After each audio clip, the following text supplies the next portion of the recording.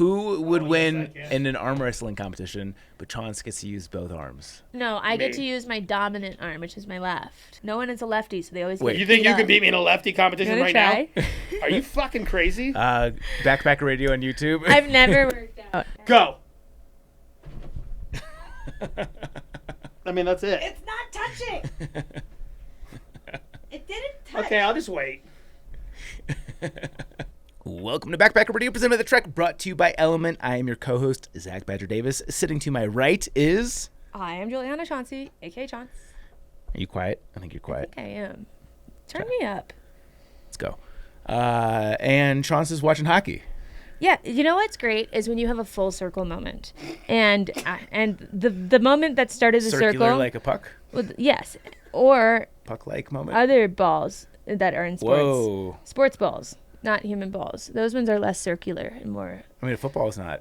I would call a human... I'd venture to argue that my testicle is more round than a football. Right. Well, that wasn't the first I hope, sports at ball least. I was thinking of. But anyway, I would say What's it's your more first sports ball? teardropped shape. I don't know. There's My basketballs, testicle? soccer balls, volleyballs, I was baseballs. just curious. Those are all fucking circles. What ball comes first to mind? Well, if I'm thinking of a testicle, it is a teardrop shape more than a... I mean, it's It's funny you're talking about balls and testicles when I No just was one fixing invited my you into the Strava conversation to say yet. Chesticles and tricepticons. Remember when we said don't talk for 5 minutes? No, actually, I don't remember hearing that. Okay, well, it just happened.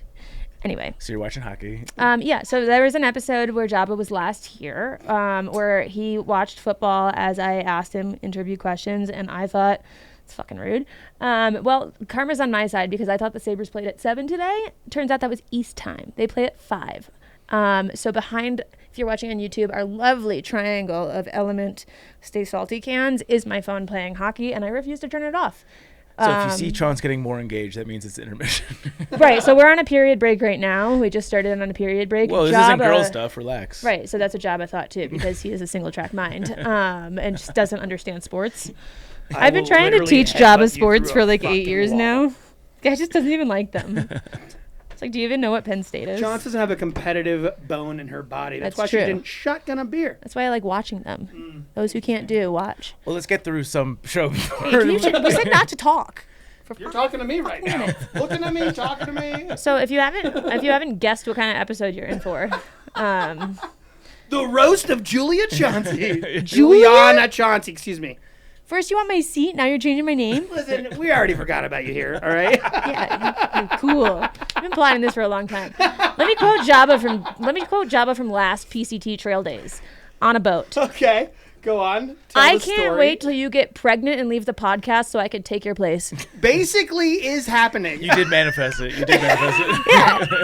You know, when I announced this, the person I knew would be happiest is you. And you come in here with the fucking audacity to ask for my chair? Hey, first of all, she's not pregnant yet. No. But you can't have my chair yet. Okay, well, I don't even see Pine a name over tag. it a bit You know longer. the old saying, I don't see your name on it. Look, you're going to smell my farts on it. You're going to smell my deodorant on your little fucking armpits. You're going to smell my armpits in your nose because you instinctively whiffed First it of all, I'm not after, you supposed to be fucking talking right now. freak. Shut up. You just leave the room. All right. So by now you'll know that either you hate this episode or this is your favorite episode. But It's gonna be one of those. Yeah. I'm gonna be on guard for the next 3 hours. We're doing the Chaunce farewell tour here, and we couldn't obviously do that without Jabba. We're not there yet. We have a few reminders before we get to that part of the show. Why Continue. send her off without putting her through pain and suffering first? That's right. Thank you. I couldn't have said it better myself. And to that point, the Chaunce send off live podcast. We're calling it a party. Yes. This is like Dia de los. It's that thing you do after people die. We're celebrating. Funeral. We're It's a not funeral. mourning. We're celebrating. We're working on getting a casket. Your life. But yes, this is going down June 26th. Doors are at 6 p.m. We set it late enough so people could come in from far away. The show starts at 6:30. We want people coming in from far and wide for this one. Yep. This one is going to be historic. Yep. I decided today that we're going to do a raffle. And by today, I mean today as of the recording of this podcast, not the release, obviously. Should we just give away? Do we still have my underwear? No, we already gave those away. Yeah. Never mind. There was some very shy gentleman at the Wisconsin Live podcast that. I hope he's still huffing those. Do you remember how much he paid? Not much. Yeah, not enough. Not enough. Well, I think his wife was there.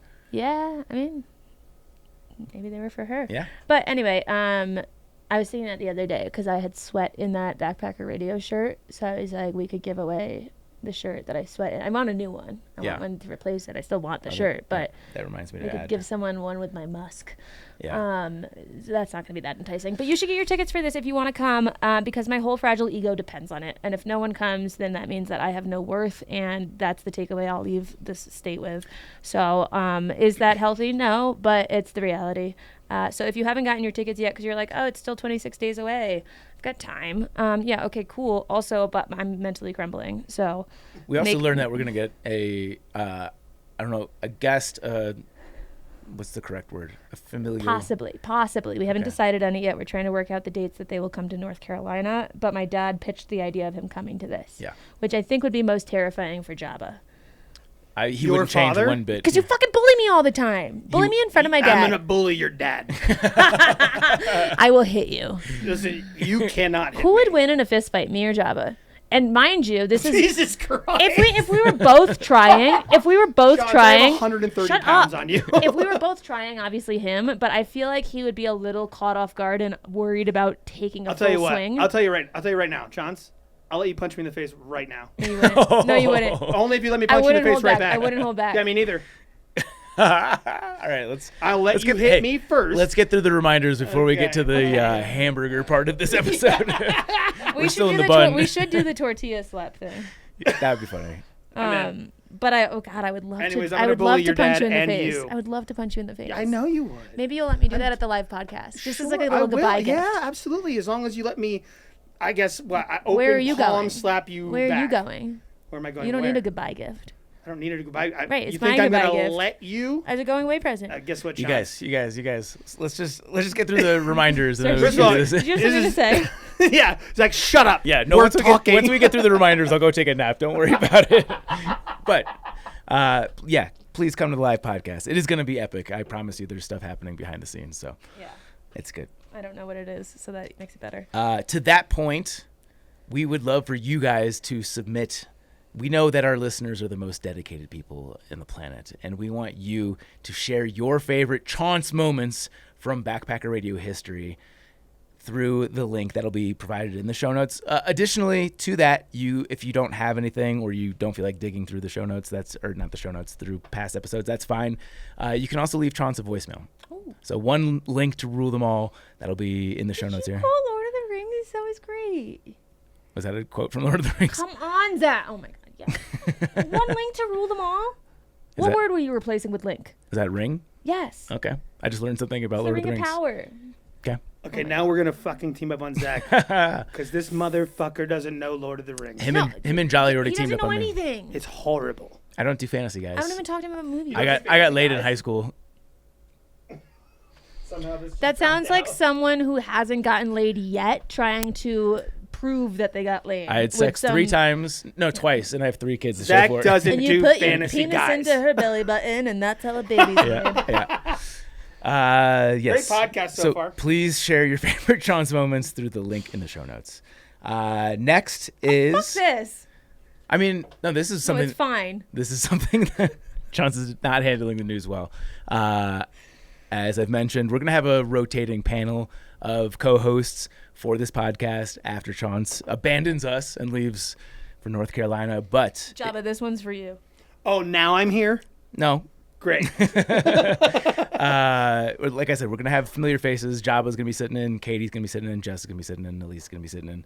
But isn't there going to be another J name? No. Oh, am I confused? Yes. Okay, deal. You're spilling info too soon. Listen, Yeah. I don't know. This is for future co-hosts of this podcast. Who's the J name If you missing? fancy yourself a good interviewer, I would love for you to submit yourself. There will be another Google form available in the show notes. It could be someone that's been on the podcast before. It could be a brand new person. You have to have through hiking chops, and you have to be a decent interviewer. You know what you should do? Whoever you're just talking to who are out there listening to that, you should make them like submit like whatever people submit when they do like real world or like a resume? Yeah, but in a video form. Yeah. Those videos can get submitted I'm so to your glad I social never media. had to apply for this shit. You know what I'm saying, though? There will be an audio component for sure. Unless they've been a previous guest, then you've already showed your chops. But I think it should be a contest. I think they should have to do a mock interview with me as the guest. I like that. And you two like called that. me, and I'm the guest. that could I be like that. That could be a Patreon And episode. I'll be intentionally difficult. It'd be a Patreon episode. Wait, I'll be wait, like wait. Jabba is to What's, me. first of all, intentionally difficult Chaunce? Just look in a mirror. Is it not already what you are?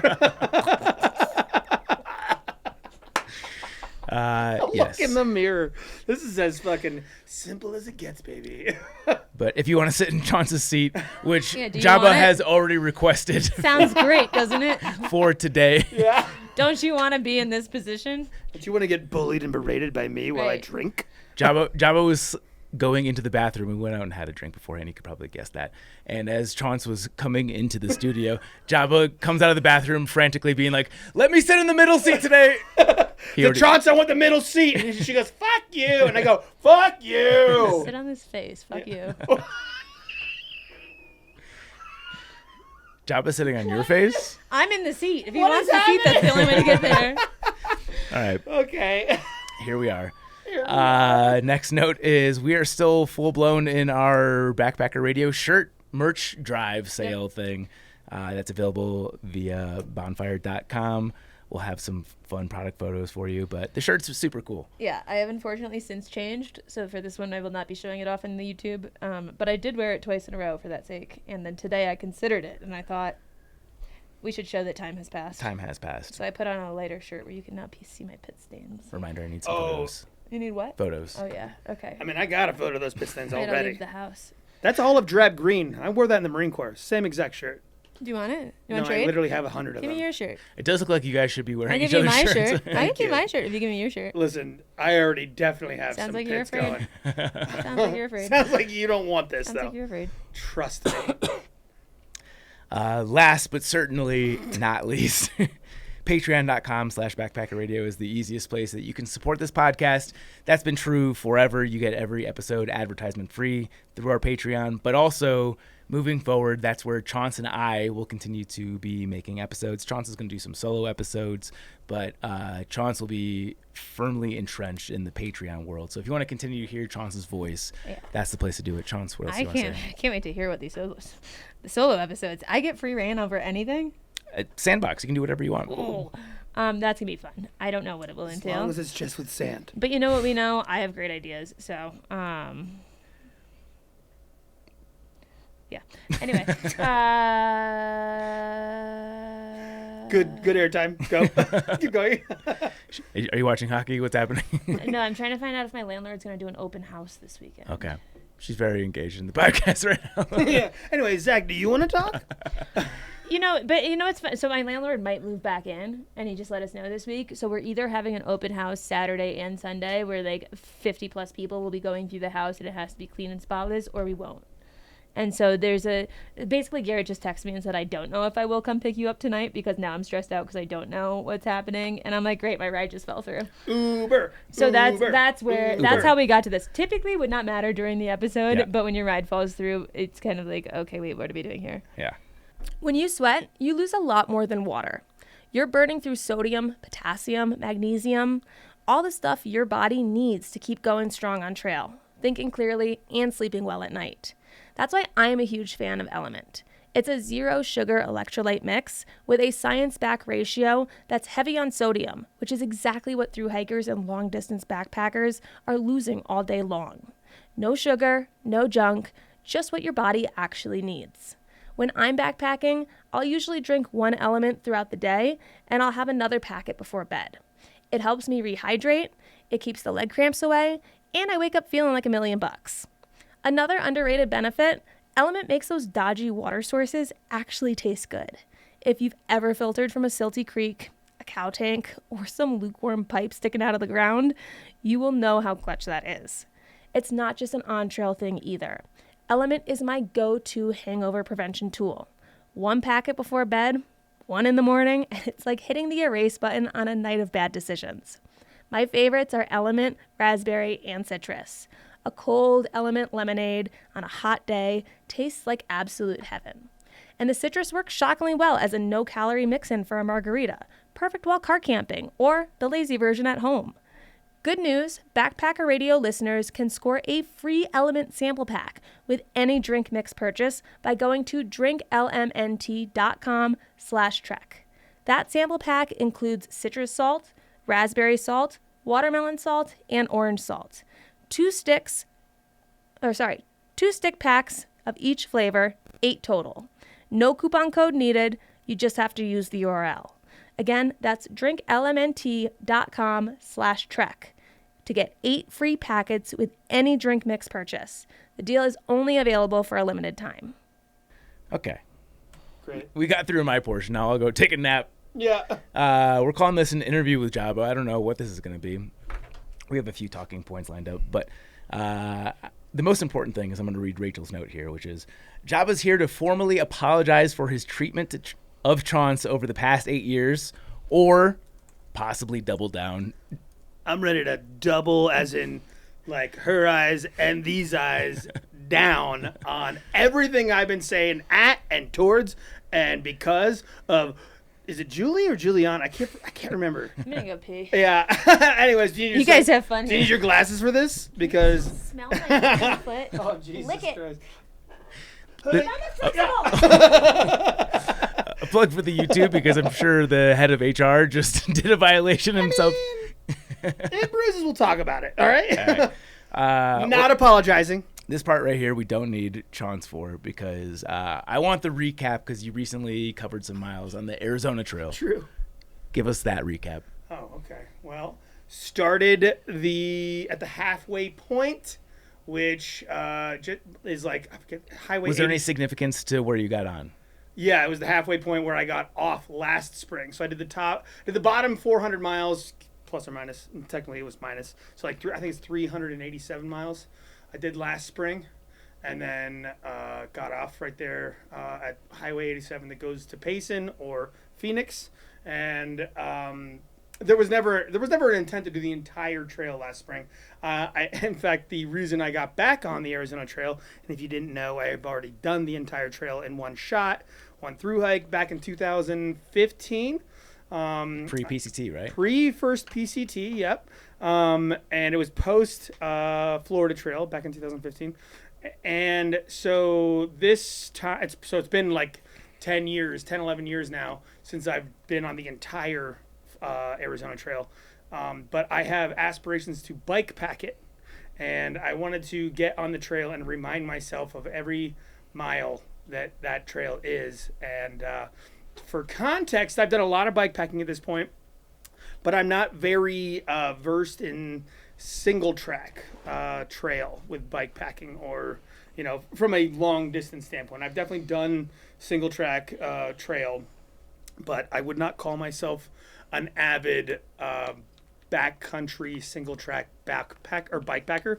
That's tough work. That's a lot of tough work. And a buddy of ours, I assume you guys know Halfway Anywhere. Yeah. Mac. He's been on the podcast. Yep. He great, of course. I assumed he had been, but I asked him when he was on the. Can't remember when that Sierra was. High It was not in person, so that was one of the COVID. Oh, really? They don't really count. Anyways, Mac's great, but when he did it, he bike packed the entire Arizona Trail. It was his first bike packing endeavor, and he was just like, man, I was pushing that bike as much as I was riding it. He's like, it was like I think he averaged like 31. Don't quote me, but like roughly 31-ish miles a day. And he said it was incredibly difficult, and he would have done a lot of things different. So I just wanted to kind of refamiliarize myself with the trail itself. And lo and behold, it's as rugged as I remember. And then, of course, there's a component of like carrying your bike across the Grand Canyon, which you cannot ride in a national park with a bike anywhere in this country. So that's an element that's also interesting. But when I was out there this time, I got on at mile, like I said, 387, and hiked to Flagstaff. And at Flagstaff, I started developing the same old song and dance. I get a bit of tendonitis and the top of my ankle on my these people. How are we doing here? I'm just not interested in anything you're saying. Well, I'm kidding. You want to cut this off right now? You look so smart. Thank you. Okay, tell me about your tendinitis. So anyways, I get it every year when I start like pushing big miles too early, too fast.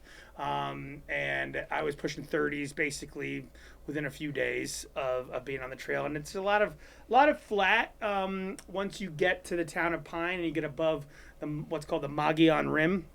And it just lends itself to pushing hard. You know, you're just flat miles all the way to the Grand Canyon, essentially. And I was like, fuck it, let's just do 30s. And, you know, lo and behold, it happened yet again. So I pulled off at Flagstaff and took a few days. And I was like, all right, maybe I'll like get back on and do the Grand Canyon and beyond. But as it turned out, you know, the Grand Canyon, the North Rim was completely closed from the standpoint of even going up on an alternate route on the Bass Trail. You couldn't even hike above the rim on the North Rim anywhere. So we couldn't even hike through on the Bass Trail. So essentially, I was just like, screw this. I'll do, you know, the border of Utah to Flagstaff either in the fall or next spring, whatever, to complete my second hike of the Arizona Trail. So I did I don't know, it was probably, I want to guess, probably like 200-ish miles, give or take. I didn't actually like figure out the mileage. And you were out there with a couple of familiar faces. Both. Jolly was out there. Handstand was out there. However, handstand. Liz Kidder. Handstand broke. At the time, we didn't know she had a broken ankle, but she rolled her ankle going into Roosevelt Lake, which was about, I don't know, maybe like 60-ish miles south of the halfway point where I got on. And so she basically thought that, like, at some point she'd be hiking again and would take some time off and just keep hiking with us wherever the hell we were. But, you know, she ended up having, her ankle was not getting better. She rolled it way worse than we all anticipated. And she went and got imaging in Pine after seeing an orthopedic or the emergency room in Flagstaff. She, turns out, full-blown fracture in her ankle. Full-blown fracture in her ankle. And so that sucked. But what ended up happening was the people she was hiking with, Milkman, Great name. Sonic, and Milkman has his name because he literally drinks milk like all the time. That would have been my guess. Literally, actually drinking milk. Does he pack milk out? I've not seen him pack it out. I've definitely seen him pour. Well, does he use the powdered milk? No, you know, that's a good question. I don't know offhand. Sounds like he's not committed. He's pretty fucking committed as far as milk drinkers go. You don't even know if he uses the powder. I mean, listen, every time he gets to town, there's a gallon of milk in his hand. A gallon of milk in his hand. I'm sorry, how many times are you drinking a gallon of milk when you're in town? You know. 0 times? Here and there. Once, even? Can you name one time you bought a gallon of milk in a trail town and drank it? Can you name it? Maybe. Yeah, exactly not. So, anyway, Sonic, who, good guy, great guy. By the way, Milkman and Sonic, both veterans. Sonic being a 20-year, or just shy of 20-year veteran of the Air Force. Milkman was a combat journalist for the Army, I believe. And then there was also Smiles, and he is a cool dude. They're all cool dudes. But because Liz had a broken ankle, her vehicle, a Jeep, that she'd been living in since Thanksgiving, she had it staged in Flagstaff at a storage unit. And so she went and hitched up to Flagstaff, got her Jeep, and started trail angeling us. And then when I got injured, then I was just helping drive her Jeep while she had a broken ankle while she was in a boot, because, you know, driving with a boot's a pain in the ass. So I ended up being like the driver, and she was like, you know, we were just helping trail angel the guys all the way to the end, essentially, from Flagstaff beyond. It was a lot of fun. It was a good time. What's her latest status? As far as I know, I just saw a photo on the gram this morning. I didn't read the caption because I just popped up, and then I scrolled. But she was sitting on the Jeep. Okay. And then there was an update. It was her sitting on the Jeep. Nice update. Yeah. Yeah. You're welcome. Yeah. After we finished I mean, like, this tramley, because, you know, it was like we were one big happy tramley for a while there. It was a lot of fun. But we drove people back to Flagstaff. Then Liz and I and a couple others drove to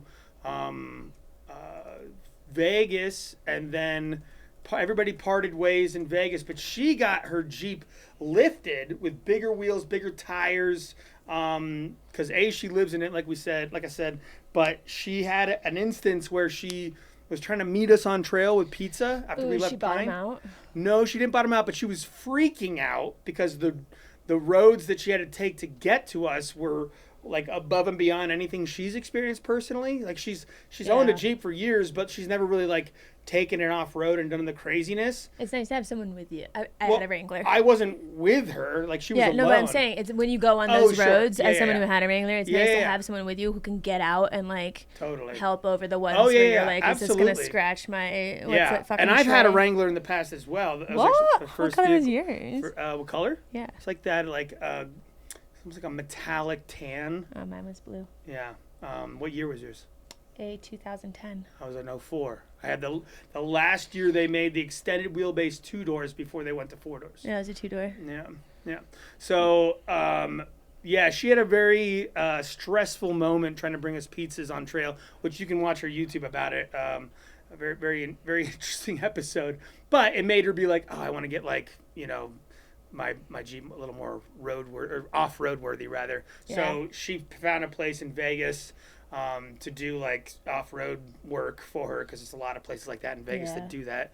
And I just flew home from Vegas after. I don't know if you have ever talked to my buddy Bouts. I was in the Marine Corps with. Talk about him a lot. Yeah, he was a machine gunner in the Marine Corps, attached to my infantry unit. One of my best friends. We hiked the AT together on my first AT through hike.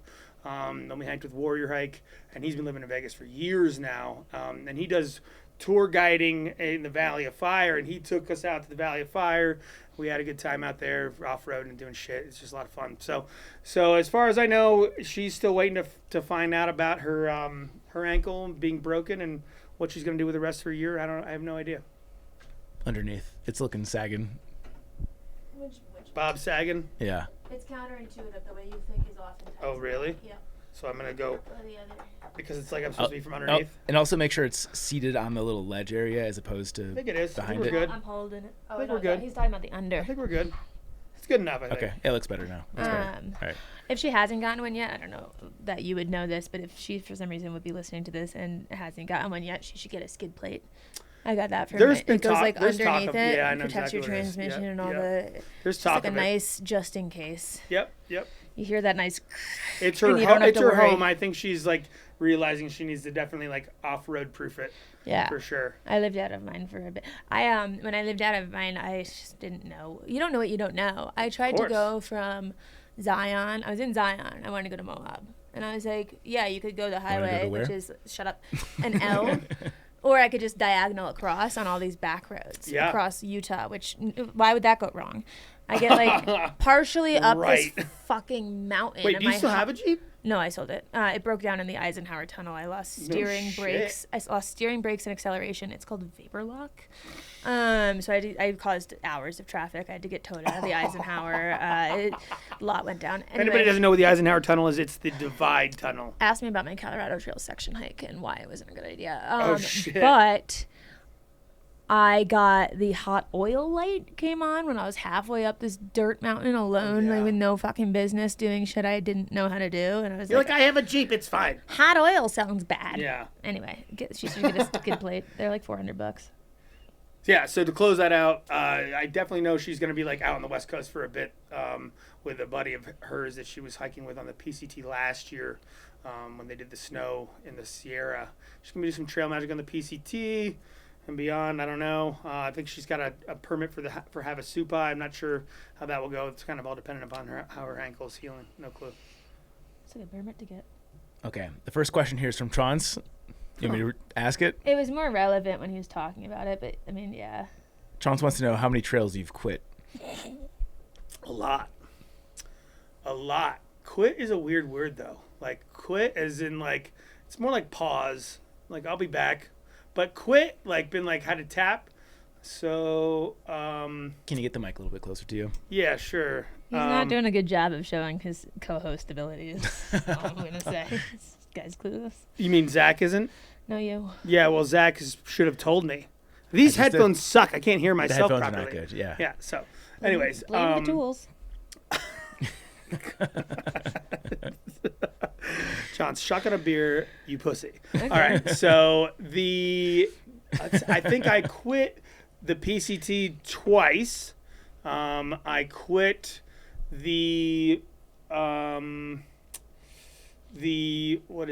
I quit the very last day of my third Wind River High Route. Lone Star Trail. That's quitting. That's.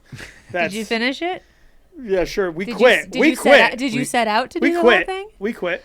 We quit that. Yep. And I would not call quitting the Arizona Trail thing, or Arizona Trail a thing, because I stopped when I ran out of time last year. I stopped when, there was no need to keep hiking this year. So it's not quitting. It's more just like, I'll be back. The other trails that I Did you plan to hike the whole thing? I planned to be out there for an indeterminate period of time. And then when the time was up, I was done. Yeah. You didn't have a goal to finish? The goal was to be on the Arizona Trail. This feels like a loophole. I'll bring it up only because this was the subject of a previous episode, Long Trail. The Long Trail I quit because I tore my ACL. Yeah. I quit it twice, in fact. Oh, Continental Divide Trail? You quit that one yet? No, I've been sectioning that, but GDT? I never did the GDT. I thought you did one of those on like a bike or something. The GDT's in Canada. The Great Divide Mountain Biking Route on bike? The CDT, the one that's like a loop, that Grand Enchantment, right? I've never done the Grand Enchantment. I don't know what you're talking I about. know you. Okay, but however, I guess I technically did quit the CDT in 22 when I attempted to through hike it. Sure, I quit that year, but then I went and rode 5,000 miles after that, and since then I've been sectioning the CDT for my second CDT hike. Well, you don't need to validate any of it. I'm not we know you're validating still it. outside. Do you want the answers, or do you I'm want? trying. What do you want? Just want to know how many. You want answers, or you want me to because you're talking about not validating, but you want content right now. What do you actually want, Chaunce? What do you want? Clear answers. Yeah. I literally gave them to you. Technicality, whatever. Fine. Okay, sure. Zach, help. No, it's not helping There's no you. helping. There's no Zach. helping you guys. If I was like, yeah, I set out to do this thing, and then I just didn't align with me, so I didn't technically quit that one, I'd be like Just giving fucking torn factual apart. information. I don't care. Just giving factual information. I don't care. How many trails have you quit?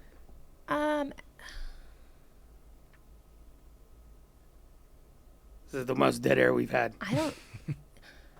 You could say technically the Ozark Highlands Trail because I had intended to do more than I did. Well, technically is all that matters. And then it was like the part that wasn't finished yet, and it was all bushwhacking, and I said, this is stupid. That sounds like a quit. But I finished the finished part of the trail. Sounds like you quit.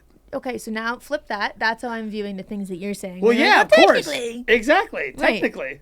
We're going with technically. Right, okay. Well, So- that's how it feels to listen to. And you're like, so. It so what sounded you're like you were saying just is- validating after making fun of me No, I'm validating, giving quote you an unquote. example. Zach, help. Not helping you. He's Not helping me, you. helping No the one's helping you. podcast. That podcast doesn't need help. Helping the fucking listeners right now. They don't need help. They They're do. safe with me. They really do. 6 They weeks they will. actually do. I don't need any Who's help. going to protect them from you? Zach. That one? Help. I'll be helping no one. Come on. They scored. See? Chaunce needs a different kind of help. All right. Just so everybody knows, Chaunce is going to get murdered at the end of this It's podcast. like for the YouTube, we're going to fight. I mean, the podcast ends when Chaunce gets murdered. So Right. Exactly. by definition. Don't call me out on my subtle goal to burn this whole thing to the ground before I leave. How dare you? I mean, that's been pretty crystal clear. Oh, come on. I have acted very accepting. Please. If you're in the market for stylish, affordable shades that actually hold up on trail, listen up. Shady Rays is an independent sunglasses brand on a mission to make premium eyewear accessible to everyone. And they've got over 300,000 five-star reviews to back that up. Polarized lenses with super clear optics, durable frames, solid hinges, and clean classic styles that look sharp on and off trail. And my favorite part? Their Lost and Broken Protection Program. Drop them in a creek crossing, sit on them at camp, leave them in a hitch. They've got you covered from day one. Just reach out and they'll send you a new pair. No stress, no hassle. Finally, sunglasses you don't have to worry about babying on trail. Discount time. Backpacker Radio listeners, Shady Rays is offering you their best deal of the season. Head to shadyrays.com and use code TREK for 40% off 2 or more pairs of polarized sunglasses. That's 40% off 2 or more pairs at shadyrays.com. Code TREK, TREK. This deal is only good for a limited time, so don't wait. I'm still trying to think if I've actually quit any other trails. There's probably some others I'm not remembering. The international? Hayduke, my first Hayduke, it did not go as planned. Is that when your phone broke on the first day? Yep. Yeah. My second Hayduke did not go as planned either. We quit on the Wind River High Route the first time. Well, I said I have two What Wind about River the High Fifner? routes. The Fifner when Cuckoo Bird or someone had a panic quit, attack? but that was because of me, technically speaking. Huh? Yeah, you were uncomfortable. Now, we did the miles all the way to the end, but just didn't do the entire route the way it was designed. We did an alternate. Yeah, we sure did. It's like the CDT, yeah. You finished the But Jordan we finished Trail? with the what? The Jordan Trail? Oh, yeah, of course. Any other internationals? That's actually the only international trail I've hiked. Yeah. Okay, well, there's still things. There's more quitters There's out there. still more to quit. Listen, there's one thing I can be sure of. There's more quitters coming. Yeah. That's just, there's no denying it. Like, when you're just all volume, there will be quits in the future as well. And I think the sentiment that you're putting on, there's no shame in that. No, I there's not. I have zero shame. No. I also would never shame anyone for quitting anything unless asterisk it's Jabba. Sure. Obviously. Because of Obviously. there's a deficit that I'm still working on repaying here. You mean because you broke your face open? You broke my face open. All right, let's start there. What happened? Do you know the amount of times that people think I have something on my face and they're like, you got something there? And I'm You like, do have something there. is it a lighter color than the rest of my skin tone and it goes from there to there? And they're like, yeah. I'm like, that's actually a scar. I can put makeup on it. It stays the same tone. And sometimes when I smile a certain way, it hurts because I think that there's still gravel stuck in it because I never got it formally checked. There was no gravel. We were on a sidewalk. Look at it. It was Full concrete. okay. Fine. There's concrete and I don't know my rocks. Look at it. Look at it. No, I can see it. Come close with In my your- glasses. in your- yeah. Are those the right prescription for you? Absolutely not. I have perfect eyesight. I'm looking totally moronically. through Neither these of you things. could humor me and lean in a bit before saying I can see it. I mean, I see it. Oh my Do you want Right. me, how close do you want me to Is get? your right eye Enough to worse give than me your left? some sense of it's not that noticeable. By the way, I just want to go ahead and say. Yeah. You're both like, yeah, I see it. Your glasses aren't my prescription, but I can Chaunce still thinks see it. that I'm the one that did it, but like, trust me, it was her. Did Elise yell at me or you? Elise, what does Elise have to do with this? She was the one that was most sober witnessing it. Did she yell at me or you? For what? Dropping me on concrete. First of all, Elise is definitely going to side with you. Call her. What's the caller for? I'm telling you, she's going to side with you. Like, that's just how that's going to go. Also, Why? it's like 3 a.m. in Portugal right now. Also, shit, yeah, she's not all I'm here. trying to say is Chaunce just broke her own glasses on just hanging out on her first fucking drink tonight. They're 4 years old. Well, Come back. you're a big girl. You look like a nice man when you You had them on, and jumped it was misleading. over my fucking body. Because you said, would you like me to carry you? I don't know if that was the exact. That's what Elise told me. Yeah, well, first of all, I was prepared to, and you jumped Obviously over not. me, and you jumped all the way over me, and you caught just my head with your crotch, and you went face first into the ground. I don't think so. You don't remember it. No, I think that, like, I mean, come on. You're a big, strong man. You can Yeah, exactly. I would've- counter the jump With my neck, with your with entire your body. balance, with your however many I pounds got of low because you're a muscle. tiny little girl, and I got as low as I possibly could. Too and low, you went clearly. to too low. You for underestimated my pounds. and you overestimated your jump. I overestimated your strength. You can't. Okay, I don't thought I lift could my jump neck. and you I could- don't. I thought you could I'm not balance. injecting Keep going. horse I thought you could steroids just in my take- neck I thought to you could- lift women I thought up. you could take a small woman jumping on you and holding your fucking footing. I could if she could. Now I like, know nail you can't. the. Now I know you can't. the It's fine. I thought landing you zone. could. At a glance, one would think you could do that. It's fine if you can't. If Everyone you has are everyone has their just- faults. If you Everyone are has their faults. just tuning in, I just thought to too, what we're I talking clearly- about- I thought too highly of you at the time. I thought we you had went better to balance. Wisconsin on Wisconsin taxpayer dollars Yeah. True. to do a live podcast. Was it the first live podcast ever for Backpacker Radio? I believe it was, yeah. Yep. Well, we went in with a bang. Came in like a lion. And out with a you're no longer allowed. Here's a question: has anyone ever been back to the state of Wisconsin since? I have not. I have not. No. Okay, good. The state hasn't forbade us to come back. They also but haven't encouraged it. What is the name of the bar, the brewery that we are all banned from I now? don't know. It was your You fault. don't even know? First of all, I just want to like set the tone here. Zach made it a point to get us hammered. He put a Bloody Mary in front of my face when I was blacked out and told me the old couple in front of me bought it, and if I didn't drink it, I would let them down. There was a moment towards the end of the weekend where Zach's like, "This is all my fault. I'm so sorry." He's like, "It was my intention of getting us all this drunk. This is my fault. I'm so sorry." I was like, it can be your fault, but it's all of our faults. The negative and email, including yours, Chaunce. The negative email we got the next week that Zach forwarded, where he was like, "Granted, we're all to blame here." I was like, "Yeah." I had to call the Ice Age Trail Alliance. Did you? Well, I felt compelled to. Do you have to call and apologize? I felt compelled to. What was our contact's name? Clobberdans. Luke Clobberdans. Luke was the man. He gave me my first Chili Willy. Yeah. Which, by the way, is why I don't feel that's bad that's about what we it. said. We were like, it's also their fault. Yeah, like he picked me up from the airport, drove me to a like backwoods bar before linking up with you guys, and drank multiple drinks there, including giving me a Chili Willy. And if you don't know what a Chili Willy is, it's where you snort vodka. Right. Snort vodka. I also want the listener to assess whose fault this was. Is it mine? The guy who sits here quietly watching you guys tear each other's throat? You guys literally both just said it was my fault. No, I said when you emailed me, you said it was none of your fault.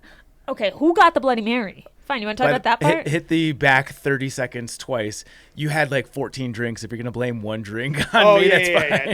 No. Yeah, I mean, I've never said I've been fair. No, we're just trying to put a little extra blame over I would blame shoulders. more of the drinks. I would blame more of the drinks on being locked in the kitchen with Jabba in a woolly mammoth inflatable suit. I was a mastodon. Fine.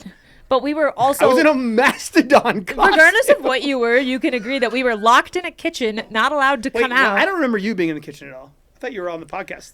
No, me and you were locked in the kitchen for some reason. Something was happening. Well, we were standing backstage because we weren't allowed to leave. We were waiting for a moment. Yes, we were. We weren't allowed to leave because you were hidden. The listeners can only hear what you're telling them. We were not locked in a kitchen. Oh God. Okay, we were fine. In a kitchen. The door wasn't locked, but we were told not to come out yet. There we go. And so we stood there and we had shots, and we were like, I guess we'll just do shots until we can come out. I was double fisting until the cows came home. I'm just glad we could clear the record that this was not my fault because you guys have already admitted to voluntarily taking shots. Okay, I'm not saying it's all your fault, but I am. But the Bloody Mary that you told me the kind old couple got me. It was not me. I was literally. You bought it. I was. You ordered it. You can run back and look at the tape. You admitted this. I don't think that's true. I'm only asking for accountability on one of the 14 drinks. Yeah, I'm gonna say I don't remember. None of us actually remember. 8 years ago, the drink order pattern at that time, but I do remember hosting a podcast for the duration of a live podcast. I wasn't at the bar ordering drinks at any point during that podcast. To the listeners that are scavenging through episodes looking for your favorite Chaunce moment, please find the moment where he admits, because we talked about it after it. We talked about it on air, and I said, the lovely couple that was old in the front, they got it for me, and I couldn't say no. And Zach goes, I got that for you. It's on air. It is on air, and it's in the internet, and things on the internet never die. I'll bet you a shot that didn't happen. Fine. Same. Fine. Yeah. I bet you. I'm not gonna look for it, but I bet someone could. Okay. Good. Great. All right. Now that we've buried the hatchet on that, I think maybe, possibly. Sure. So we have our interview with Jabba today. Yeah. So we'll do the intro now. We have. I already read the intro. I know. I'm kidding. Okay. I'm just saying we haven't gotten to any points. We do it. Rachel has like 7 questions here, and I think some of these this will be enough to get us through the podcast. I want you, per Rachel's direction. I've never even met this woman. You never met Rachel? Not once. Your loss. Rachel's great. She's an angel. I believe you. Yeah. But how does she know me enough to have 7 questions for me to fill She knows everything. She's smarter than all of us. You don't deserve to. So, by the way, we probably met at least once. Describe your first meeting with one another. Chaunce and I? Yeah. Do you want me to go first? Well, actually, I know exactly where it was. It was just north of... it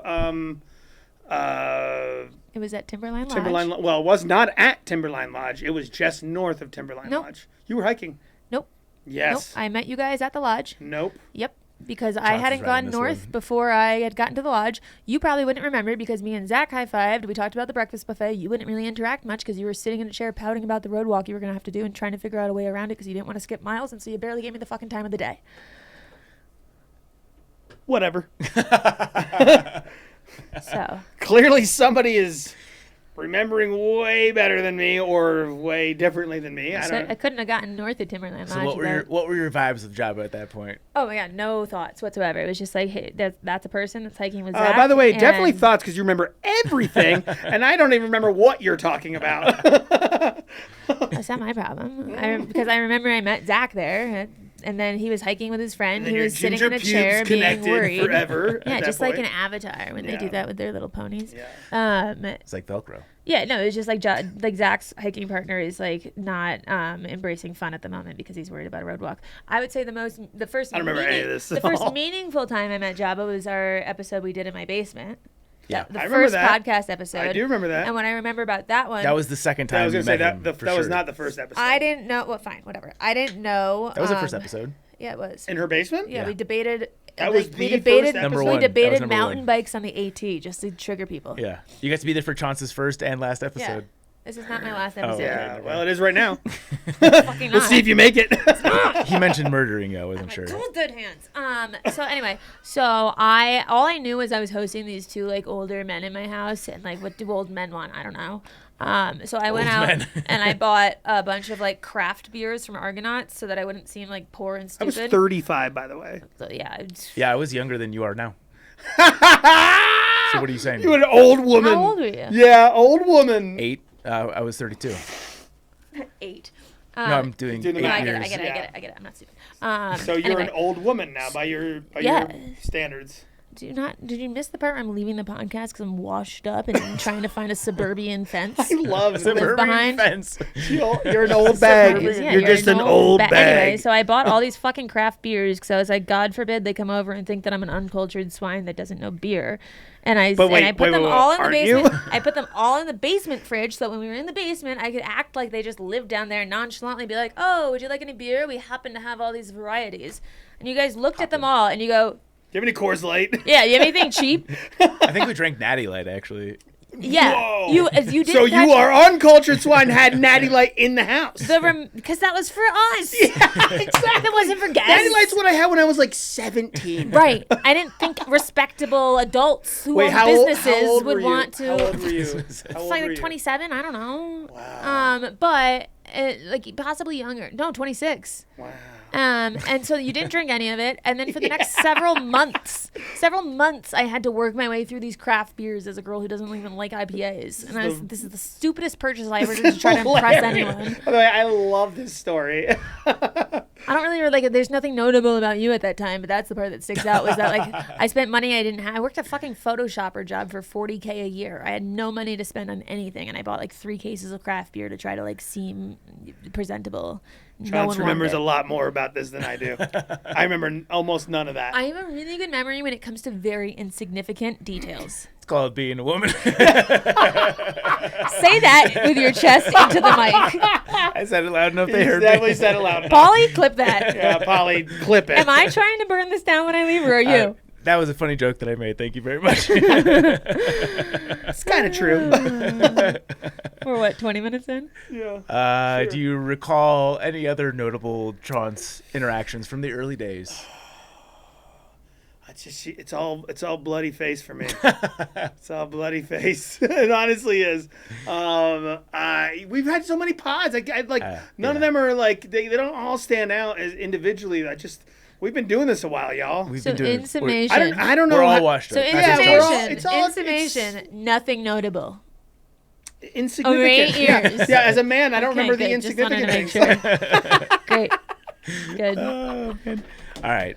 I want to jump back and forth because I put a call out through my Instagram. Hold on. I need to back up for a second. Yeah. To be clear, if I went back and I listened to our podcast again, all of them, I'd remember 1,000 more things about our time together. Doesn't help your case. There's no case to be made. I'm just telling you, sounds like you're making a case. You've never had to jog your memory to fucking remember something? You serious? Steel trap up here. With insignificant things. Yeah, got it. Noted. Yeah. Wow. And this Now you podcast, and this podcast episode 1 is insignificant to her. By the way, I was gonna say, you know where you fall in.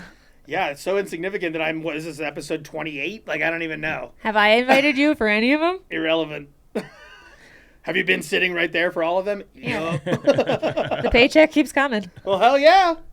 Until it doesn't come anymore. Until it doesn't come. That was my choice, not yours. As much as you would have liked. Oh yeah. Should have pushed you off that boat. I'm just gonna let the commentary keep running before I ask the next question. I was gonna just stop. Yep. Yeah. All right. Well, we're gonna jump back and forth. Like I was saying, I put a call out through Instagram for people to give me prompts for fun questions or debate prompts or riddles or really anything that could jog a fun conversation between the most heated rivalry in all of backpacking podcasts. But the least gay. The least gay? If you're quoting Heated Rivalry. Oh. Whoa. Yeah. I was like, what is happening? Either of you seen it? It's No. incredible. I was like, Oh my god. What is she talking about? It's a gay hockey love show. It's great. I just talked about it on the last Yeah. episode. Yeah. God, you guys both need to watch television. I don't know what's happening right now. You have it hasn't crossed your radar at least once. You've not seen a targeted ad. You've seen nothing. Not even one. Nothing. You have no Nothing. idea what the show is. I've heard of the term heated rivalry having nothing to do with what you're talking about. Sounds like a lie. Heated rivalry predates gay TV by That's what I'm trying to say. a lot. Yeah. What do you mean pre-days? It's only one season's out. No. What I'm saying is saying The gay phrase TV's heated newer? rivalry has been around the for show is Oh. borrowing a term. 100 years. I thought you meant the show predates gay TV. I was like, it's been like out for less than a year. Yeah. No. Chaunce is watching hockey right now, by the way. No, it's a period break. Yeah, Chaunce is watching period break hockey right now. Which teams? It's the Sabres and the Canadiens. Sounds like more gay hockey to me. Anyways. Sounds like what? Sounds like, I'm not offended. I just didn't hear it. That's If you're good. gonna burn me, let me hear it. No, I wasn't burning you. I was just What was being it? silly. He was just making a joke about your joke. Repeat or it. Actually, it wasn't even a I joke. won't. The listener will repeat it to you. Yeah. Uh, Gotta keep up, Chaunce. It's not a period break. There's 4 minutes left. we got an excellent question from former guest of the podcast, the one and only, and Patreon supporter, Austin McDaniel, at austin.mc on Instagram. Per pound, who's the stronger backpacker, Jabba or Chaunce? By whatever metric seems to fit. Max miles per day, longest hike, total miles, heaviest carry, best planner. For example, Chaunce is 110 pounds versus Jabba's 220. I think he's just guessing. It's a good guess. I'm definitely more than that right now. Yeah, he's correct. Does he hike twice as fast, far, total, blah, blah, blah, blah. So it's up to you guys to debate who I'm going to per let pound. Chaunce start. Sure. Yeah. Because anything I say is going to be ripped for misogyny. Anytime you've done 50, 60 miles, you've quit the trail, right? Like your Colorado Not Trail true at all. FKT? Not true at all. Consistently 60-mile days? Consistently, that's a different thing than what you just said. Yeah, consistently. Okay, now it's just consistently? Yeah. So every time You've I've done consistently tried to do those days? the one time? Every time. The fuck are we talking about Well, right because now? he said, How many times have you he consistently tried to do 50 plus miles a day? Let me ask you that. How excuse- many times have you tried to consistently do over 50 miles a day? Ever? You did it, Yelling Austin. doesn't ignore the question. I'll answer your question, but I'm just, if you're going to ask that question to me, it's got to be coming right back to you. We're actually both answering Andrew Ross McDaniel's question, and he okay. had asked. you're asking me a because, different question than he what said, he's no, asking. No. He said, because you're double the weight, do you do double the miles? And so if I was averaging 25 to 30s on the PCT, I'm asking, do you average 50 to 60s? This is because that would be double. Stupid thing No, I've he ever brought heard. up 220 compared to 110. He said, you're twice as much. Do you do twice as much stuff? I'm asking. I'm going through his question. I listened to his points. You're insane. I'm answering the man's question. None of what you're saying is logical at Is all. that not exactly what he asked? Did he not say 220 over 110? He said, That's he double said as max much? miles per day, longest hike, total miles, heavy. He said there's a lot of different. Finding the quote. Chaunce, you're insane. No, I literally just saw it. For example, Chaunce is 110 versus Jabba 220. Does he hike twice as fast /far /total /through? No, your He asked- question was, Wait, you don't get to preview the other questions. I'll read it. Hold on, 110 Chaunce. versus 220. Does he That's hike okay. twice as much? That Hold was on. literally what I just Hold on. asked. You're talking about our separate weights versus how He's many talking times. about Just it. shut up for a second. He's talking about it. Chaunce, you're asking something that makes no sense. I didn't ask it. You're literally asking something he's not asking. You're asking me Spelled how it. many I times. just read it to you. Just shut up for a second. You're asking me how many times I've quit hiking doing 50 to 60 miles a day. No, I've said... That's what you just asked me. I've said the Did only she not times, just ask me that? No, yes, because, Okay, oh, yes. Because the only times I've known you to do that many consistent miles a day have been on FKT attempts. So I'm asking, have there been trails where you've consistently done that? Because he's asking if you do twice as many miles as me. So I'm just wondering if you have. Okay, how many trails have you done where you have averaged through the entire duration of your hike over 25 miles a day, every single day? Probably not. Okay, so what you're talking about is something that doesn't even remotely compare. Well, no, because anything he's asking. No, because Oregon and Washington, I had to do that mileage. Okay, that's not a trail that you did that consistently. The trail that you and I met on, Zach and I averaged 26 miles per day, actually over 26 miles per day for 100 days. That's not double. Okay, I'm just telling you what we did for that trail, for an entire trail. Right, okay, fine. But you don't have a single trail where you've done that one time. A single trail to whomst? Someone could do all of Oregon or all of Washington with That's that not mileage. a full trail. Yeah, when But you're then looking you're talking at the about trail. someone. We're talking about you and me. But the time that I was on it. Can you fucking help her? No, she is out of her mind right now. Yelling when I speak doesn't diminish it's what I'm because saying. it's asinine what you're actually trying to... It doesn't There's make no your point more comparison. valid. You're not comparing anything just that's actually yelling remotely words. equal. Do you want to hear what I have to say, or do you want to just yell words? Go for it. Yeah, thank you. I'll take that. Yeah, go for it. If we're looking at those two states, that's a significant amount of miles. If I average 20 to 30 throughout that amount of time, I would say that that amount of time doing that mileage is a longer amount of time than you have done at double the mileage. I'm not saying you're a pussy. I'm not saying you can't hike. I'm not saying shit like that. I'm saying for the sake of his specific question, which was, do you hike twice as far?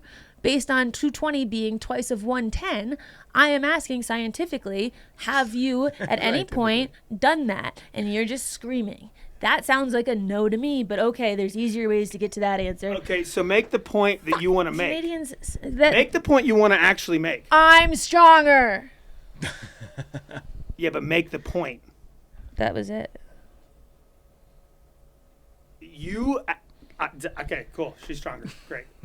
It's in comparative. Yeah, totally comparative.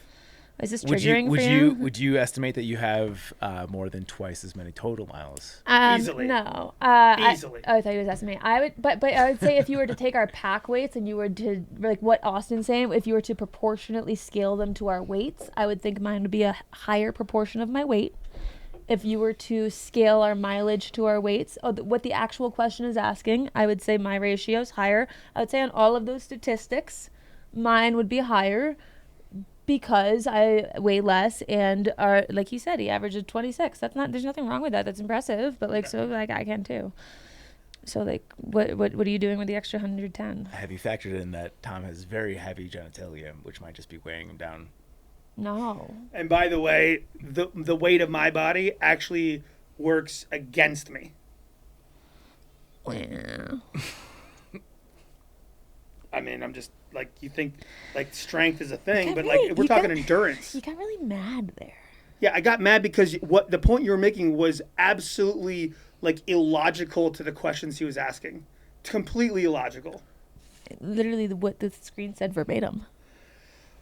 I'm not going to be able to make sense to you because you don't have the sense to be made too. We can go on to the next question. Literally. I'm going to go tie. You both lost on that one. I don't think so. No, I'm sure the commenters will weigh in on that. Oh, that'll be fun. I'm going to start yelling whenever I disagree with something. We are drinking alcohol. This one is from Rachel. Oh, great. How has your friendship changed over time? We used to be nice to each other. Did you? I think before we knew each other. I think on the first episode, you guys were cordial. Friendly. Yeah. I think friendly. The more we've gotten to know each other, the meaner we've gotten. I do want to say that it's become more friendly, hostile. It's become more hostile. Post Wisconsin.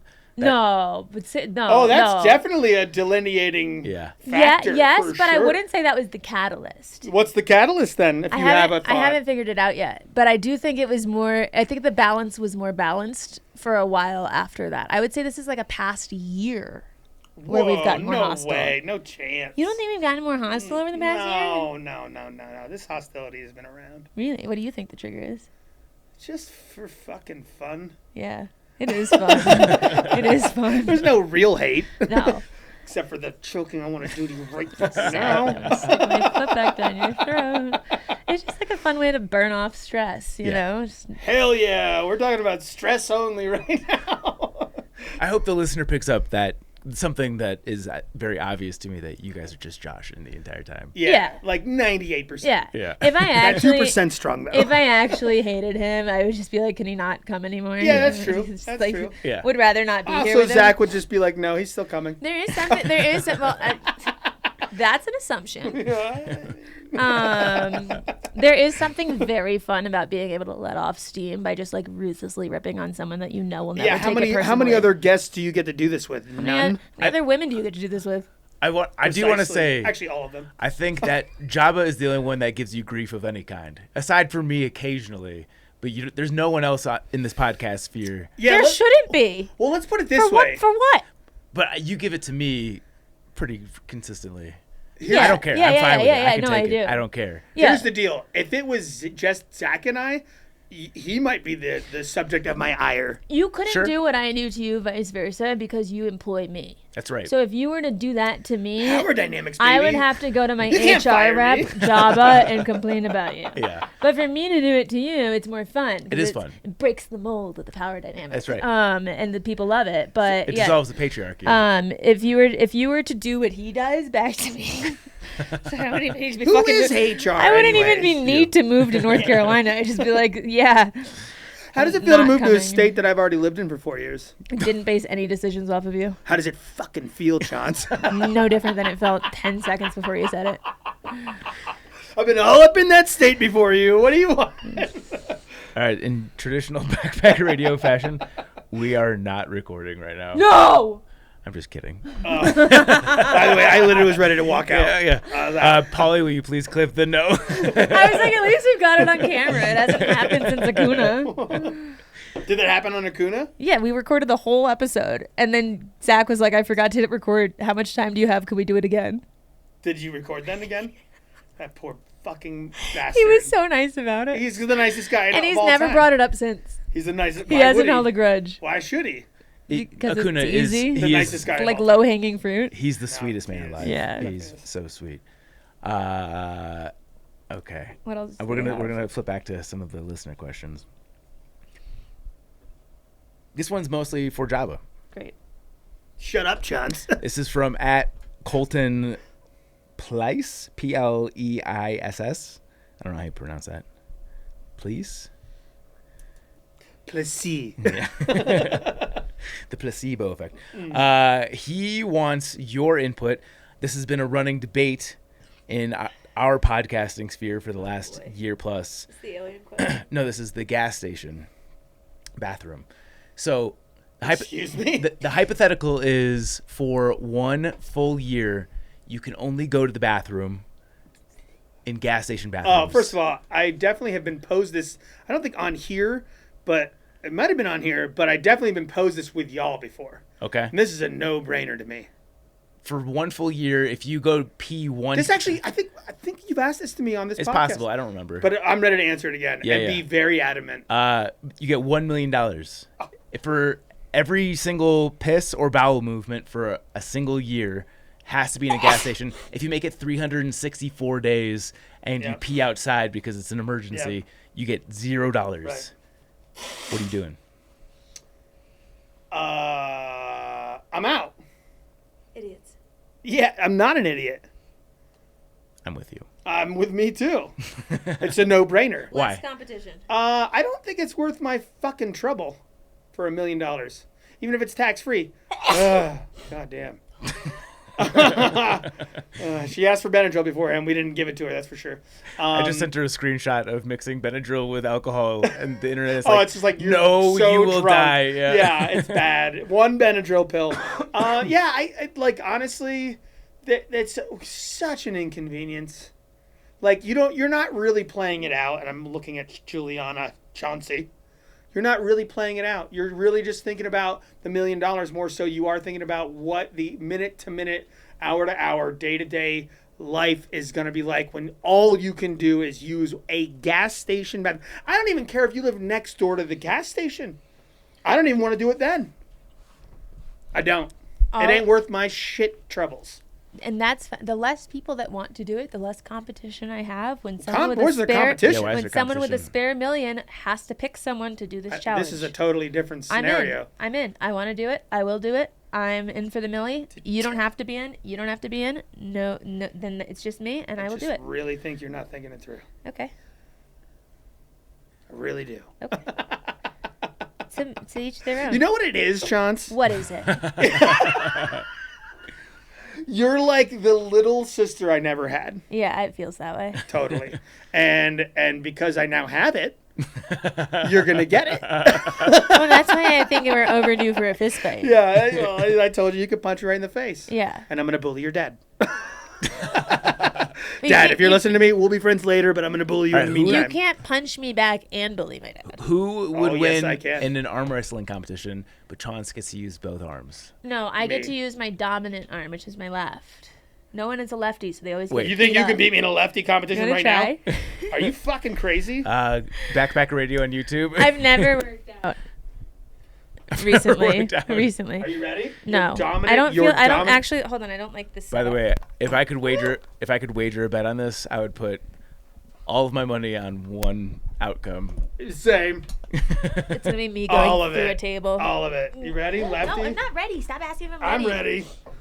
Always ready. You get as ready as you want to be. You ready? No. Okay. I'm a lefty. No one can handle a lefty. Are you a lefty? No. I'm talking about... I didn't say no one can handle a lefty. I said no one prefers to do it that way. Okay, sure. Hold on, I gotta... Listen, I'll even not even grip. I won't even grip your hand. Oh, shut up. I'm serious. You ready? Hug it. No. Listen harder. I want to warm All right. Okay. Go. I mean, that's it. It's not touching. It didn't touch. Okay, I'll just wait.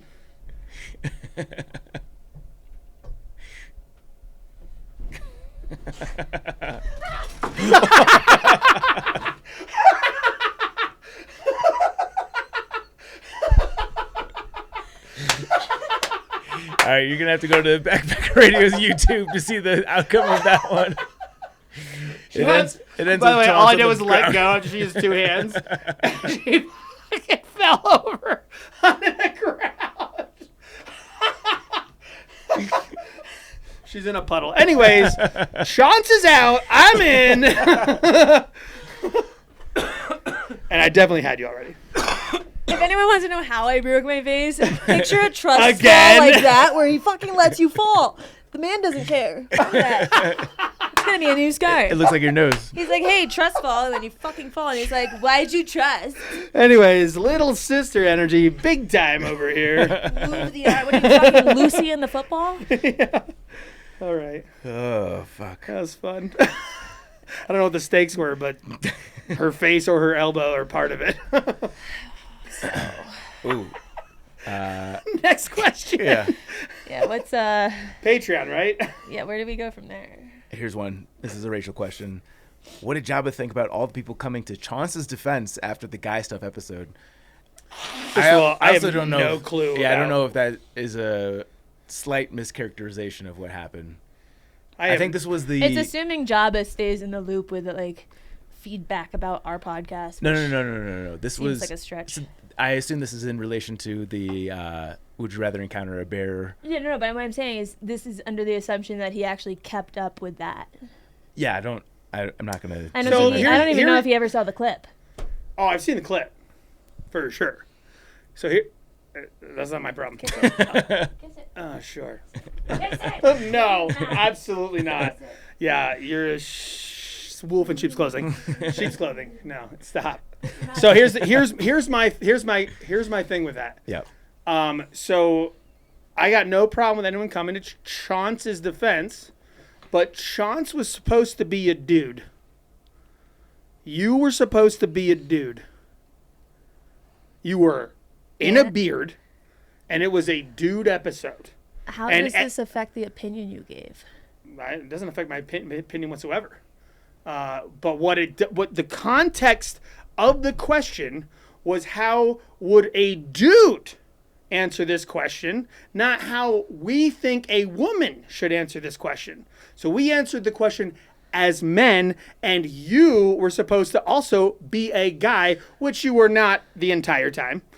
Well, I will say, in a subsequent episode, I came to your defense because the question verbatim was, which would you rather encounter in the woods? Yeah, not if I were a woman. And it's not even if you were a different person. Yeah, even if how you would were I? Chaunce as a man. It was Sure.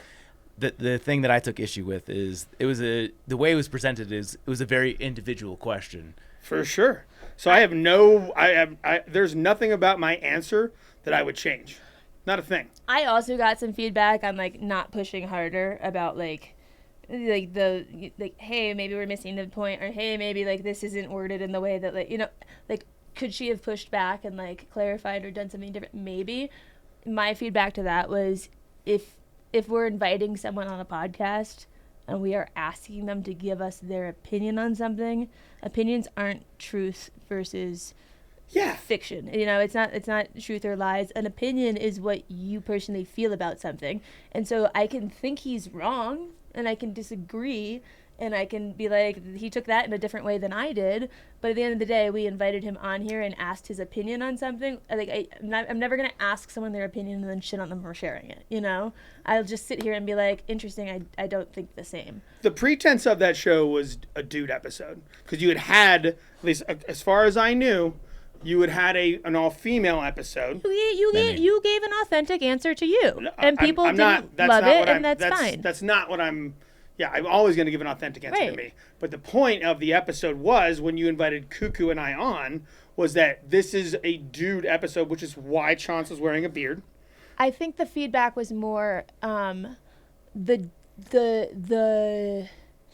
it was inflammatory. It was like the shock that you both showed at the audacity of the question gave off a essence of we can't relate at all. And I'm not saying that you can't relate at all. I'm just saying it was the essence. No, portrayed. It was the audacity part of it was your retort and how you... I was so kind. How you perceived our answers. Did I call you a dickhead? Did I tell you you're wrong? I didn't say that. I didn't say any of that. I didn't literally sat that. Back and let you see it. So what do you mean how I responded? Well, you were trying to basically... Get you to clarify. No, you were trying to come back towards both, mostly Cuckoo at the time, because that was more of a Cuckoo answer. It was more like you were trying to tell him what was wrong about his answer. And his answer was, as you said, opinionated to him and under the pretense of it being a dude episode. I would argue I didn't do that. Okay, well, you can pull it all up and listen to it later. Okay. But that's why people were coming to your defense, is because you were kind of being like giving the the devil's advocate side of it, which from you would be the woman's side of it. But I wasn't giving like a fallen bird come to my defense. No one said that either. Well, you're saying people were coming to your defense because you were saying that. He said women were coming to your defense, or Rachel was saying. Rachel said that when people were coming to your defense. They weren't defending like. I'm just going off of what Rachel said. And the question is, what did Jabba think about all the people coming to Chaunce's defense after the guy? And I don't know about any of that, for what it's worth, and I'm only hypothesizing why that was the case. The hypothesis that I'm coming up with is probably because of the way you were coming at Cuckoo / how we were answering that question. Okay, let me context. They weren't coming to my defense in the way of. So Rachel's wrong, is what you're saying. No, you. Because I didn't pose that question. You haven't read any of the feedback, so I'm trying to fill you in on what Rachel did, and Rachel's asking a question. I'm trying to explain. So is Rachel wrong or not? Can I finish a sentence? I'd love for you to finish the factual statement. The thing that they were coming to the defense. If I can get to the point, can you let me? I'm happy to let you. Okay, they were coming to my defense not in a way of can you shut the fuck up for a second and let me speak? I just want a straight answer. Like reasons like this, because I can't get a fucking word in. They were coming to my defense not because I was like, oh my god, I'm so hurt by this. They were coming to my defense because I was asking probing questions to try to see if there were different angles we could consider, and it felt like there was some sort of mental block around seeing it from any other angle.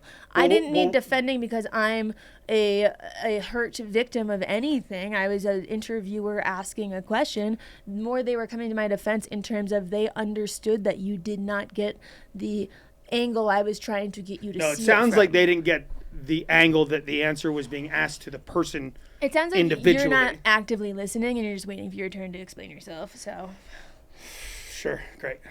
You want to have a drink? I've been drinking this whole time. I also shotgun a beer like a fucking not pussy. I didn't know you did that. Hold, please. You going to piss? He's going home.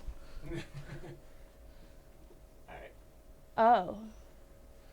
Why? In this particular scenario, Is this we're going to replace the female on this with a different female and the male with a different male, and the loser has to drink for their representation. How much? I don't even know what the fuck you're talking about. We'll go like. Who are you replacing what with? It says Zach and Jess on the board. Yeah, He wants to change on it the to Chaunce on the wheel. There So is. it's us, me, and No, Chaunce. it also Yeah. says. Oh yeah, actually, but if it lands on Jabba, it's still Jabba. There's So one. there's Jabba. not another Chaunce on there though. The Jabba takes the. The job is Zach. Sure, I'll do that. Yeah, whatever. Yep. We'll call it a half beer. Sure. That's almost. A So full one. I'm Zach. She's Jess, and you're me. Yeah. Yeah. Oh my god. Fuck you. That's what he gets for trying By the way, to. this is how it goes try to every mess single with time. us. Every single time. Drink Half beer. Half a beer. And by the way, that's a bigger beer than hold ours. on. Is that a half beer? Let me feel it. Let me feel it. Let It's us full. feel it. I literally Yeah, just okay. opened it. Okay. I just Here, opened you- I believe we're good. Oh, you believe me? I believe. You believe a woman? it. Oh Jesus. Should I spin again? Yeah. For No, her. not until Yeah, you you got gotta your half drink. beer. Pay the piper Yeah, first. pay that piper. And yes, spin again. Keep going. I've been watching a lot of Wheel of We Fortune. know there's more than. I know the strength Yeah. to spin that. Imagine what a You can twist only- of events this would be if we accidentally got Zach hammered on this and it was just you and me ragging on him. I'm in on that. There's always That time. should really be what your finale is. There's is always we- time us- for us to go full circle. We rip on. Is it you again? No! Yeah! Finish the beer, you asshole! By the way, there is a. You rigged this to fuck me over.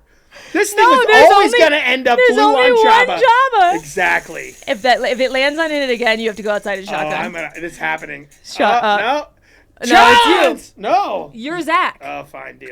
All right. Well, I need to open a new one because these are both. Oh my god, if almost it over. landed on Jabba again, I would have died. That would have been hilarious. How many slices are there? Just one There's Jabba. only one Jabba. And you landed on it there's twice. 10. What? So someone with statistics background. What are the odds of landing on the 10% There chance is- Yeah, twice one in a in, row? But one here's in the thing, 10 and it's- then 1 in 10. It's not perfectly even. No, it's like 1 from in a 10 weight from a and weight then standpoint. 1 in 10. We could probably spin this 10 times. It's not going to land on it. Oh my god, I would love for you to eat. So this is gonna count, by the way. Let it go. That's me. That's you. Everybody gets a turn. You're supposed to have 2, though, by the way. Yeah. It's gone. He's gone? All right, deal. Turn it All right, upside down I'm- like Jabba did, I'm but gonna hold it drink over your this laptop when you do. margarita's- By the way, I'm riding a bike an hour home after this. My ride in fell the through. dark. You get an Uber. I have room on the front of my bike. Do you want to sit? Are you gonna take me back home all the way to Denver? Where do I you mean, live? that's where I live. Shut up. Yeah. Where in town? Slynn's Lake. Do you want to take me on your bike to Swans Lake? You'll die. You'll break your face again. It'll be amazing. You'd be A like girl those- who doesn't learn. How the fuck is it 5'3"? Yeah. Chance to still close. Okay, hold on. You and I have to drink half a beer. Okay. Cheers. Cheers. Hey, Hi. Talk the about old your bag. all-time backfire. You know, as much as I hate you, Look me in the I'm eye. gonna miss you. Yeah. I love you, Chaunce. Yeah, I love you One too. more, one more. Mm. You piece of shit. Clip that. Now I'm gonna miss you. Yeah. You guys had a Play that sentimental for him. moment. That was nice. Every time you forget. That was cute. He started it. I didn't do anything. What does that even mean? You got soft for a minute. This is a Zach Davis question. Yeah, I don't actually hate you. It's the alcohol talking. How...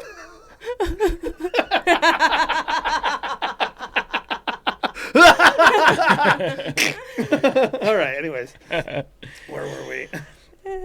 How long of a hike do you think you two could do together by yourselves? 2 miles.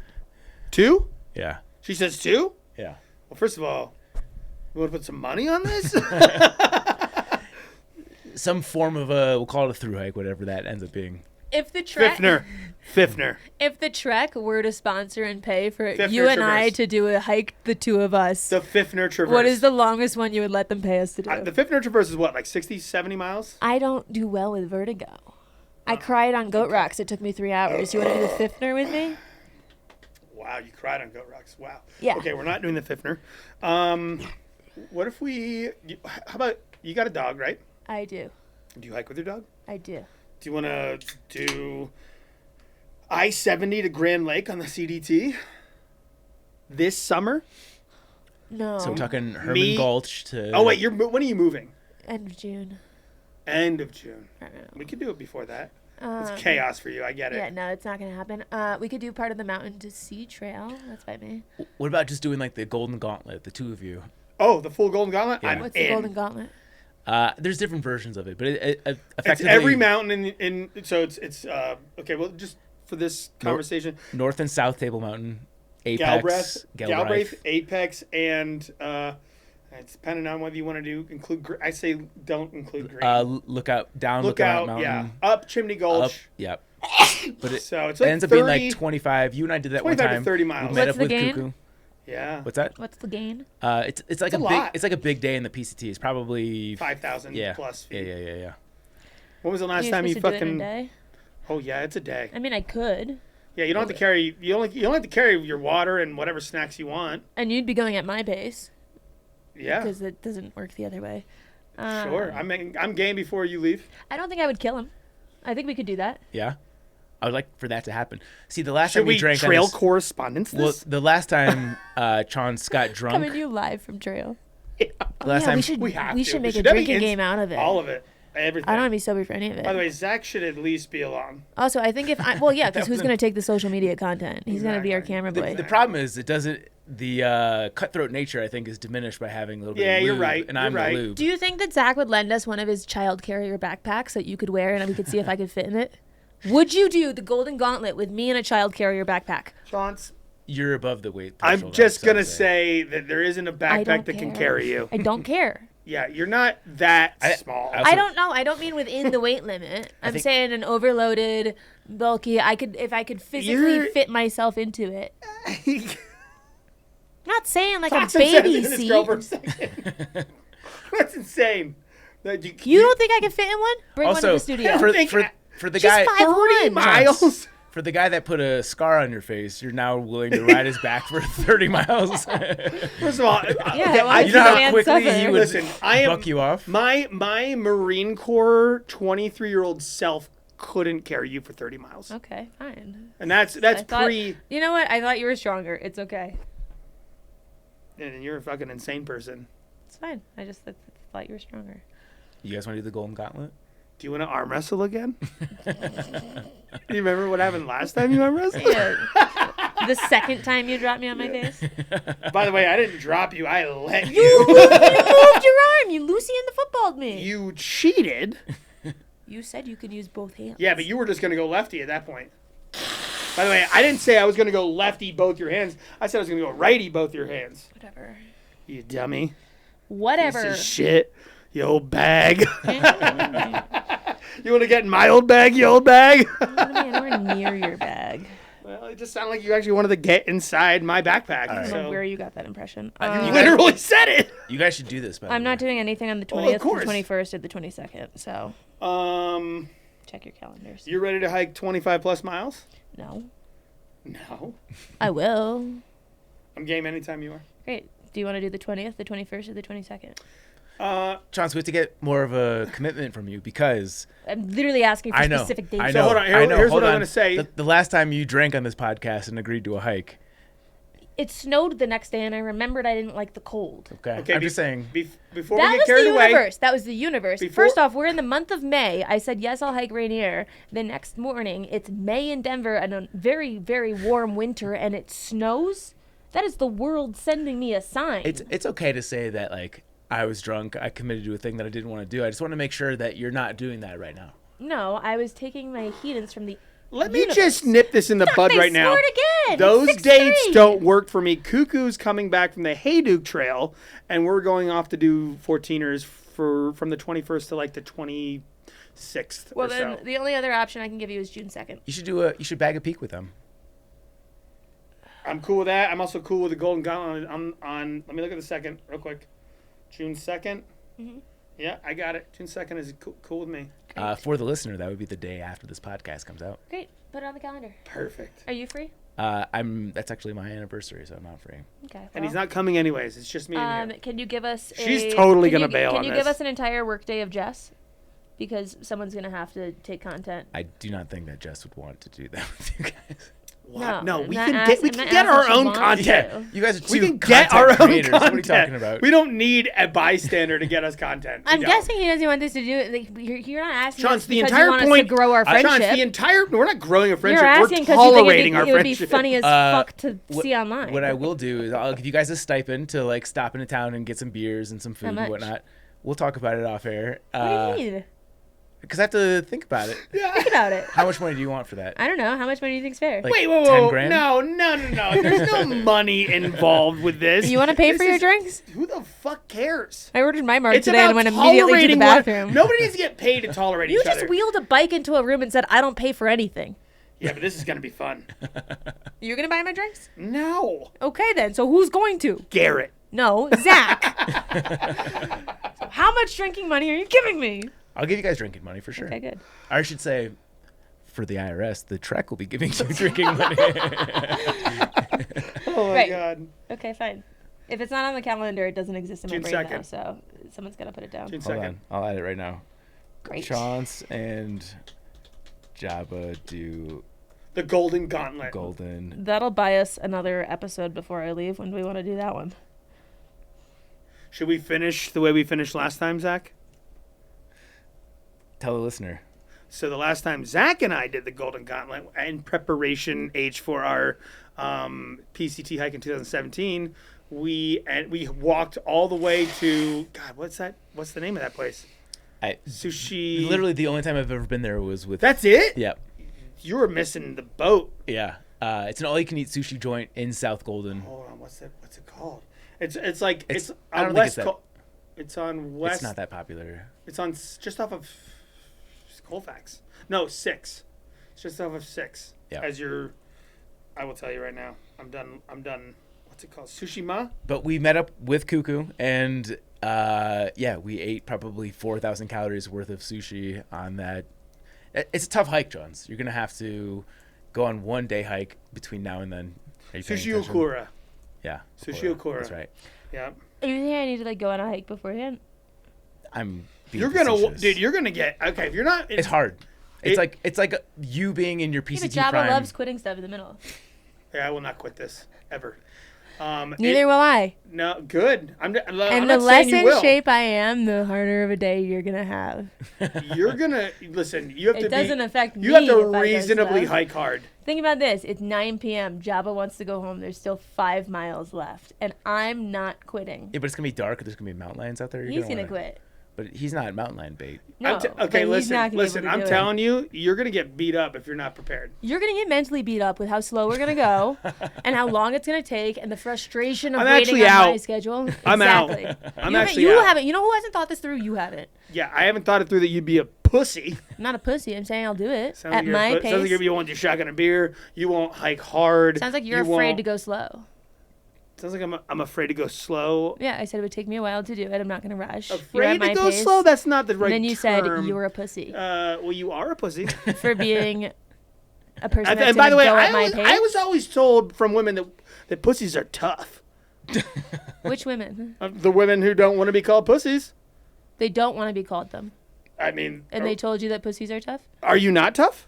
Well, if they don't want to be Are called you them. not tough? The women that don't want to be called them Chaunce does told not you they're succumb to tough. peer pressure for me, but said she succumbed to peer pressure in multiple situations, and now I'm discovering that she literally only wants to throw a fucking wrench into all the gears that is Jabba. You said something backwards, and instead of sitting on it, you're deflecting. If that's what you want to call it. The women who don't want to be called pussies Okay. like being called a pussy because it means they're tough. Whatever you say, dude. You said it. I'm just repeating it to make sure I got Listen, it. are you not tough Did or I, are you did tough? I understand it correctly? Are you tough or are you not tough? I'm not tough. Okay. That's got why this is going to be fucking miserable for you. Sounds like it's going to be Also, miserable why I for will- everybody involved, including anyone who's watching this on It's social just media. us two, and I am actually intentionally not going to work out for it, and I maybe will drink the night I before. am pre-quitting this hike. Great. Another hike in the quit book because Sounds like Chaunce Jabba. is sabotaging this. He's not quitting it. He just planned to only be out there for a duration. This is fucking We annoying. should put a time constraint on it. Let's say that. There we go. Who does That's that help apart logical from and not me? reasonable. I'm just saying, because then you could say it's a 24-hour hike, and that's a different Silly. challenge. It's not a different challenge. It's a different annoyance. Do I like? No, because I don't do that. They put time constraints on marathons. I didn't listen to that because I still wanted to accomplish it. And by the letter of the I'm law, not in. I'm they not would in say that anymore. you- I'm not in anymore. They would say that you I'm out. DNF'd. I literally They am would already say I out. DNF, but I effed. Yeah, you effed all right. That's for sure. Just say you're scared. Yeah, I'm scared of fucking hiking with you for 24 hours. Okay, great. For full 24 hours, I'm At out. least you can admit Should I it. delete the calendar invite? I'm in. If Jabba doesn't think he's up for it. No, I'm actually out. Okay, great. He's not up for it. Could you average 2 miles per hour for the full hike? That's reasonable. That is reasonable. Yeah, that's reasonable. Okay, but you're out.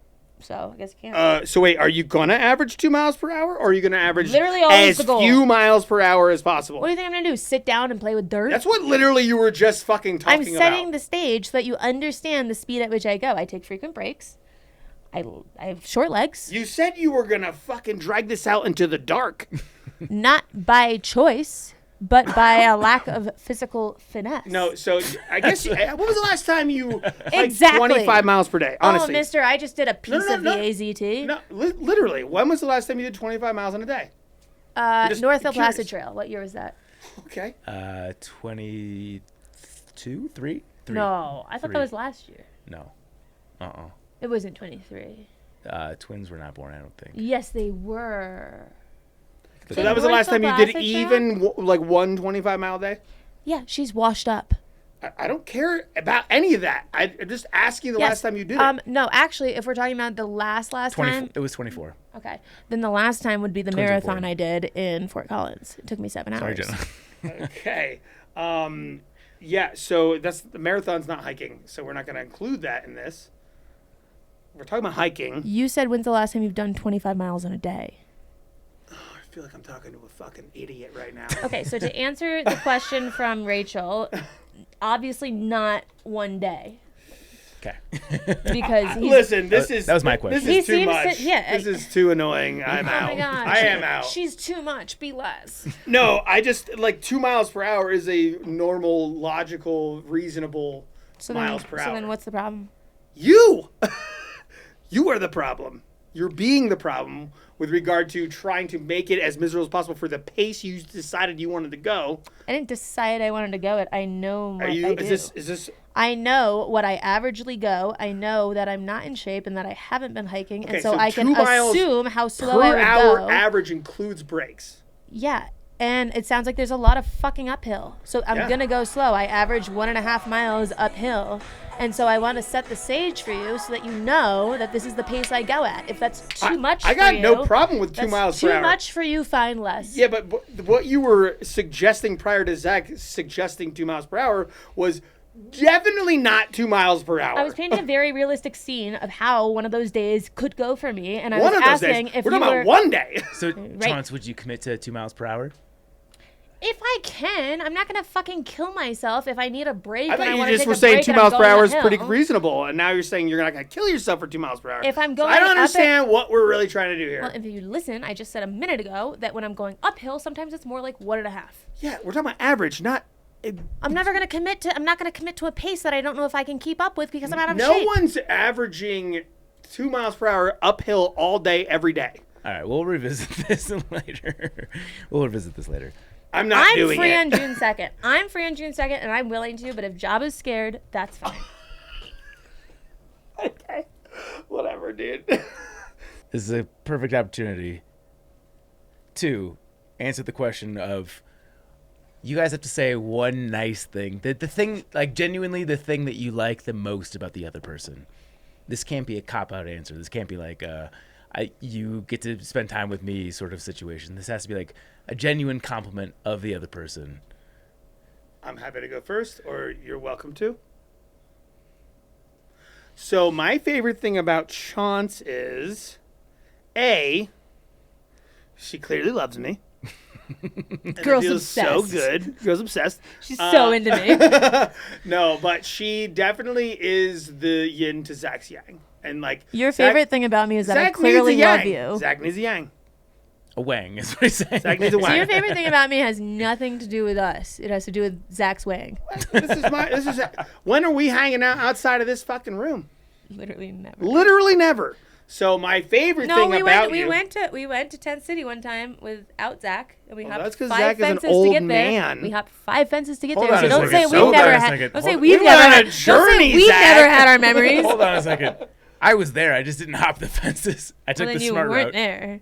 Jabba said, "I know how to not pay. Follow I me." remember this Yeah. shit. And then for there was sure. like 18 tall baseball field fences. He's like, "You know how to climb." By the way, right?" we were hammered. Yeah. Yeah.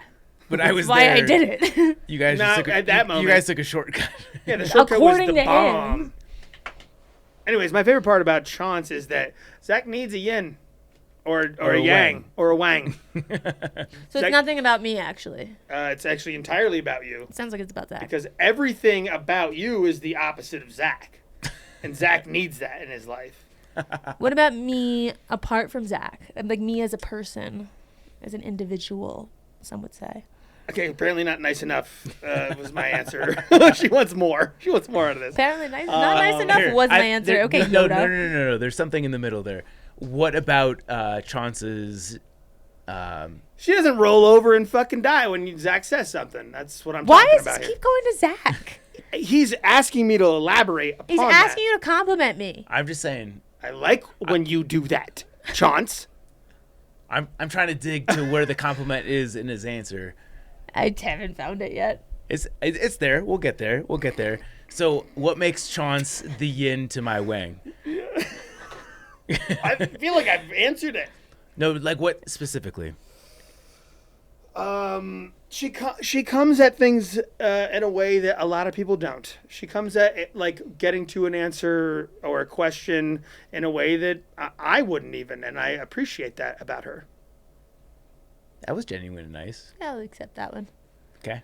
See, it wasn't that hard. It was there. Yeah. Good fucking luck, Chaunce. With what? Trying to actually compliment me. I appreciate about you that I can be as ruthlessly mean as I want to, and I never need to go home thinking, I hope he didn't take it seriously. That's not really a I can compliment to just, me. of course it is. You let things slide off, and I can be my full level of fun mean to you without any doubt when I leave about if it was received in the way it was intended. And I know that whenever I'm mean to you, you receive it in the exact way I want you to. Chaunce has never seen me go home and cry myself to sleep. No, I said you receive it in the exact way I want you to. Yeah, exactly. The exact way I want you When I to. play, Why are you bringing Zach into this? Exactly. Exactly. All right, cool. We did really good on that question. So now, Zach, you compliment both of us. no, I want you to elaborate. So, the thing that you like best about Jabba is that you get to be mean to him and he doesn't get upset Yeah, about it. that's super nice. I think the only Super compliment. The only unique. Okay, you just said we don't fucking hang out outside. The only unique thing about our friendship is how merciless it is. Right? It's like the only unique thing about me and him versus me and anyone else.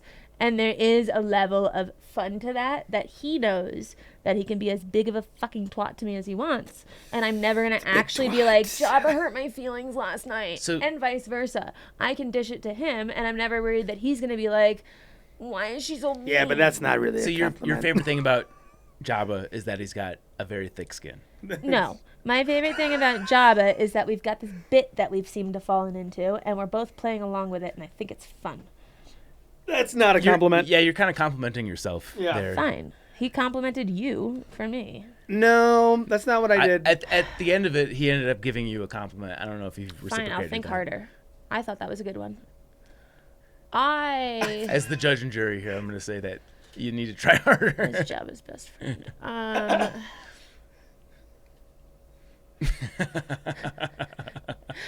we circle back? Nope. Jesus. You have two open at the same time? I have a 3 open, actually. Oh. I haven't told him this yet, but I think his little Look at him. whatever he's Look at him. Don't look at me. Whatever's going on your beard right now is kind of fun. Come on. Those are fun. The thing that you like best about him can't be a thing that he just got like a week in ago. his beard a week ago. That's not. He doesn't have a charming personality. Whoa. By the way, Obviously. we're doing the opposite. You're of failing. Well, okay, let's nail We're it. saying the things that she doesn't like filter now. it down to like find one. Would you say? I wouldn't. Say what? That He I like has a his charming beard beads? personality. This like is I'm a searching for monstrous something. fail on Chaunce's part. I love it. It's perfect. Well, The hate is real. I don't hate him. I think this is endearing. I don't know him well enough to. He keeps. Actually, you know what? Coming back. Tell us what you hate about me. Literally nothing. We'll get to that with the next question. I thought it was a compliment. The was- part where we can rag on each other. You can't. There's not many people in my life that I could ruthlessly rag on, and vice Yeah, versa. but you're saying that you're ragging on me is like the fun part of us. Yeah, for me. But that's not a compliment. So I suggested that your compliment was that he had a thick skin, and you said no to that. Yeah, that's true. Because I don't know if that's like a compliment to him. I think that can Well, so also then- be a Well, it would be that if can- you would say it. But it can also be a detriment to you. Exactly. Right, and I don't want to give you false, like, I don't want to pump you up there, and then you're like, great, and then it's just like Wait. You think that would pump me up? Yeah, I think you would take something that I'd say kindly about you, and you'd go home and you'd think about it So for you 8 years. definitely you'd put it don't in want your to compliment Chaunce you, is what you're shrine. saying. No, You're basically saying you don't want to compliment because you no, want to I pump me think up. your thick skin. I think your thick skin can also be one of your blind spots, and so it's not my compliment. This is wild. Have you come up Why? Why is it wild? You know that about yourself too. It's just wild that this is your version of complimenting. That's what I'm saying. What do you want me to say? I don't cool care tattoos. what you... Chaunce, I usually don't referee, but I'm going to go ahead and say that we're going to revisit this question later. I Because, just need to think about it. Yeah. More. You do need to think about it. Was this Rachel's question? Yes. Way to go, Rachel. But it's also the obvious question. You stumped her. He makes me laugh.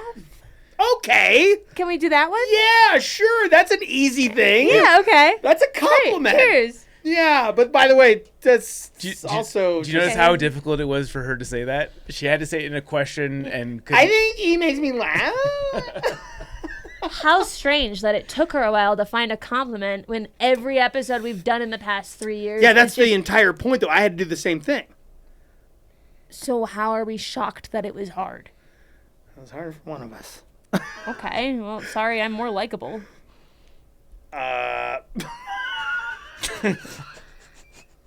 This is wild. It is wild. This is exactly what the listeners want. This is comedy, no doubt. It's really good. You know what's funny is when we turn the mics off, they're going to be much nicer to each other. Yeah. But this is when it's on air. We went to drinks before this. He was like, "Can I borrow your fork, please?" Yeah. I could get you another if And you then don't want I it now. deep-throated that fork. Yeah, then you offered another. As soon as the lights turn on, it becomes a pissing contest. But I think more so unilaterally. So what's next? Okay. Anyways. Someone's skin is thicker, I think is what I'm hearing. Hey, cool. A little bit. All right. What's the thing that you dislike most about the other person? Should we have an entirely different episode just dedicated? No, I'm just kidding. I'm obviously joking. Chaunce goes first. Yeah, Chaunce goes yeah. first. Snake draft. Chaunce goes I first. go. Okay, fine. Where to start? Yeah. How to pick one. Things I dislike about you. When I'm trying to say a valid point and instead of just fucking listening, you have to speak louder and over me to try to make that be. Don't talk. Do it. I dare you. I was just burping. That's Okay. all. You have to speak louder and. PTSD is a thing, Oh, people. sorry. Okay, there it goes. There it is. There it is. You open the door for that. Because I'm describing. I know. I'm trying to be impartial here. Yeah, good. Well, we've got the receipts because it's the internet, but the speaking louder and over me to deflect from the valid points I'm bringing up with distracting noise doesn't make you right. It just makes you louder. Your turn. She's right. But you know that about yourself. I just said she's right. I know I'm softening it. I already softened it first. Okay. And I'm literally telling you I know when It's totally flaccid right now. I'm rewarding your softening with a echo to validate you. Just accept it. I don't know if that's what validating is about. Yeah, but you just insulted him. I don't know. You just fucking asked me to. Well, he's still got to speak. What do you hate about me? What you just did. So I literally just said you were right, and then you tried to come back down upon it in more of what you were already talking about. I said, but you know that about yourself. I was I calling do. you self-aware. So I was saying I'm not pointing out a blind spot. And by the way, you're talking when it's my turn, which is the exact thing you hated about me and your actual answer towards me. So you hate that I'm a hypocrite? Yeah. Okay. 100%. I would agree. Yeah. I am. So at least we can both agree on the things we hate about each other. Yeah. That's why we get along so well. That's why I want to headbutt you through the fucking wall. You want to try? Yeah, I kind of do. Do you think if you threw me at the drywall, I would go through? Absolutely. It's not too late to. I mean, I'm not. No, absolutely. I could throw you through the drywall. Like with the wallpaper and everything. Oh yeah. Do you think I would get hurt? Absolutely. I have a question. Yeah. Do you think you guys could do a podcast together, like a weekly podcast? Do you think that is a sustainable thing? I think it'd be wildly entertaining. I think if we were making money, absolutely. Yeah. If someone's gonna pay us. Let's say for the love of the game, you made $50 per episode. Can we call it For the Love of the Game? Am I doing any other work than showing up? Is there a podcast called For the Love of the Game yet? It's got to be at least 3 of them. I'm sure. All right. Well, For the Love of the... If there's not, we'll start it. For the Love of the Hate. Yeah. For the Love of the Hate. I think Would you do a podcast for $50 per For week? the hate of the game. Where you just come on weekly and do this? Hold on. 50's not enough. Hold on. There's not a for hate of the game out there. Because that's what we're talking Yeah, about. that's what we'll name it. I think anyone that's into like watching a couple that's divorcing in therapy, Yeah. this would be the right audience for something like this. Yeah. Because it would just be us arguing the whole time. And for some people, that's very stressful. I could see why they wouldn't like this. Yeah. You know? But for other people, like I like watching The Housewives because it makes me feel better about my problems to watch them argue so much. Yeah. It could be therapeutic for some. Sure. But I could see it also being like highly dysregulating for others. There's no podcast called For the Hate of the Game. Great. So that's what we'll call it. All right. Chaunce. Yeah. Take 2. What's the thing that you like most about Jabba? She was not prepared for this. I like that I don't need to overthink around him. Sometimes when I'm around people... It's still involving you. No, it's how you make me feel. I like how you make me feel in that I can be around you with my guard down. Keep going. What do you want me to say? Like, he's got, like, what, cool shirt? If that is your compliment, I think you have to work harder on framing it as more of Well, then he should work harder on being fucking nice to me if he wants it to be easier for me to find a compliment. Okay. Right? Come back to this later again. We need a little more standoff. When's the last time you've been nice? Okay, so forgive me for having trouble finding a compliment. That's the point of this actual exercise. Yeah, but we're looking at me like I'm a, like, you know. Well, you know, okay, no, listen, you haven't I'm been not nice saying to me. you have to have a compliment for me, but that's the question. All I asked was when the last time you've been nice to me was. When was the last time you've been nice to me too, Chaunce? And I just gave you a compliment. I always lead with kindness. This is some bullshit. That's some bullshit. That is I said high class bullshit. I said, ooh, I'm sure you guys cool will keep this cheetah going shirt. while I go to No, the I'm bathroom. gonna also. We're gonna take an actual timeout. Take a Great. break? All right. Yeah, Jabba needs a break. Time break. All right, so I'm setting the scene right now. We took a bathroom break.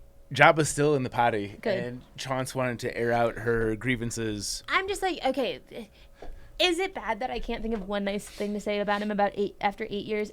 Sure. At the same time, like, the guy's already got an ego. He doesn't need it pumped anymore in, like, superficial ways.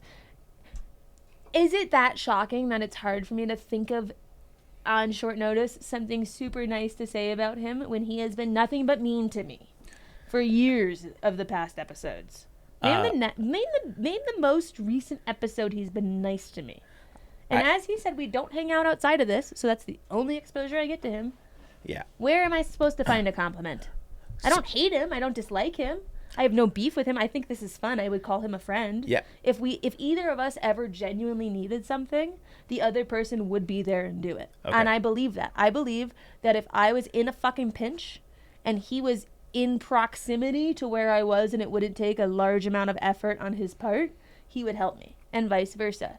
I mean, he's not going to be in Pennsylvania and fly to me in California because I got a flat tire. That just, like, makes no sense. But if we were both in proximity in an area and I was like, help, I feel unsafe or something, no doubt in my mind he would drop what he was doing and come. Sure? But when's the last time we've been nice to each other? I think that's a key thing that you said, and focus on that part, because I think he eventually got to a compliment. We're recording, just for the record, Jabba. He eventually got to what I thought was a genuine compliment for you, and you acknowledged the fact that you guys have been mean to each other. So I think that's the important point. But I think he instigates it. So I think it's easier for him to find a compliment because he instigates it. Fucking street girl. He may and probably will. I don't want to speak for him. He's But here? as a viewer of how this interacts, I would say that there's no one that starts it. This is just a continual thing that happens. Someone starts everything. There's a catalyst to everything. It's a baseline right now. All of the wars, both parties think that the other party started it in the history of time. I didn't go up to him on a boat and say, I can't wait for you to get pregnant so you leave the podcast so I could take your place. I didn't drop him on his face. I don't By the way, okay, let me just answer real quick. Remember your fake compliment to me where I let things just roll right off my shoulders? All the things that you say bad about me, I don't remember them. Does that make it okay? That you say them? That you said them. I'm quoting you. No, I'm talking about what you do. When bad things you say to me, I don't internalize them and think about them later. And so, because it's not really, it shouldn't be real. It's not real. The hate's not actually real. No, I agree. I agree. But what I'm saying is you're an instigator. Hold on. Time out. That's fair. I'm saying that. I'm not denying that I'm an instigator. I'm not saying that I go home with sentences like that and I lose sleep at night. I'm saying that you say shit like that to instigate. Both of you guys. He says no one starts it. I said you do kind of. That is 100% true. You instigate. Hold on. 100% true. He's saying you don't. You guys. I'm not saying that. Shut the fuck up. Both of you shut the fuck up for a second. 1 second. While you were in the bathroom, oh, here we go. Chaunce said that, you know what, Jabba is my friend. If shit hit the fan, I'm gonna go to the bathroom. No. Wow. All right, well then we're gonna hit the pause button on it. We're revisiting this conversation. Literally already went to therapy today. I beg you, please let me finish what I'm gonna say before you intervene. While Tom was in the bathroom, because this came up sincerely, which I wasn't expecting. Because I would never say it to his face. Neither would he. But it's unspoken. That's actually not true. It's unspoken. You don't even know what I said. You're already breaking my one rule. Fine. Chaunce confessed that. Sounds like more like confided, but go on. Confessed, whatever. That she considers you a real friend. No, I didn't say that. I said. Can I finish what I'm saying? Her own rules. And then you can. Her own rules. No, don't talk. She said that if shit hits the fan, I know I could count on Jabba to be there for me. If he was in a convenient distance. I said that. I said if he was in Pennsylvania and I was in California, that wouldn't be the case. If we were in a convenient proximity to each other. Chaunce, for once in your life, shut the fuck up. Fine. You can give any rebuttals, any inaccuracies that I give you right now. You can clarify them and quantify them however you want. But we were having the conversation one-on-one while Tom was in the bathroom, and you said that, Tom's a friend, and I know I could rely on him if I needed him. So the moral of that story is I'm not trying to throw you under the bus for any reason. That's a compliment. What I'm trying to say is deep down there is some feeling of kinship, and I'm trying to get to there's got to be something about him that makes you feel that way, and I would like for you to express that. Time and proximity and comfort. With time and proximity around a person, you form a level of comfort. Oh, you're already watering it down. I didn't know I was coming to a second therapy session today. I thought we were going to talk about the hike that he didn't This isn't complete. a therapy session. This is... Just kidding. Don't give me that look. I'm not giving you a look. I'm just looking. Why? How has it turned into... I feel ambushed. This is not an ambush. This is... I feel like the you complimenting Tom is unsettled, and I'm trying to help you because I feel like you've planted the seeds. There was a foundation in what okay. you said. How do you put this in words? How do you put this delicately enough that it doesn't sound like a compliment? Yeah, right. Yeah. How am I getting the intervention here when he's been mean the whole time? Whoa. Hold on. Let me ask you a quick question. Do you think it's only been me that's been mean? No. Because that's what it sounds like what you just said. No. What I told you when he told us to shut up was that I think that you instigate it. Okay, and I give it back.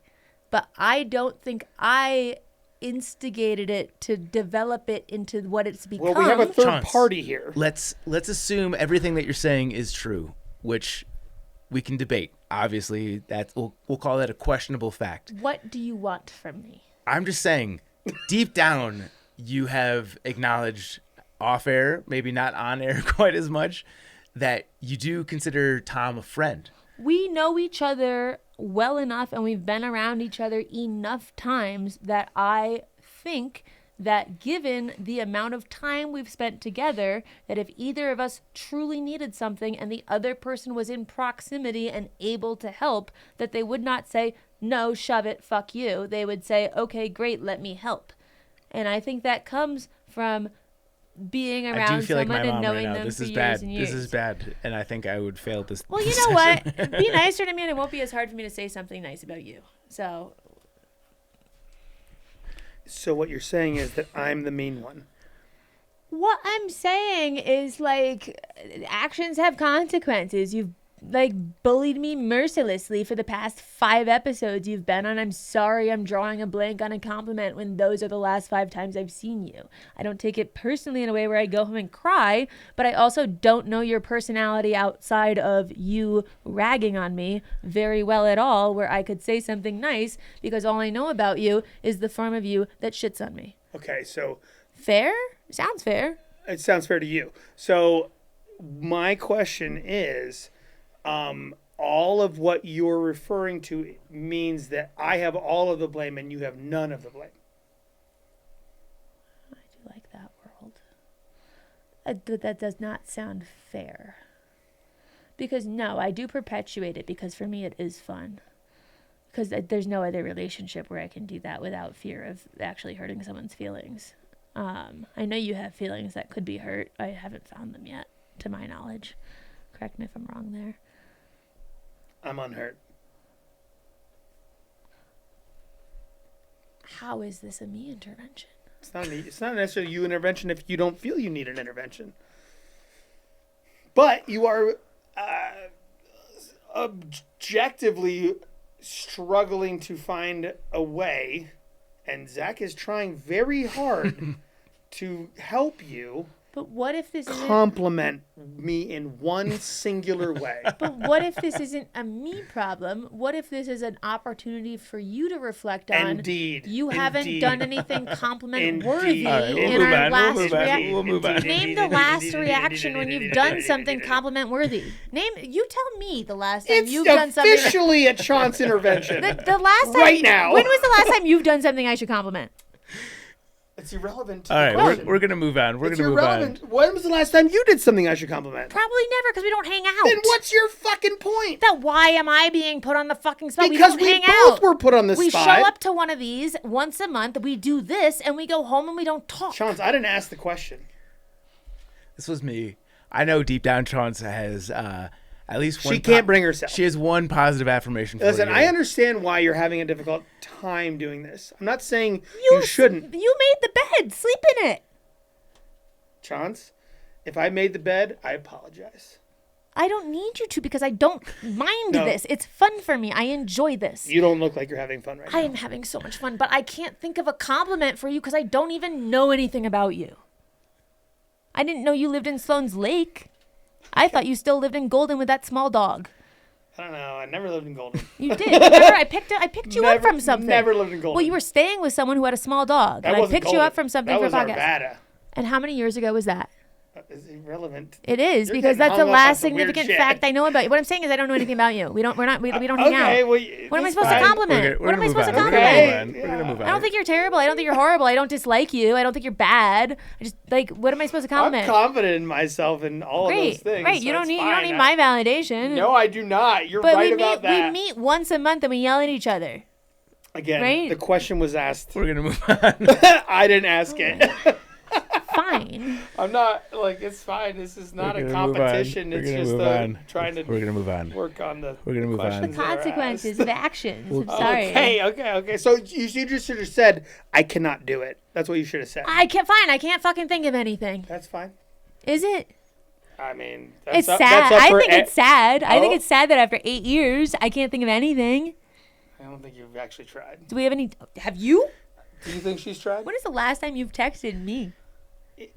What? All right, now this is feeling like a therapy session. We're gonna change the subject. I should try. We're gonna change the subject. Listen, We're do you want me to pull up our text thread? Good. It's probably me like, do you want tickets to an Avs game? And you were like, no, I'm busy. That was one time you texted me. That's probably the last time. The only time. Okay, great. So we have no depth in this friendship. What am I supposed to say? It's again, no one but Rachel and or Zach asked a question that we are trying to answer, and I did my best, and that's fine. And whether or not you receive that, accept that, that's one thing. But you can't answer it in the way that it was posed and asked. That's all we got into the end to. This is the first time in all of these bicker sessions that I feel some sort of worry that you might leave offended. Oh, I'm literally not. I can tell you right now, I'm not offended. Would you admit it if you were? Absolutely. Absolutely. If my feelings were hurt, I would tell you. I would absolutely You would tell the say world into the microphone? I would absolutely say that. I would. hurt you? I'm not afraid of a fucking thing about my feelings. What's the last thing your feelings were hurt about? Last thing my feelings were hurt about. Okay, you want some real shit? Yeah, I do. All right. So, on the Arizona Trail, Handstand, Liz Kidder, Jolly were just fucking teaming up on me. Just like fucking, just relentless for felt like a few days. And they'd already done a bit of it on the PCT in Washington, teaming up on me. And I fucking gave it back to them on the PCT. And they were doing it again on the Arizona Trail when we were at the Grand Canyon. And I flipped my shit and I was like, fuck you guys. Really? Hell yeah. You're usually so good at pretending it doesn't faze you. Pretending only gets you so far until it fucking blows up in your face. Does it ever faze you when I'm mean to you? Not even one time. Okay. Why is that? Yeah. Because it's performative. Because there's no depth in our relationship. It's performative for this podcast, but we're performing an answer right now, and you can't even perform the actual fucking answer to this question right now. Not So fake. it feels a very real situation right now that you can't find one compliment, and that's so. I answered your question about when was the last time my feelings were hurt. Yeah. Okay, so that was the answer to your question. No, that was a good answer. I don't know where we're appreciate it. going from there on this, but I answered your question. Well, you to were saying that- subvert the fucking point of you trying to answer this question. I wasn't saying what I said as a dig. I was saying you said that the last time your feelings were hurt was they were teaming up on you. That and was whenever, a month ago. But whenever I Not shit on you, even. I get it. Okay, you haven't had your feelings hurt in a month. Great. You're so strong. I'm But so strong now. when I team, Wait, when wait, I, wait, but when wait, I, hold on, no, let me Chaunce, finish. hold Let me on. finish the thought first. No, Let me finish I will the thought not. first. I'm going I to will. interrupt you because When no, hold on. I'll but when turn your I say actual mean mic things off. to you, I'm wondering if that. Okay, so here's the deal: is you asked him to be vulnerable, and then you immediately shit on him, and that's not something. No, you said, you said, good for you. That was a month ago. You haven't had your feeling hurt for a month. Because he pointed out it was a month ago. All I'm saying is you asked him on air to reveal a situation where he was feeling vulnerable, and you did shit on him. Turn my mic back on. Turn me back on. I did not intend that, and if that's how it came across, I'm sorry. I did not mean that. Okay. What I meant was that it was surprising for me to hear that you said that someone giving you shit hurt your feelings because we give each other shit literally every time we see each other. And I have, as I said, never gone home with the impression that either of us took any of it seriously, and you're telling me that sometimes you do take it seriously. And so I heard what you said, and I reflected on it, and I said, have you ever taken anything I've said seriously? It wasn't in a way to make him feel bad, but then he said, mind you, it hasn't been a month, and it felt like he was trying to like prove his macho-ness there by being like, yeah, okay, I was sensitive, but it was a month ago. I'm saying it was a month ago, meaning that it was recent, by the way. I thought you were bragging about how infrequent it was. No, that's why I was like, okay, I'm telling great. you that it was extremely recent. Okay, so for me, a girl who cries every day, I was like, cool, you went a month without having your feelings hurt. I've never done that. You know? It wasn't me shitting on him. I apologize if it came off that way. I don't know where you're going right now, by the way. What I meant was when you said it was a month ago, I thought you were bragging about how long I don't know where you're going with all of it right now. I'm responding. So where are you going? I'm responding to Zach implying that I asked Why'd you ask me to be vulnerable? That I asked you for vulnerability and then I wasn't accepting of it. We're over that. And Why'd you ask me to be vulnerable? I apologize for that. Just to get where to know are you. It's okay. To humanize you, to understand you, to like get like some depth. I think you're like talking around it all. No, I think that all of our bickering is very surface level. So I asked you a genuine question and you answered it, and I tried. I still think you're talking around it all right now. That was a direct answer to your question. You're still talking around the actual fucking question. What was it? We were trying to get it a compliment for Jabba. We passed that. Well, apparently, no, we're not past it. Oh my god. We can move on. We can move on. Obviously, I'm not offended by your inability. For the record. That's why I asked if I've ever offended you. It wasn't to like. You didn't ask if you ever offended me. I did, and then he. You asked when was the last time. You asked when was the last time I was offended. That's yes, the difference. I asked to be vulnerable, and then I followed up, and then he. I really think you're doing your version of professional level fucking talk around the subject. That's what I think you're doing. All being recorded, so right. like there's literally you have tapes to check. I want to shift gears right now. Can I shift gears? That's totally fine. Can I shift gears? Absolutely. I'm just I'm a guest. Yeah. You direct, bro. Yeah. I want, maybe this is a roundabout way, but you don't have to give any personal compliments to one another. But undoubtedly, the three of us have spent a lot of time together. The Wisconsin trip, all these fucking podcasts. Trail days. Yeah. Like both on the scenes and off. Let's start with our favorite moments, singular moment of the three of us hanging out together. I want to go first because you guys have had a lot of time to talk here. I just also want to release the tension a little bit. We better title this episode "Chaunce Gets Ambushed into a Therapy Session." How do you feel like this is directed at you? Because we're not talking about the AZT.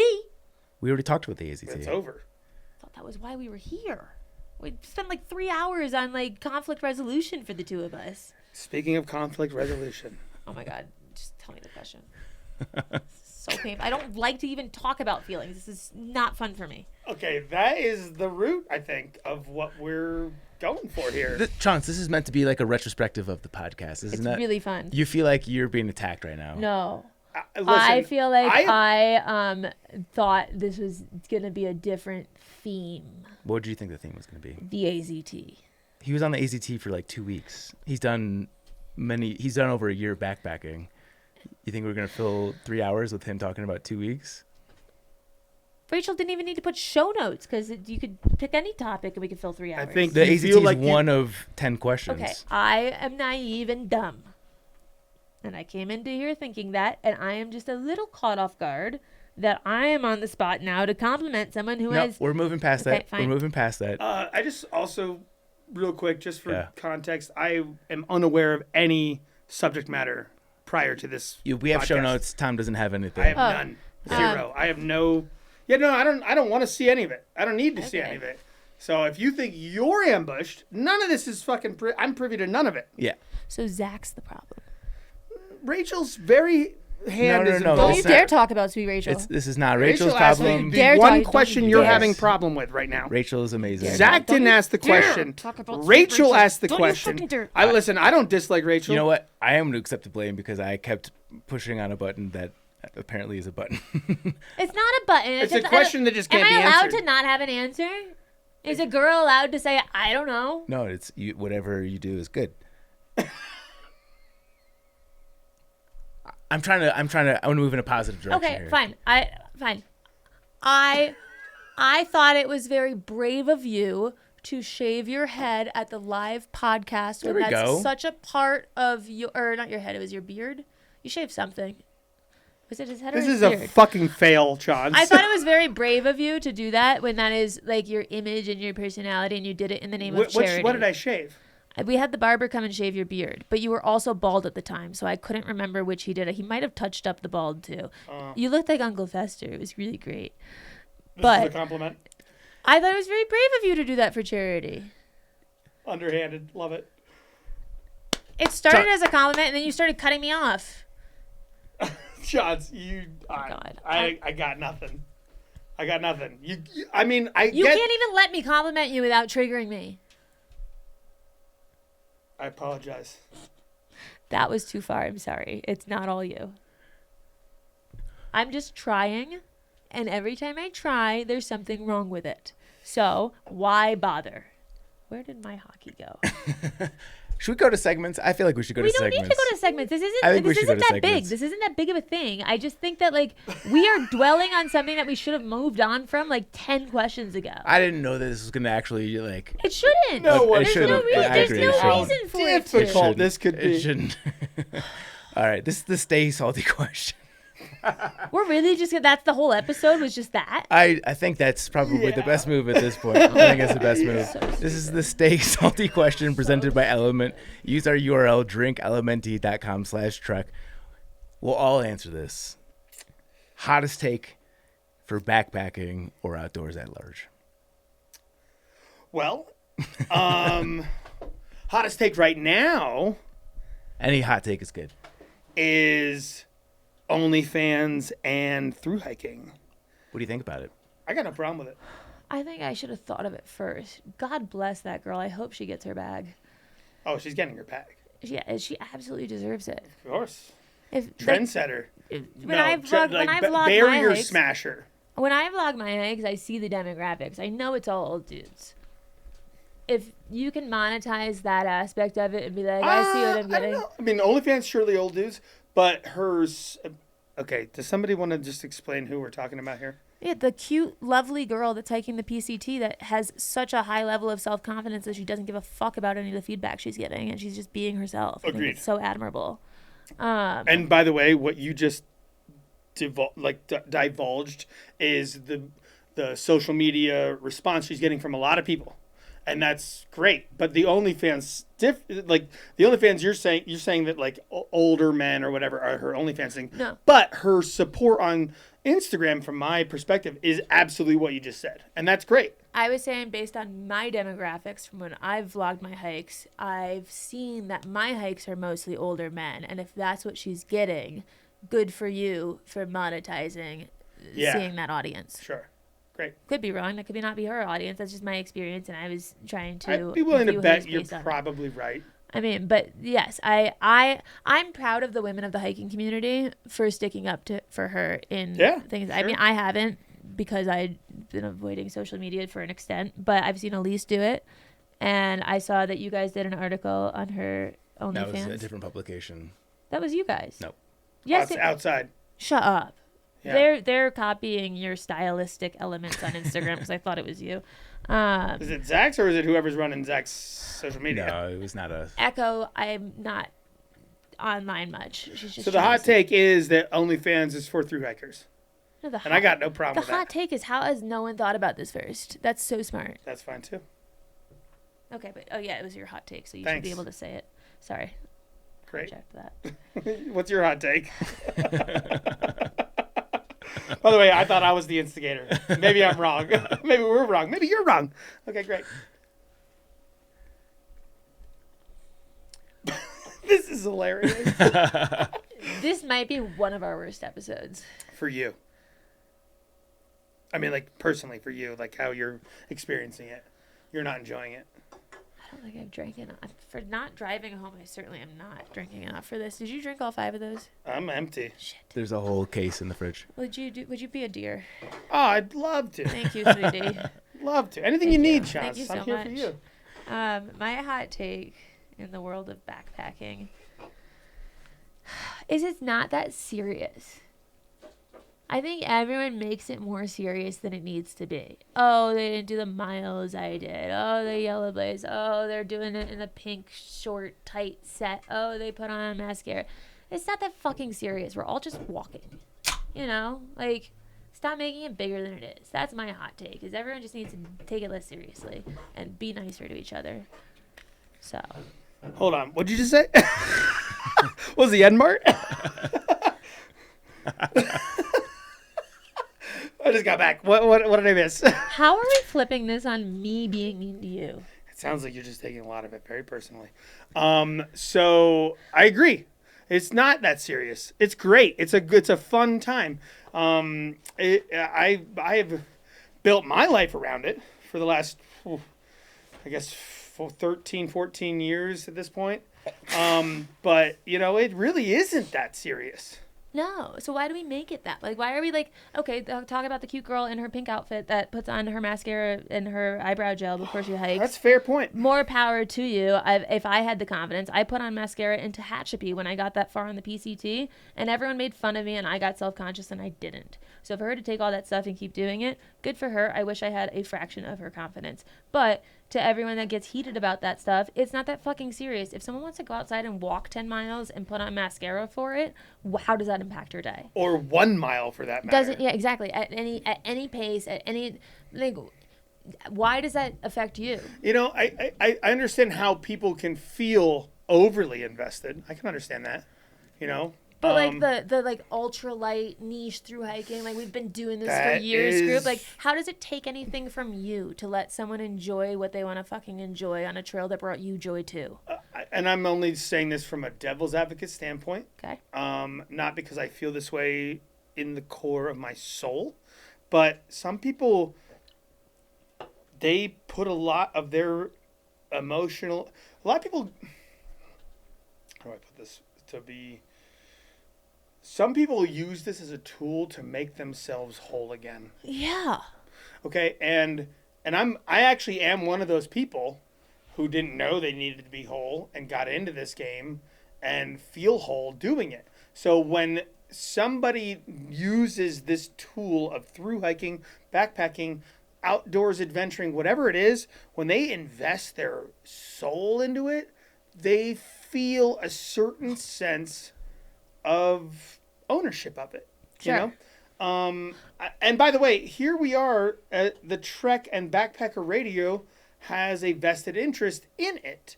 So, and that's not to say that you guys can like control how people love or hate or feel about thru hiking, but you have a stake in this game. And and as individuals, you feel a certain way, one way or the other, about anything, just like any other individual would do about thru hiking. And so when somebody has an outlandish way of living this lifestyle that doesn't match up and pair well with how we have all done it or whatever, it can feel like that person can be attacked if people don't fucking believe in it. But why do they need to take that out on another person? Why can't they just be like, that's a trigger, let me work on that? I mean, that is the same conversation as how we as society have completely different opinions about how we live our lives. I have one thought about something you said, if I could please. You can. Just while we're on this therapy session, you mentioned there that for you, thru hiking was something that you didn't realize that you needed that made you whole again, right? Sure. I think in a majority of the times that you're sitting at this table, you aren't vulnerable in those ways that you're sharing a bit of today.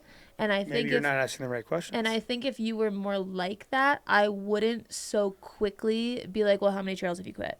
Because if I knew that that was something that like made you whole and feel complete and like all that stuff, like maybe I wouldn't shit on it so heavily. But I think because I don't know that depth part of it, it's just all of it's surface level in my brain. Okay, well, we did have an entire episode about him quitting the long trail, which is why I brought that. But he doesn't act vulnerable. Everything he says is with like a toughness. You don't ask vulnerable questions. I mean, if you want vulnerable answers, ask vulnerable questions. Okay, I was just simply trying to say that I'm not shitting on you not asking those questions. No, I'm not saying that either. I'm just saying that I appreciated. Okay, let me rephrase. I appreciated that moment of vulnerability you just gave. I don't see it often, and I the reason I give you such crap about that stuff is because I don't know that it actually means something in that way to you. I forget that because we have such this shtick going on that I forget that I forget that you can get hurt. You forget that I'm actually a human being who has actual experiences and feelings and things that make me vulnerable. Sometimes. And that's fine. That's Sometimes. fine. Listen, I actually you have such a tough exterior. I was just going to say, I put off that persona. So I respond. That's the persona I'm responding to. You know, here, listen. I'm not trying to get back into me and you. Yeah. But when we're talking about vulnerabilities with people that are out there hiking and like doing what they need to do for them, like I had to do this. I had to do this life to like feel complete. I literally had to do it. I had to do it. And I believe you. But have we ever had like a heart to heart about? Again, if you might ask those questions, I might answer those questions. If I felt like you would answer them, maybe I. But again, you don't even ask this question. Because you put off such a tough, hard, everything's a joke exterior that it's like there's no breaking past that hard shell. Okay, so let me just. That's how I perceive you. Okay, that's fine. So are we aware of the people you need to check in on the most, or the people that are the least feel like you need to check in on? Have you heard that before in your life, just in general? Yes, and I believe the concept, but it's not a concept; it's a real thing. It is. No, it is. But I'm saying you're saying it as like this is like a concept, and it is. No, I'm not saying it as a concept. I'm saying this is a real thing. I'm saying it's harder to put into practice than the idea of it, because when you're when you're face to face with those people. Okay, I'm just gonna say what it amounts to. People that commit suicide some of them are the last people you think are going to. Oh, believe me, I know. Yeah, and I know it too. Right. Like to my core. Yeah. I have lost more friends in the world that are my Marine brothers than I care to ever admit. Yeah. I don't think either you or I have. And we use the way we approach life as a fucking like it's all it's a joke. It's a joke. It's all just for fun. And it's all just like it's if we can laugh about shit, then it doesn't hurt. All right. And so when I found through hiking, it fixed parts of my soul that I didn't know I needed fixed. And I think that's beautiful. And I'm just trying to tell you, when someone is like me, who is in your life, who you think you don't need to worry about, maybe it's a little different. What about vice versa? Then please, by all means, explain that to me. And I'm not trying to tell you. I'm not trying to say that as a way of like. No, me neither. Like retorting in a sarcastic or me neither. Facetious way. Me neither. But just tell me what I don't know. Same, but that's what I'm saying is it's not one-sided. It's both-sided. We both look at each other as a fun punching bag, and we've never thought deeper of it. Well, if you feel like, and I'm not saying you're ever hurtful to me, but like people can be hurt. Yes. People. Just any person. Sure. And like when we use each other as a punching bag and it's like for fun. It's kind of therapeutic. I mean, it is. I'm not hurt by it. I'm really not. But you have fun shitting on me. Do you have fun shitting on me? Yes. It's not a trick question. Do you have fun shitting on me? Well, we're doing it for a shtick, for sure. But is it fun? Is it like... It's fun only if it doesn't hurt you. It doesn't. But is it fun? Only if it doesn't hurt you. Have you had fun doing it? Of course. It's not a trick question. That's what I'm saying. So when I gave my initial compliment of that we can rag on each other like that and I can go home and not worry that I hurt your feelings, that was the compliment. Was that like we can do that with each other and let off that steam and have that fun and rag on each other and not worry that the other person took it literally or seriously. They're like, and I know it's funny. Is that a real compliment? I don't know. I thought it was a good one because it was like I don't need to worry about that. I'm not saying it. It doesn't feel like a compliment personally. Okay. Just for what it's worth. I would say if you're complimenting yourself, that's not a good compliment to another person. I'm complimenting. You're saying we can do this to each other. I assume he doesn't go home and feel guilt about what he said. You're not listening to what I'm saying right now. I can't win. I'm not trying to win. Well, I'm not either. No, I know. I said I can't win, though, and then I had to clarify I'm not trying to. I appreciate the vulnerability you've given. I appreciate the context. I do oftentimes forget the context, and I do oftentimes view you more as an impenetrable, highly. I'm not. You portray incredibly high self-confidence and that's true. and an inability to hurt or phase. I And agree. based on that how I receive that is how I respond. Is I receive that this is who this person is. He is incredibly self-confident. He can't be hurt. He can't be phased, and I treat you as such. And now you're telling me I can be hurt, and these things do affect me, and this and that. Yeah. And I'm saying to me that I appreciate you sharing it. I forget that because we never go there. That's fine. I think that's understandable. I think that makes complete sense. I need redirection on what the original question was because I don't want to lose sight of where we started. It was just the hot take on backpack. What's your hot take? Well, hold on. The Think hot, about OnlyFans. Well, we can't just well, the leave in middle of vulnerabilities is a real thing. No, I know. I'm being silly. We're right getting now. to some sort She- of a conclusion. I'm being very silly. So she, as in Cameron, the girl who, is using OnlyFans and she's being vulnerable online and using that in her persona to either fund her hike or have fun with her hike or whatever it is. But she is receiving both hate and support online. Yep. Right? Yep. And I guarantee you that hate that she sees online is hurtful. Yeah. Guaranteed. Yeah. So hurtful things, no matter how tough our exterior is, no matter what our intention can be, it can still fucking hurt. Yes. Okay? So, and that goes for you, and that goes for me. Yep. And whether you believe I'm able to be hurt or not, I am able to be hurt. No, it's not if I believe it. It's just that I'm not often reminded of it. Well, again, So I forget. What I will, and I know that your time is short here on this podcast, but And on Earth. But what I will just say, Kills me in Chaunce, the parking lot after is this. that no matter what we put on as our outward facing persona, we're all fucking human and we can be hurt. And it can be me, and it can be you, it can be Zach, it can be Cameron, it can be anyone who looks the part of somebody who's incapable of being hurt. We're all fucking human. All right? I agree. I think that's a beautiful summary. I just want to end on the fact that with a few more therapy sessions, I know you guys genuinely love each other. You don't have to comment on this at all. Regardless of you guys' individual relationships, I appreciate you both individually to me and with each other. Chaunce is already defensive. Chaunce, this is. What did I do? Sorry if I'm reading facial expressions correctly. The tab wasn't pushed, so I looked down and I went to Okay, push it. You okay. said I was defensive. I just want to say that I think that your guys' dynamic on this podcast has been a reason why the podcast has been Iconic. yeah, Say it. It's a bit that we've both got, we're both playing along with the bit, and it's fun. You guys keep leaning into the bit. I think this Right. bit exists with or without the button being recorded. I think it gets played up a little bit when it's recorded, but I think you guys are both very entertaining personalities. The way that you jab each other is fun and entertaining, and that dynamic is going to be missed. Chaunce. Is it not fun for you? Oh, of course it is. Okay, I feel like I'm in trouble. Chaunce, this was my attempt to compliment you individually and as a team. We all need a mediator. All I was about to say was, you're going to be missed. Into the mic, please. It was. I said, wanna you're hear going to it be again. missed. Look at me while you say. We're going to miss you.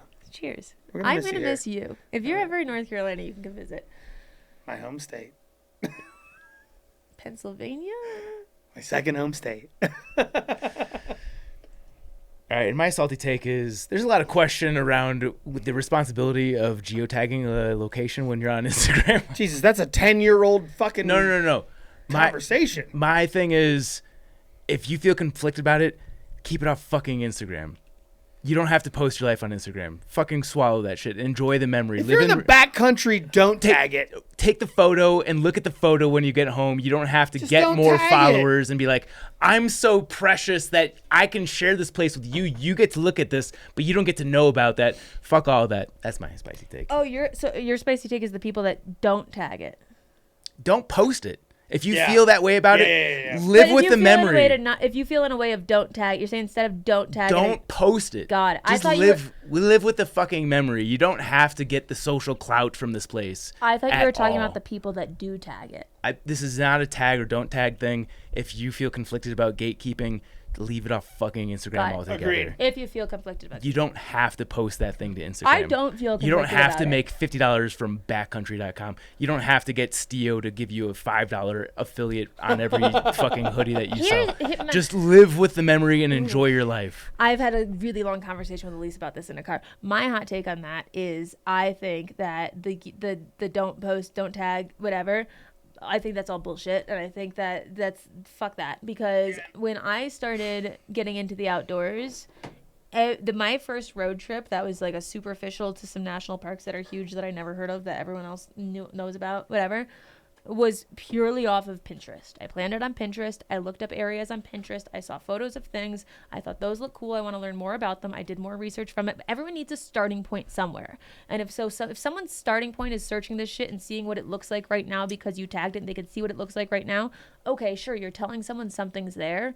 But I was someone who never went outside and didn't do anything. Now I've got 10 million downloads on a fucking podcast about backpacking. And it started with me looking at people's geotags on Pinterest to find something that felt accessible enough to me. I'm just saying, if you feel conflicted about the responsibility of sending thousands of people, if you've got 100,000 followers and your post is going to get 10,000 of those people out to that location, you don't have to post it. If you can feel just live conflicted.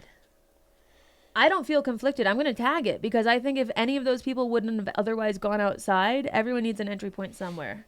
There's a billion resources on the internet about every place we want to go. Because we tag them all. Yeah, but I think to the larger point of... what's a good internet tab versus a bad internet tab? What's a good website to list something versus a bad website? I think where the millions and millions and millions of people are on social media every single day is different than going to like Outside or Backpacker or even the Trek for that matter. I went to Pinterest.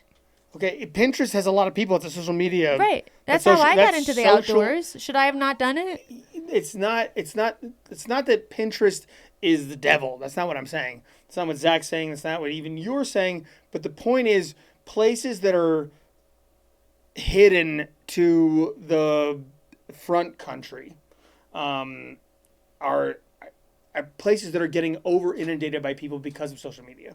And over inundation is ruining some of these places from a leave no trace standpoint. That sounds like an administrative issue. I would want... There's only so much an administration can handle from a volume standpoint. That's right. I don't think keep it from the people. No one's trying to keep it from the people. They're trying to keep it from getting destroyed. Right, I get that. That's different than keeping it from the overuse people. Can do that. Like, you can still find these places if you really fucking care about going deep and like being involved in the lifestyle. But for the surface level person who's never been to the backcountry, who's flying in to X place from Manhattan. Yeah, they're buying a flight. They're putting in the effort. They're taking the time. What do you mean you didn't work hard enough to find the information? How much do I need to struggle to find what I want to do? I'm putting in the effort. I'm putting in the time. I'm putting myself out there. I'm going to do it. We're talking about where the line is. And the line is definitely where places are getting over inundated. And I'm not saying that's a good thing. But I'm saying... Well, you're saying that it doesn't matter if you tag it. No, I'm saying that if a lot of people want to go do something and there's too many people doing something, then that's where it's okay, maybe we need permits, maybe we need to restrict certain things. We need to do that. But keeping people in the dark, I don't think that's that's a solution. No one's keeping people in the dark. We're just talking about not geotagging. So that they don't see it. That's not keeping people in the dark. That is just giving them when people post stuff. My point is, when people post stuff to Instagram or whatever social media platform, their motivation oftentimes is not about informing them or inspiring them. It's about getting followers. It's about getting online clout. If that's your motive and you're trying to be this is this amazing place and I'm not going to geotag it, that's the specific. For example, if you tag it not telling you as the location, I think you're just you should get banned. Yeah. What? Wait, if you tag a location as not telling you or know where you should know, if you're you should get banned. No, if you're an anti-geotagger and instead of just not tagging the location, you have to prove a point with it by making a not telling you as the location. I've seen that. It's like you had to go out of I your actually way. side on the not. You had to go out of your way to tell me you weren't going to tell me. Well, instead of just not telling Tom, me. what you're gonna say is absolutely right, but I think Chaunce is actually hitting on my point perfectly. The nerve perfectly is like the fucking goal that it takes to post this thing and be like, I'm better Right. than you. Like Yeah, that's but that's fucking also bothers me intentional. so I That's what get I'm that. saying. Ban them. So for example, when I'm on the Arizona Trail or the Pacific Crest Trail, when I geotag it, if I geotag it, I just tag the trail. Yeah. I don't tag the individual fucking mountain, the individual lake, the individual fucking forest. Like, I just say, I'm on this place that's linear for thousands of miles or whatever. Like, I'm not trying to hide it, but I'm not trying to, like, insularly quantify it either.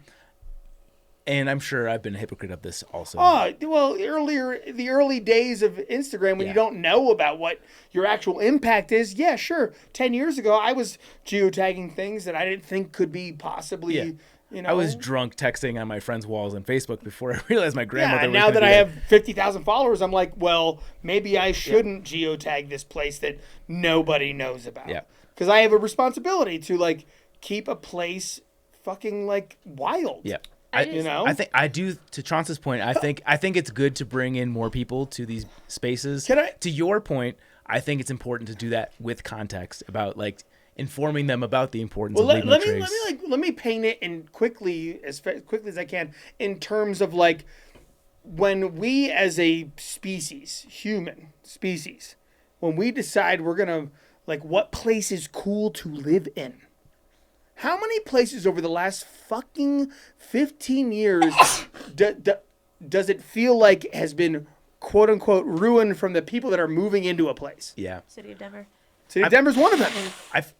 I agree with you. I feel differently But about Bend, that. Oregon, fucking Seattle, Portland, It feels like different to Asheville, me North Carolina. when like urban places get changed or quote unquote ruined, because that's to me that is If inherently you different. think we can't do that with these individual backwoods places, we can, and we will. I agree with you. But I think Denver. We're a fucking I think disease. Denver getting ruined because the prices are getting too high or it's sprawling too much. To me, fentanyl. is a different thing than like the human blank lakes outside of this town in Southwest Colorado, which I won't even name because it's so pretty, and it just becomes overrun with people and trash. Yeah. That to me that hurts me differently. Yeah. That's all I'm gonna say. Well, it hurts you differently because you want it to be special. Right. And if you want to keep something special, and it's not gatekeeping, by the way, it's literally just keeping something special. And like, what happens when we decide nothing is worth keeping special on this planet? Keeping special from who? Us. From as a species. From people that don't have the context about how to properly care for it. Exactly. Yeah. A thought. If everything we treat is a trash bin, then it's all a trash bin. Okay, this is it's all common. This is an isolated thought about it. It's not like a because you said, or it's an isolated thought on the concept of the negative impacts of blowing up a space. It would be highly hypocritical for us to take that stance when we do things like these road trips where the Tourism Board of Wisconsin pays us to go promote the Ice Age Trail and then they see their numbers spike. Smart or I'm good. not saying, but I'm saying we actively take and seek out these opportunities where we can promote these things to get more people on them and they see an influx because of it. And we've seen in our own comments where like we've promoted the Northville Placid Trail and someone will comment and be like, "Oh my God, don't blow this up. It was my hidden gem." And it's like we are a mega geotagger where we're not just fucking telling you about this, those but we're exact promoting places it. are actually looking for promotion. I also think certain places are better suited to handling higher foot traffic, such as the Ice Age Trail. Yeah, if you find if you find like a pit of like arrowheads at a prehistoric site, like let's not tag that. That's irresponsible. That is the point. But what I'm saying is like if I go do something in my realm of things I would do, I'm not going to not tag the Northville Placid Trail because it's someone's hidden gem. And I'm not going to sit here and be like, you shouldn't. Yeah, but the Northville Placid Trail is an established trail. I get it. But it's underrated compared to others. But what I'm saying is for me to sit here and be like, yeah, that's irresponsible while we actively promote all this shit and come back with but and talk it's about all like, a slow creep. My compliment, what a hypocrite. It's also a creep. So when there was a time when the CDT had no like arching, just executive overpower of the whole trail. Like there was like No CDTC. there was a CDTA first, and the CDTA failed, and the CDTC is now in charge. And when I thru hiked the CDT, in 2014, there was no gut hook on it. I had to hike that thing with fucking paper maps.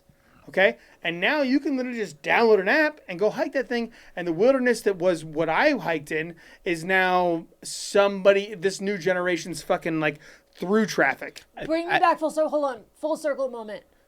Does that the ability for someone to do it so much easier, does it impact your experience or what you gained when you did it? Absolutely.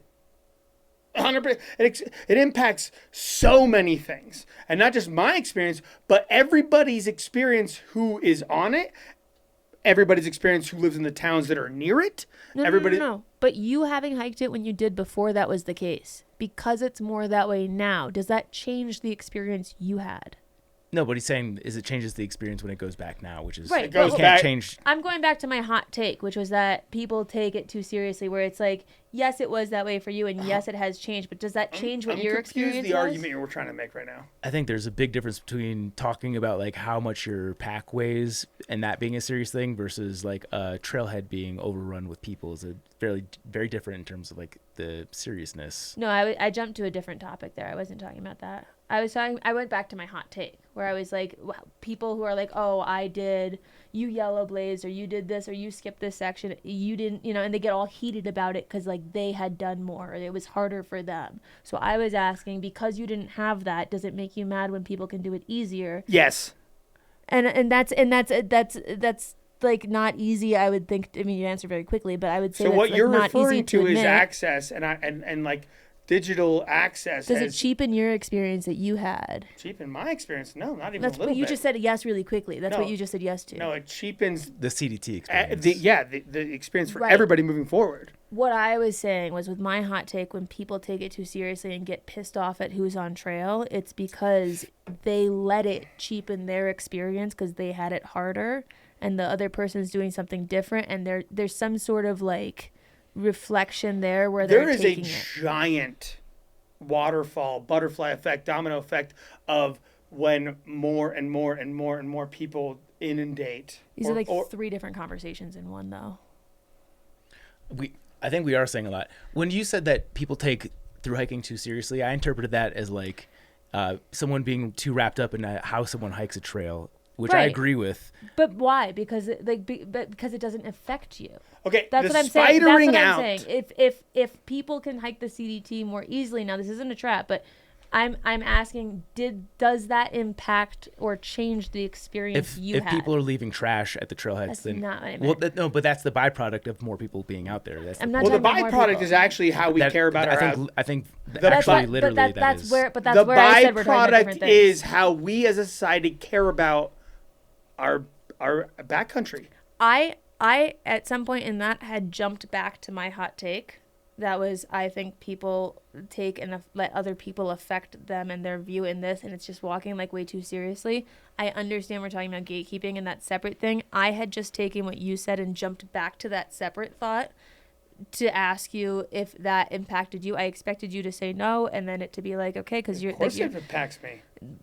someone having an easier hike than you had back then isn't something that That's makes not you, what you're That's not it what doesn't I'm talking saying. about. But that's what I meant is what But I'm that's saying. not what it is, though. I'm saying I jumped to a different topic. I'm Yeah, saying but you're talking about something that like in a fucking box is one subject, but what you're talking about actually is a much larger conversation. has nothing to do with geotagging. I didn't mean it in that way. I meant it in the way of my hot take, which was that if someone did the whole trailer, Yeah, they did it in a way there, that was there is harder. no talking about it inside of a box, though. It's only just what the butterfly effect is. Just saying it's not relevant to the No, it topic of is actually geocaching. 100% Chauncey, relevant. I think asking. I'm perceiving the issue here as maybe we're perceiving what you're saying differently. When you say that people take hiking too seriously, Other people's hikes too seriously. Like if someone doesn't, if I skipped the Sierra on my PCT hike and people are in my inbox fucking livid that it's not a true through hike. None of us care about that. Yeah, I not even a get little. it. That's what I'm saying. But we're talking about But for them, what geotagging means. do you want to know what I'm thinking or not?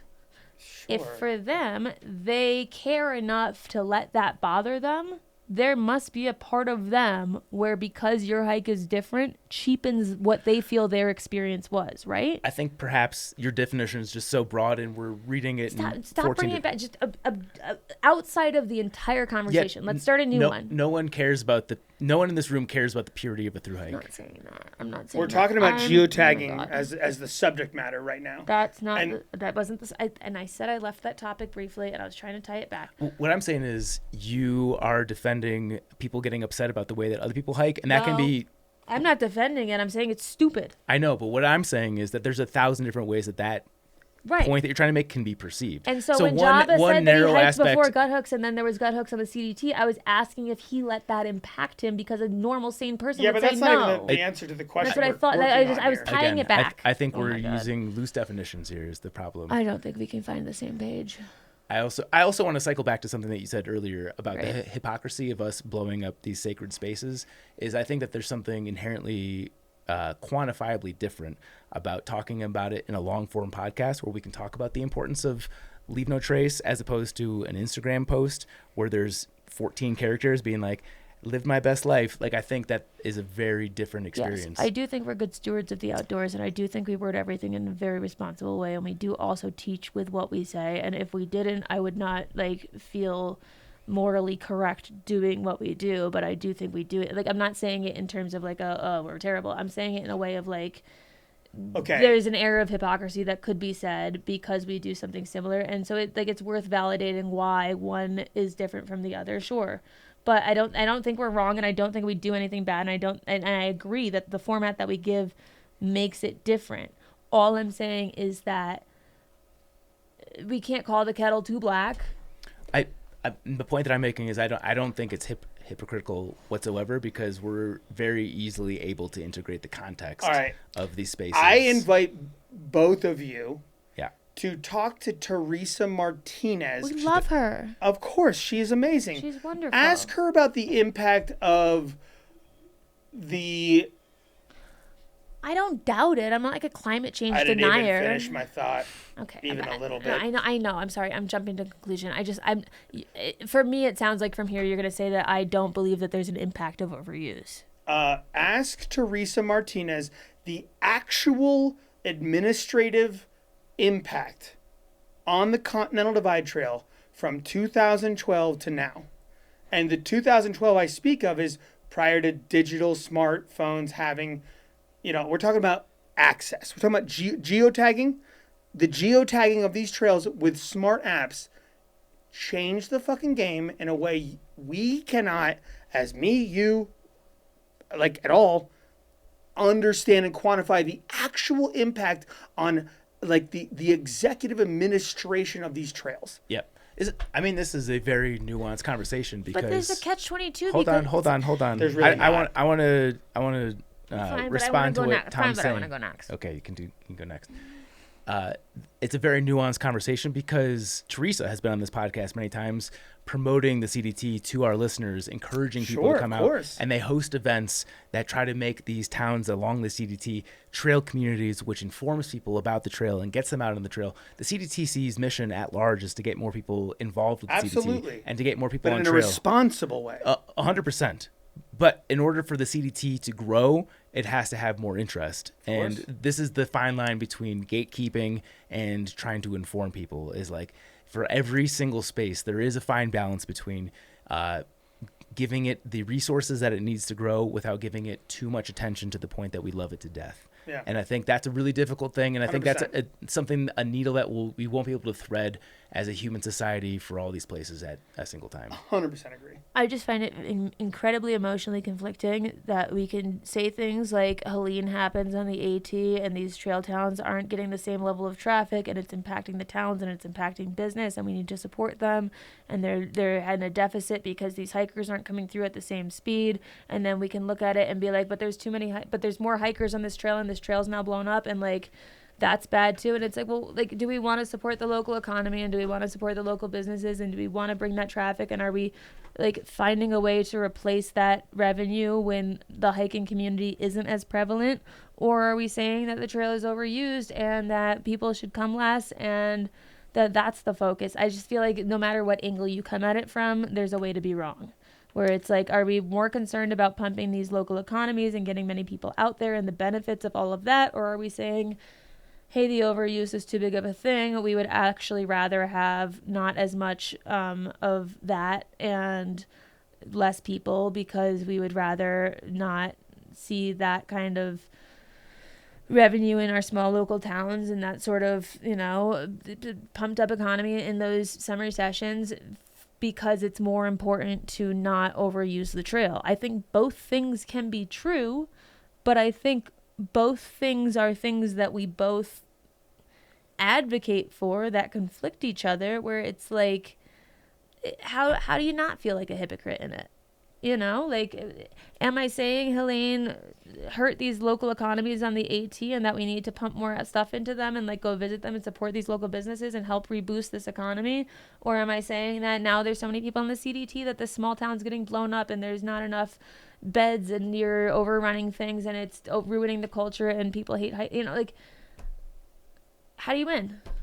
Yeah. I mean, no, it's certainly true that both things can be true at the same time. I think the ATC can take one stance about the traffic on the trail, where the local communities and economy can feel an entirely different way. And we've seen that play out in many circumstances. But me as a hiker is meant to take all these different sets of messaging from all these different trails based on all their individual vibes, and I've got to find the exact right way to do it, where I'm not helping too much by going there, but I'm also not hurting by going. It's like, welcome to life, baby.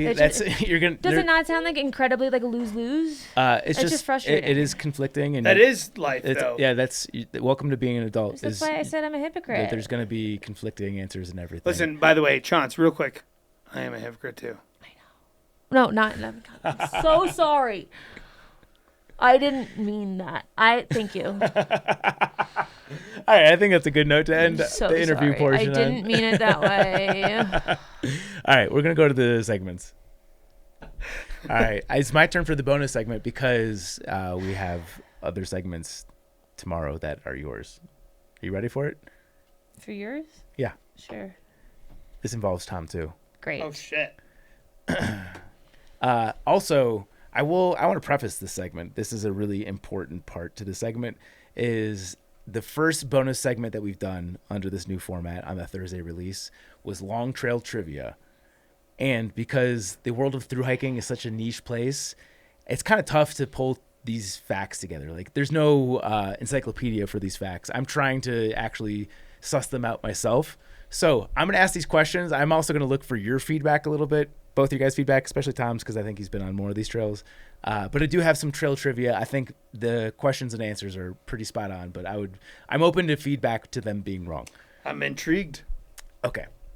This will be a fun game for people listening along. If you're still listening, you're probably not. By the way, if you are, congratulations. God bless. This has been some episodes. This is the Thursday release, so we could be starting with a whole new audience. So welcome. This is the bonus segment. Those only come out Thursdays. Yeah. What a ride we've been on. All right, this is Long Trail Trivia. I have a few questions this time. Okay. This first one especially is one that I'm the least certain about, but we can talk about it. I think we'll get to the right answer. How many U.S. long trails are over 300 miles and are 90% plus on single track? Okay, so real quick, when you say U.S. long trails, do you mean scenic trails? I think this one doesn't actually need the definition, because there's a lot of... So just any trail that exists in the U.S. that has a designation. Yeah. And over 300 miles. Yep. Nomenclature in the U.S. That is over 90% individual if you talk in the thru track. hiking community, they know. Okay, so I'm just going to throw a number out. Yep. I'll just do it. Okay. Are you ready? Hold on, let me get... Over 300 miles? I'm at like 6.5. Sorry, I gave the answer. Pretend I didn't say anything. What do you mean? Dude? Like, what the fuck are you talking about? Are we No, supposed to maybe forget I'm that? First way of all, off. Arizona Trail, over 300 miles. Okay? Mm-hmm. Mid-State Trail, over 300 miles. By the way, Did you say on my National list, Scenic Trail? I believe that. Did you specify National Scenic Trail? U.S. Hold Long on. Trails. Okay. Like one of the 13? Florida Anything Trail, on that map or over beyond. 300 miles. Mountains to Sea Trail, over 300 miles. The Triple Crown Trails. Hold on. I said 90% on single track. Don't forget that part. I mean... the Mountains to Continental Sea Divide Trail. No, Mountains to Sea Trail. Oh, I don't know qualifies Mountains to Sea that. Trail. That was Right, a lot right. of road walking. Okay, so we got... Wait, can we start 6. over? I was going to say 8. No, Okay. I want to actually think about this. Okay, hold on.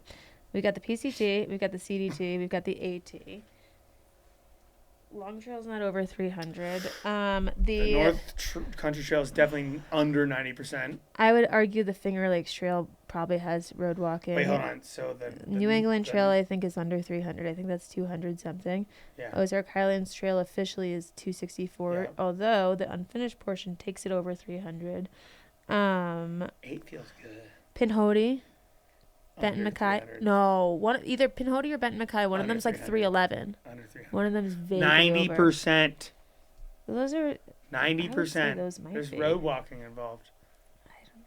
I would put either of those on it. The Florida Trail actually might be under 90% single track. I want to guess that the Florida Trail is well under 90%. I agree. Oregon So- Coast Trail, Under 90%. Pacific single track. Northwest.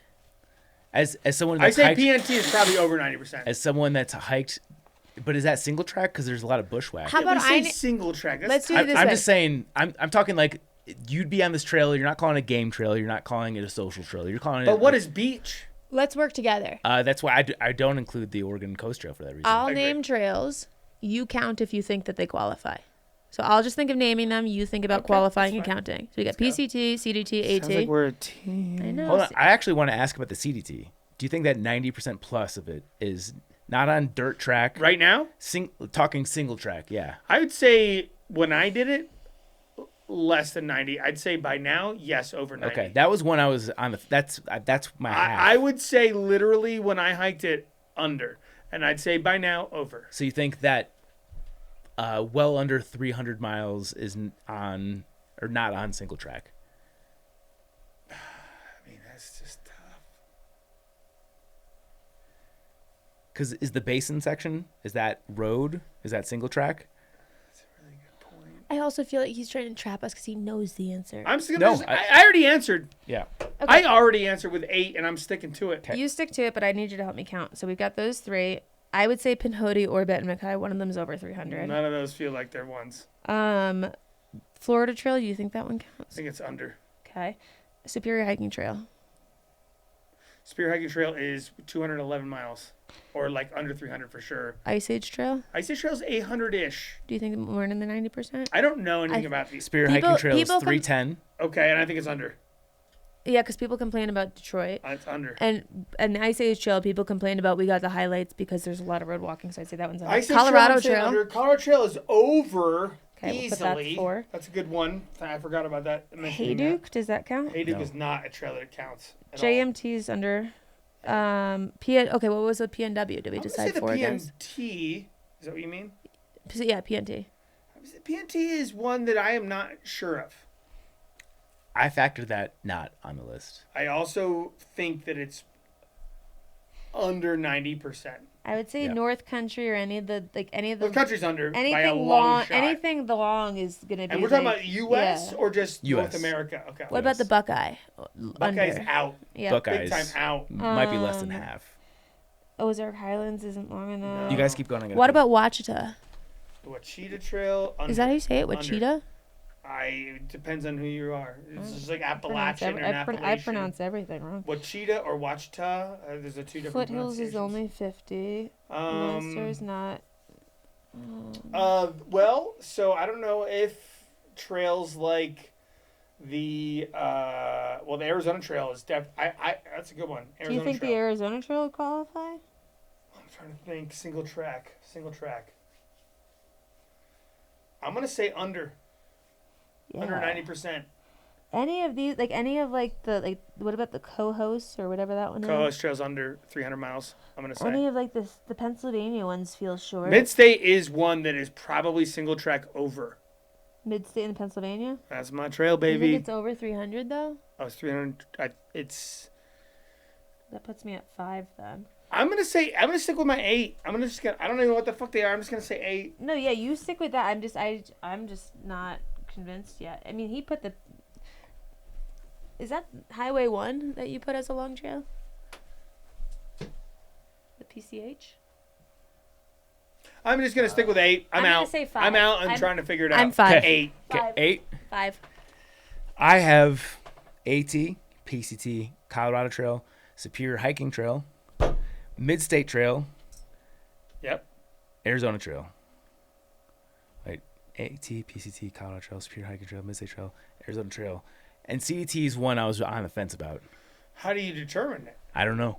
We'll have to ask Teresa. Well, what the fuck? Well, This is what I'm saying. I needed your... Oh, you wanted me to give the answer? I don't- thought you had the answer. No, that's what I'm saying. It's like this Son of is a not something bitch! that is do you think? researchable. Here's my question: do you think he's against us because you said 8 and I said 5, and he said the answer is either 6 or 7? Is he pitting us against each other? No, he's not. I literally said my answer immediately. Before he I actually- blew it too Yeah, quickly. he did. He's an idiot. Just trying to pick a fight. I think there's a chance that it's over 6. Okay.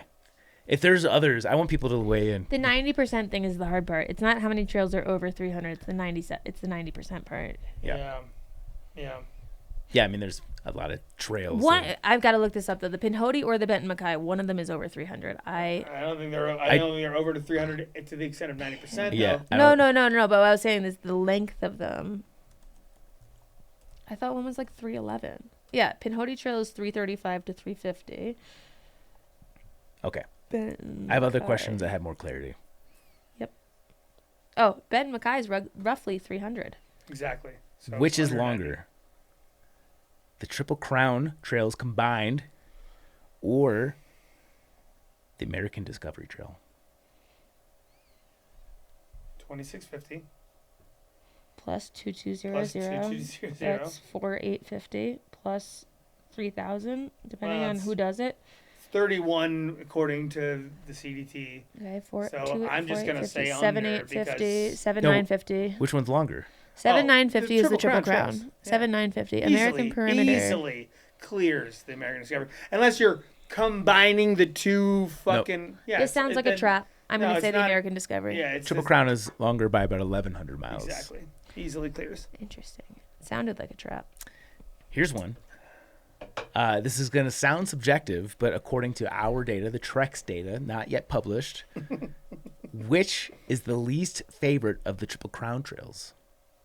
The AT easily. CDT. AZT. Or CDT. AT, excuse me. CDT. AT is the least favorite, according to your data.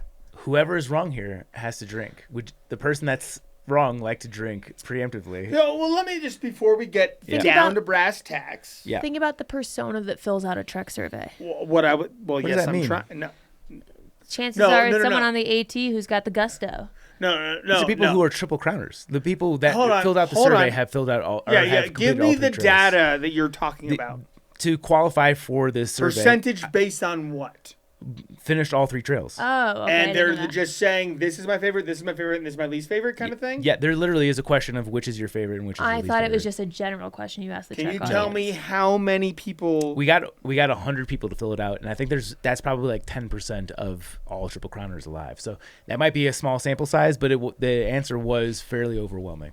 Did you do any? and AT's least favorite. This isn't Straight up. a your math is right or wrong way. This is just like a girl who loves numbers way. Did you do any statistics around the answer based off of what the first trail was? I mean, that's a great point. Because and I think agree that with I her. think that is a. I'm in agreement with Chaunce. Yes, we are. Yes, we are. Oh, Zach's a piece of shit. What a ginger loser. I think Hold on, there's I have a question. place of Why bias. why there. does that matter? Because Oh, there's it you have- definitely has a what do you mean? fucking big you are fucking matter. everyone is biased to their first love. Big time, baby. Everyone. Big time, baby. I will always be Okay. like PCT Well- because the PCT was my first So love. Okay. clearly he doesn't have that data. No, we do have that data. I haven't Oh, read it. Jesus Christ, why did you just say that? Are you questioning the trek? Yeah. I mean, that is one of the questions, which is we have the order of which they through hike the trails. But and did you Okay. quantify that? Did you like? I did haven't you quantified it, but compile I'd be willing to I think guess you based should. on the answers. Okay, I'm think going to that'd be stick with my insightful. original answer. But also, this is a subjective question about favorite versus least favorite. No, I agree, but I think that I think there is biases it's involved. subjective, but the bias involved But is there what you is start there with. is absolutely. You know what so here's the thing. If you start with the AT, that's your favorite trail. If you start with a different trail and you've triple crowned, you don't like the AT. So Hot here's the take. thing. The CDT is my favorite. But I fell in love with backpacking on the AT. And that's my first love, and I will always love that bitch, no matter what. But the PCT is everyone's favorite, and I've been on that one the most. And it ain't my favorite. Why are you on it the most? Because I fucking needed it. No, it's honestly just like a matter of where you are in your life at the time. Sure. So Do you want the answer? I'm going to stick with the AT being I'm the sticking least with favorite. CDT. Job was right. Yeah. It's the AT. And from my quick anecdotal look through the data, most people had hiked the AT first. Really? I love it. And you know what? Really? Fuck those pieces of shit. If you're one of the 100 that said the AT is your least favorite, I want you to sit on a fucking pine cone on the PCT. So are you saying the and fuck PCT that is your shit. least favorite? Yeah. You'd say the PCT is your least Of favorite? the three? Yes. Interesting. Okay. I love Chaunce? my East Coast, baby. I'm just shocked that it's hard to see how I can lack an ability to empathize with him with the state that if you disagree, sit on a pine cone and swivel. Like, come on. Wait, are you trying to? I mean, no, I'll I'm saying, hold I'm it. saying that can you like what you do for your OnlyFans is your own business. But You're on the cones. I'm surprised by it. I would think it'd be the CDT. I've never done the CDT. You think though. the CDT should be my least favorite? No, No, just no, like the the public at masses. large. I've never done it though. CDT, so here, for the I've never- people who but are I've listening, never who done are it. still listening, and by the way, Chaunce, you should just take these words as just gospel of not mine, but just anyone's who's ever hiked the CDT. It's where I fell in love with wilderness. There's no wilderness on the PCT in the way that it exists on the CDT. There just isn't. But what if that I don't love that. Well, then that's I why get you haven't done the CDT scared. yet. Yeah, I want it Exactly. to be more popular. So, I want people. But of the Triple Crown trails, if you want to fall in love with wilderness, you don't go to the AT, you don't go to the PCT, you go to the CDT. What if your mission isn't to fall in love with wilderness? I just pre-qualified it. If I'm not you disagreeing. want to fall in love with wilderness, I have to burp. you go to the CDT. Can you burp The PCT is pound for pound the easiest trail. The PCT is pound for pound the most beautiful trail. But if you want to love the experience you are working hard for, you get it all on the CDT. all right, I'll get you a specific answer here in a second. But You can't analyze data that fast. Yeah, I disagree. He is a you computer. don't know how to. Yeah, exactly. He's an android. There are robots that'll do it for me. Another question. Lay him on us. Me and my pal Jobs. Me and my pal Chaunce. Me and my Biffle. Biffle. BFF for life. Oh, Jesus Christ. That's a little Keep too in much your commitment pants, for me. Chaunce. All right. Listen, if you want me to move out of North Carolina, just say it. Which to live in my U.S. garage? National Scenic Trail has the highest elevation terminus? Terminus. Which one? North or either. south? Either. It doesn't matter. Any of them. Either. Oh, I got it. I know it. I'll let Sean answer first, though. Is the JMT a national scenic trail? I don't think it is. Is Is it? mayonnaise an instrument? Yeah. Mayonnaise an instrument? Oh my god. I don't think JMT is a national scenic trail. Because that would technically end on Whitney, right? Not technically, definitively, Right, and that would be the highest point in the but contiguous it's not a US. national scenic trail. Viking is correct. It's not. Okay. Fuck. Let me think first. What's your answer? Well, I'm not going to tell you my answer. I'm letting you answer okay, first. great. Is the New England Trail a scenic trail? No, definitely not. No.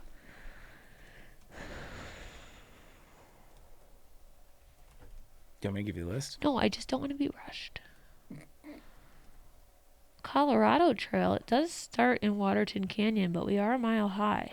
So we're already almost as high as a lot of the peaks in New England. I'll help you. Appalachian Trail, Arizona Trail, Continental Divide Trail, Florida Trail, Ice Age Trail, Natchez Trace Trail, New England Trail, Oh, New England Trail was one. North Nice. Country Trail, Good job, Chaunce. I was wrong. I thought Giving he you said, credit. No, I thought he said no. No. Pacific Crest I Trail. thought he did too. Right. Pacific Northwest Trail, Potomac Heritage. If New England Trail's on there, I'm gonna say New England, but barely because it's like Mount Washington's like 100 or 1,000 feet higher than just like Denver in general. So surely the Durango's not that high. I don't know how tall it is in Glacier. Pacific Northwest Trail's my answer. I'm gonna say New England Trail, but it's not with confidence. What? No, I wouldn't say Katahdin. According to my research, it is. Hold on. It's either the AT or the Pacific Northwest Trail. He's still got the 3 dots on ChatGPT. The southern terminus of the Arizona Trail, Monument 102, is approximately 5,300 feet.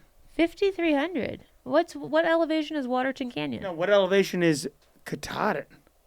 5,200 feet. Oh, motherfucker. What about Waterton Canyon? Waterton Canyon is 51, probably. Colorado Trail is not on the list. Oh, it's not a national scenic.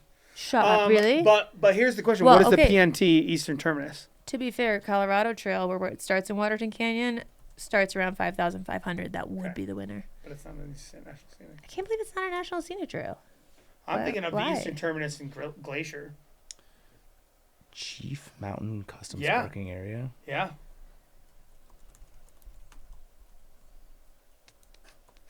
PNT.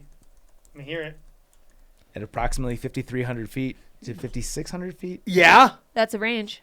That's a range. That's and a range. if it's 56, I'm the winner. So I don't know. Chief Mountain. Here, hold Does on. it start at the base or at the top? It starts. Hold on.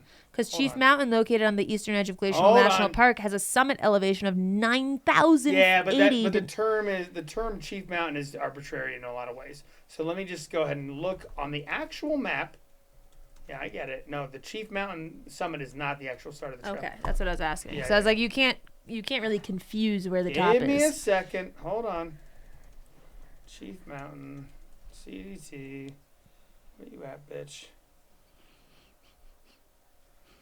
Okay. I thought you were sniffing. PNT. I think I'm in the running here. It's pretty close. I think I'm in the running here. I remember looking it up that Katahdin was actually close to the AZT. What is Katahdin? Katahdin's like 5,200. Okay. I think I might have an argument here. I'm trying to look it up. Yeah. Chief Mountain. Okay. I'm zooming in on shit here. Tom, you'll love this. Let's hear it. Ran the data for the Triple Crown survey. CDT, the favorite trail. Really? Yeah. Yeah. It's where you fall. So here's what I have. The Chief Mountain start, the trailhead, is Belly River Trailhead. And I've got, according to Gaia, an actual geotag itself, 5327. What do you have for? Look up. I don't have AZT. Okay, I'll go right into yeah. it. I'm zooming on the map. I'll zoom in right on the map. Yep. All right, 5327. 5327. All right. Here we go. So some more interesting data from the survey is the PCT had the least amount of least favored votes.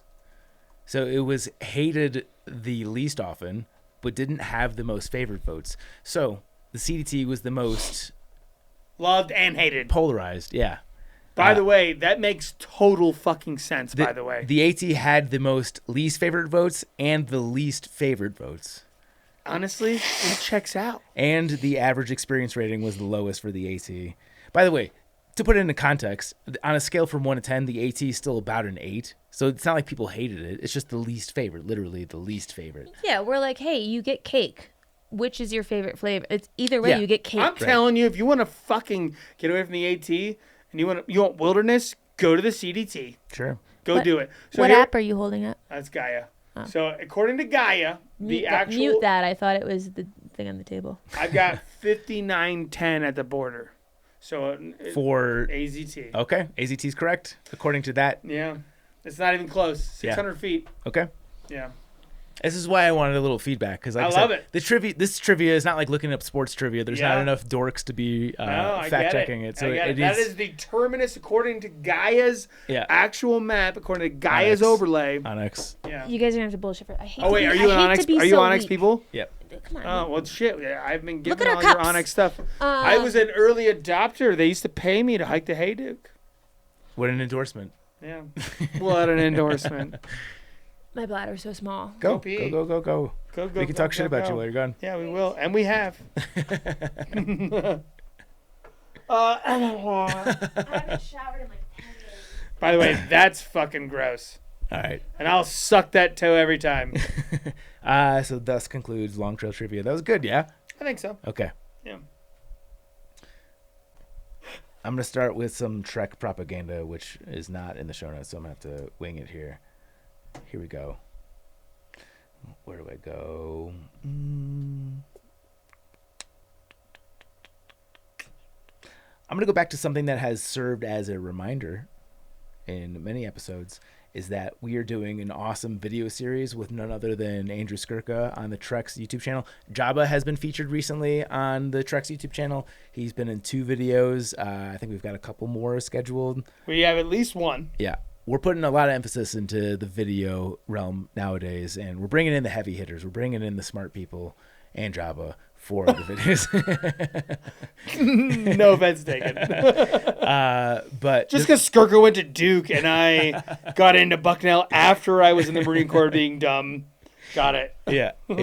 But we are putting all of the resources into video right now. So if you guys like to watch stuff, me as the guy behind the Trek would be very appreciative if you went over to the Trek's channel and checked out the content. If you like it, please do all the things, subscribe, comments, etc. But I'm extremely biased, but I think the content is fucking awesome right now. And as of this recording, the most recent video is Skirka going over the nuances of environmental considerations, what to do in sleet, rain, snow, high water crossings, basically anything that the weather can throw your way. You're getting insight from what I consider to be one of the smartest, if not the smartest people in the world of backpacking. We have a bonus segment, not a bonus segment, but a new segment called Processing. This is from Jesse Prado-Smith. Oh, we have encouragement on this. This is community feedback. Great. Pretty rude to make me cry on a Monday morning. Thanks a lot, guys. Happy for Chaunce, but selfishly devastated. Same? Have you cried? Oh my God. Zach thought I had allergies when I got here last time, and I was like, no, I came here happy, and then I saw the mountains and the music was hitting, and I just sobbed the whole way. It's been my identity for 10 years. Yeah. I feel like after today's episode, you might be happy to be done with it. No. We're over the heart. This is all in good fun. This is all in jest. Yeah. And then we said really things in this one, but I don't think that either of us are going to go home, feeling drastically differently about the other person. Here's the tough thing I think you might experience is the drive to the first real mountain is far. No, I think the tough thing that I'll experience is the first episode that I'm replaced on, and the whole thing not burning and me realizing that the world can go on without me and that I didn't make a significant impact. Yeah. And we rename the podcast to Tom and Zach Make a Podcast. Or it's just not even that. Honestly, rebrand, because then I get to go down with the ship. Yeah. Right? But John, imagine... I meant more so where you live versus what the circumstances are. I forgot the question. There's no question. We're just chatting. Oh, it was the processing. We're processing. Yeah. Yes, I've cried. That was the question. Have you cried? Okay. Yes, a lot. But at the same time, Garrett proposed the idea of moving back east at the start of 2024. And I was like, no. This is growing. We're adding on these road trips. We're doing this thing. It's paying more. Where's your family? New York. New York? Too cold for me. I'm too depressed. But it was one of those things where it was like, I'm still in the mindset that this could replace my full-time job, and that is a world I want to live in, and that is great, and absolutely not. And then as time went, by the time it turned to 2025, it was like... And you're married. No, we didn't get married till August of 2025. But when January 2025 hit, we're engaged. Sure. And it was like, I would consider this for the right place. And then as it got towards the end of 2025, it started being like, let's look at places. And then in 2026, we started to look at places. And so by the time this came, I had enough time to like wrap the head around it. But whose head? My own. But just checking. But at the same time, like that, this has been like a defining for sure trait of my personality. Like, if I posted Instagram about anything else, I get 3 comments about, I thought this was a hiking channel, you know, and it's like, okay, but that's how heavily rooted it is on the personality. Did you just spill them everywhere? I'm gonna keep going. So I'm changing that. So now I'm leaving it. I'm leaving it. I haven't hiked a long trail in last year. I don't have plans to take 6 months. I would like to start a family. You know, it feels like okay, here's what I've talked to other people about. What's really interesting about it is... This is what the podcast should have been about, by the way. Well, this is the segment. It's processing. We have a podcast coming up for this. We like to compartmentalize this. Otherwise, I probably would cry on air. You're going to. I know. I'm trying to put it off, though. What am I trying to say? It ain't going to be the same without you, kid. No, I need to think through the thought. The part of it... Okay. Every time I've gone through you could probably relate to this. Every time I've gone through a major life change, like moving to Denver. I didn't know I was moving to Denver. I was testing out the waters, and then slowly it happened. And then you look back on it and you're like, life. Wow, that was a pivotal moment in my life, yeah. Right? All these things you look back on it and you're like, oh, look, that was a change in my direction. This is one where I'm looking at it and it hasn't happened yet. And you're looking at it in the present and future at the same time. And it's one of the first opportunities where I get to see this defining personality, who I am, who I'm viewed as. Losing it while gaining something else at the same time. Shift, but it's not in retrospect. It's not like that was that moment. Time. It was like this is about to happen. Yeah. And in a way that's a gift because you can prep for it and it's not a surprise and it's on your own terms. But then there's also a very real part of holding on to the best parts of where you are. But also like redefining yourself. Like if I'm not this, then who am I? Who are you? I don't know. And that's hard. You know, like I've been this for 9 years. I know the answer to that. Who am I? There's no answer to that. No one. There's no fucking definitive answer to who we are. Well, yeah. You think it fucking stays the way it was when we were in high school? That's you think such it stays a the way safe answer, though. It's not safe. It ever was. It's not safe. But everyone needs to... It's true. But everyone needs to have... Everyone needs to have a perception of themselves.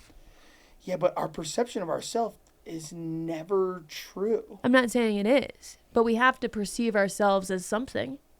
And so I'm at a moment... So if it's never true, then you can make up whatever your perception of yourself should be. But what a gift. I've never been in that position because it's always been in retrospect. So you get to... I don't know what the antithesis of retrospect is, but what's futurespect? Like, okay, so when I moved to Denver, like, in retrospect, my personality shifted in that I became more outdoorsy. My personality changed in a bit. I spent more time outside. Like, I valued different things. I'm going to section hike the Colorado Trail. But that's break all my car. Right, that's all in retrospect. Best friends with Jabba. All in retrospect. Best friends with Jabba. In this, it's forward thinking where it's like, I know this is coming and I don't know what personality I'm going to take on. That doesn't mean I'm not going to take one on. That doesn't mean I don't know who I am. I just don't know who I will become. I got it. And question. There's a joy in not having any constraints there or limitations, and you can be whoever you want. But there's also not bad, but interesting to be in a position where you're witnessing that shift happen and knowing that uncertainty and cognizant of all of it. It's not bad. It's just usually I love the term cognizant. It's love usually it. in retrospect. It's a great fucking term. Cognizant. Right. So who do you want to be? I don't know. I don't think I need to know. You don't need to know. I'm not suggesting you have to, but like this is as you stated, a pivotal moment, and in retrospect, moving to Denver was a pivotal moment. But I think if you could choose how you want to live your next chapter, what would you choose to do differently than the time you moved to Colorado? How would you choose to live your life differently? I would say it's loaded because It's very loaded. There's easy loaded. easy answers to that. Like, I'm living with my husband in the suburbs. That's very Sure, different. yeah. But at the same time, I don't want to decide who I am before I get there because that limits the growth I'm able to achieve. Well, you can't quantify who you are, who you want to be, and who you like are currently. And like, to decide quantifying who that I'll- is just an experience. To It's like an decide experience is in a who I'll- moment. Right, and to decide who I'll be when I get there pigeonholes the growth I have available. So it's not bad that it's a wide open paintbrush space, but it's unique. It's unique in life experience that you don't typically see it from this angle. I'm not saying it's bad. I'm just saying it's a different camera angle than you usually get to view your life from, and I am aware of that, and it's different and new, and that doesn't mean bad, but it's just like, usually I see this from the other side, not going into it, and now I'm seeing it going into it. That's kind of fascinating. How, just like human nature, how interesting, you know? You mentioned the term pigeonhole, and here's the beauty of, like, you can have all these aspirations to be whatever the fuck you want to be, right? Like, we all want to be something we're not, right? Like unless you just are so truly living your fullest self, like, and maybe that's happening to someone who's listening to this right now, but you will never actually pigeonhole yourself, because you know what happens? Life happens, and life will fucking, like, give you, conundrums that you have to choose which adventure it is in that moment, and you can never predict what those are going to be. So you'll literally never truly actually pigeonhole yourself. So my point is, in saying that, is who you want to be is kind of just a myth. But if you go because who you end up being is just a product of the fucking experiences you live. And you can't predict those. But if I go into it saying I want to be this person with these traits that does these things, goals are a real thing. Then things that don't align with that, I might not be as receptive to. And at the time we started the podcast, being a podcaster was nowhere on my radar. Yeah, well, you can't control that because you didn't control that in that moment, right? And it came about anyways. But I would hate to be like, that doesn't align with where I see myself. I'm going to turn it down and miss out on all these opportunities that came from it, right? Like, it was something where it was like, never thought about that, but that'd be cool. And then it was like, wow, look at all the life experience. Look at all the people I've met. Look at all the experiences I've had, the places I've gone. What a gift that I wouldn't have otherwise had if I had been too scared to take it.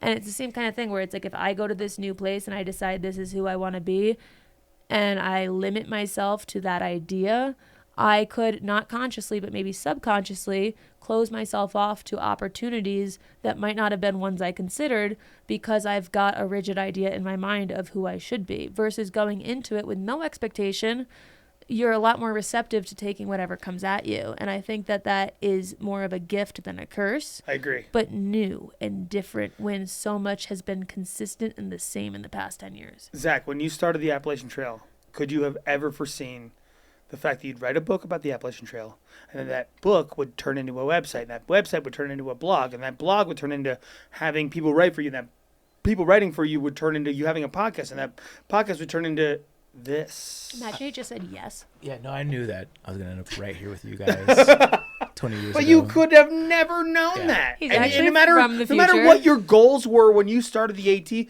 you could have never predicted this. So you could limit yourself. You didn't predict this. But you could limit yourself by putting course, yourself into your of own course. mold and holding yourself to these expectations of like, I'm too good for this, or I'm beyond that, or like. The beauty of through hiking is that you open yourself up to options. Right. And I agree with that. And I want to go into this new experience without any of those ideas, not because I don't know who I am, but because I don't want to decide who I am. Yeah, but who you become, I'm open to who I'm going to become. is definitely going to be different than who you are now. But I don't want to decide who I'm going to become before No, I give I'm not myself suggesting the you opportunity. should decide who you are in 40 years. And I'm not saying you are, but that's the point I'm trying to get to. Is I'm trying to say, like, I don't know when you ask like who will you be or what will you do when you get there. I don't know because I don't have any idea of it. You know when people ask us when we're like, I don't even know, 4 years old, 8 years old, 9 years old, 10 dolphin years, trainer. who are you gonna be? Who do you want to be?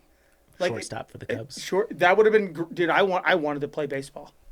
I wanted to play baseball hard. I want to be indecisive. I think that's fucking great if you want to be indecisive. There's such Chaunce a wants there's to be such a shortstop there's, for the Cubs. but there's such a gift. There's such a gift with there's a gift in chasing a path and knowing, and there's a part of me, okay, you want to get real? There's a part of me I do want to get real. There's a part of me that envies someone that knows so adamantly what they want and what they want to be that they have no doubt about their path. That's not me. Here's the shit end of that stick, though, is when they get there, are they who they actually are in that moment, though? I'm not saying I envy it, but you know that there's those people. Hey, I'm just saying your chapter, the next one that is coming up in North Carolina, your married life, you want to be a mother, I think, right? Am I crazy? Oh, no, you're not crazy. Okay, so you want to be a mother, right? And what kind of mother in North Carolina, what kind of mother in your relationship do you want to be? Those things you can have goals within that, but also like who do you want to be with regard to who the children you want to raise are is part of that as well. Yep, all of those. And by the way, the woman you are currently and the woman you will be going forward when you raise children, I think you're going to be a great mom. Another compliment. I'm sorry. Nothing. Because of your experiences. I was going to say he's doing because of your experiences that you have to date, you are well suited to raising a child in this world. I don't doubt, and I appreciate that. I don't doubt that. What I'm saying is that I'm not hesitant to say what I want it to look like because I have no goals and no vision. I'm not saying that's what you're implying. No, I'm definitely not. No, I know. Definitely not. But I'm not hesitant to say it because I don't know the answer. If you were to ask those questions more nitty gritty, like that's easier to answer. You are on the couch. But in an objective, like, okay, you're giving up this podcast that you do twice a week for 8 years. It's been your second. Like, I've worked 2 jobs, sometimes twice, sometimes thrice. And we do 1 episode a week. We have done thrice. I'm just saying we release 1 episode per week. No. The times that I come up here and show myself. Present yourself. This week will be... Zach's being a dick. How many times this week? I'm just joking. How many times this week, Zach? Chaunce, I'm just... No, I know. I get it. But how many times have I been in the studio this week? Yeah, but there's 3 weeks in a row where it's 0. Okay, well, this week is 3. Okay. So the average is over or less than 2 miles per hour? I'm averaging out to 2. I'm averaging out to 2. Next week's one. Where are the extra episodes going? Yeah, where are they going, John? Well, tomorrow she's banking them for herself. Tomorrow we're just doing segments because you felt sick on Monday, so that's thrice that I show up this week. I'm making a goof right now. I know. Hey, listen. The last week of May we're doing twice. Anyway, all I'm saying, to bring it back to the point, I'm so easily distracted and baited. Oh, I'm such a target. Some call me a masturbator. He's baiting pretty good. Might be close to a master. HR. My point. To do something 2 to 3 times a week. I don't even work out 2 to 3 times. You know, it's such a defining part of your personality that it will leave a void. Well, and I'm not saying I don't know what kind of mom I'll be or what kind of person I'll be or whatever. All I'm saying is this was such a defining part of my personality for 8-9 years. Your personality might not be anything like this show. I'm telling you, I view it that way. I don't know if it is. I don't know if your personality is this show, is what I'm saying. My personality is your daily/weekly life is a big part of this show. But is your personality actually this show? Because I don't think it is. Spin zone. My personality could be different to me than it is to you. Oh, that's fair. Because my personality to me is how I perceive myself. My personality to you is how you perceive me. And you might perceive me in a kinder way than I perceive myself because you're not battling own inner demons. That's fair. But for me, who is living my own life and viewing my own personality through my own incredibly self-conscious and like critical eyes. You love this show. It has, for me, been a very defining part of my life in Colorado. And so to not have it will leave a void. And the question is what fills it. And I don't want to jump the gun with who I want to be because then I feel like I'm not giving myself space to figure that out without expectations. At least one book? Yeah. Right? Is that book centralized around this podcast at all? Long distance hiking. Is that... I'm asking about the actual content in the book. It's like that's like our mission statement, right? Like no, I'm asking about the book you wrote. Is the book you wrote centralized around this podcast at all? Oh my God, should we write a... Okay, forget pooping in the woods. We'll get back to that. I'm asking a question about your personality and your defining traits. You wrote a book about something. I don't know know. My brain's breaking. All I'm saying, if No, you have to answer the question, please. I'm supposed to process. You wrote a book. Are you guys ready for the question of the day? I am. Okay. No, I'm not done process. This is my segment. I know, but we've got lots of process. Is there more to say? I was just going to give a general update. Okay. I've started packing because we thought we were going to have an open house this weekend. And so I spent all week packing. And now it feels like I'm leaving tomorrow, even though I'm not leaving for 6 more weeks. But the mindset of packing makes it feel that way. And that's been very sentimental. But we found out that my landlord, who he raised his kids in our house and has been living in Arizona caring for an elderly parent, is actually possibly, we just found this out because they're supposed to have this open house, right? But apparently his job now wants to move him back to Denver. So now we're not going to have the open house this weekend that we've been doing a lot of prep for because they're going to move back into the house. There's something really nice about that idea. But the money I've spent on bubble wrap this week, insane. I closed on the house we talked about that because we were here on Monday. The HVAC got fixed today. I went to psychiatry today. I think closing on the house took away some of the stressors because that stress is now gone, but it doesn't necessarily feel real yet because I'm not there looking at it. So it's like the idea of we have it, but we aren't. It's not in my hands yet. That's my added context. But yeah, okay, I feel good. The processing. Okay, great. Cool. Thanks for holding the space for me. You're welcome. Question of the day. This is yours. The answer to this one for me is incredibly obvious. And so I'm really hoping one of you will pick the other answer. Okay. Everyone on Earth takes a private vote by pressing a red or blue button. If more than 50% of people press the blue button, everyone survives. If less than 50% of people press the blue button, only people who press the red button survive. Which button would you press? We need less people immediately in this world. I'm going whatever one just eliminates. Kills people. Well, if that's what you want to call it. It doesn't say it eliminates. I don't know, but they just vanish or they get murdered. I have no idea. That's a different story. They don't survive. Is this the entire premise of the MCU? Squid Games? Yeah. The MCU. Yeah. Of yeah, I'm a big Thanos fan. Yeah. I think this is exactly what that is. Yeah, no, I actually side with Thanos. Endgame. This is Endgame, right? I actually strangely believe that no matter how you come to it, like we have too many people on this planet. We're ruining this planet because we have too many people on this planet. I think that. I really do. I'm not saying that I want to press the button, and that's the actual question. That's the question. Blue is everyone survives. Red's... No, not everyone. Wait, hold on. Everyone on Earth takes a private vote by pressing a red or blue button. If more than 50% of people press blue, everyone survives. If less than 50% press blue, only the people who press red survive. That's real. Okay. I'm red. Red because we are on a trajectory on this planet of murder, and I think that it will ruin our planet for everybody. I suspect I know Chaunce's answer, which is blue button, because you don't want to live on an Earth with red button people. Yeah, but red button people live on the planet with red button people. I think I choose blue button for that reason. I want to be optimistic, even if it's like hopeless bullshit. Optimism. Slow down.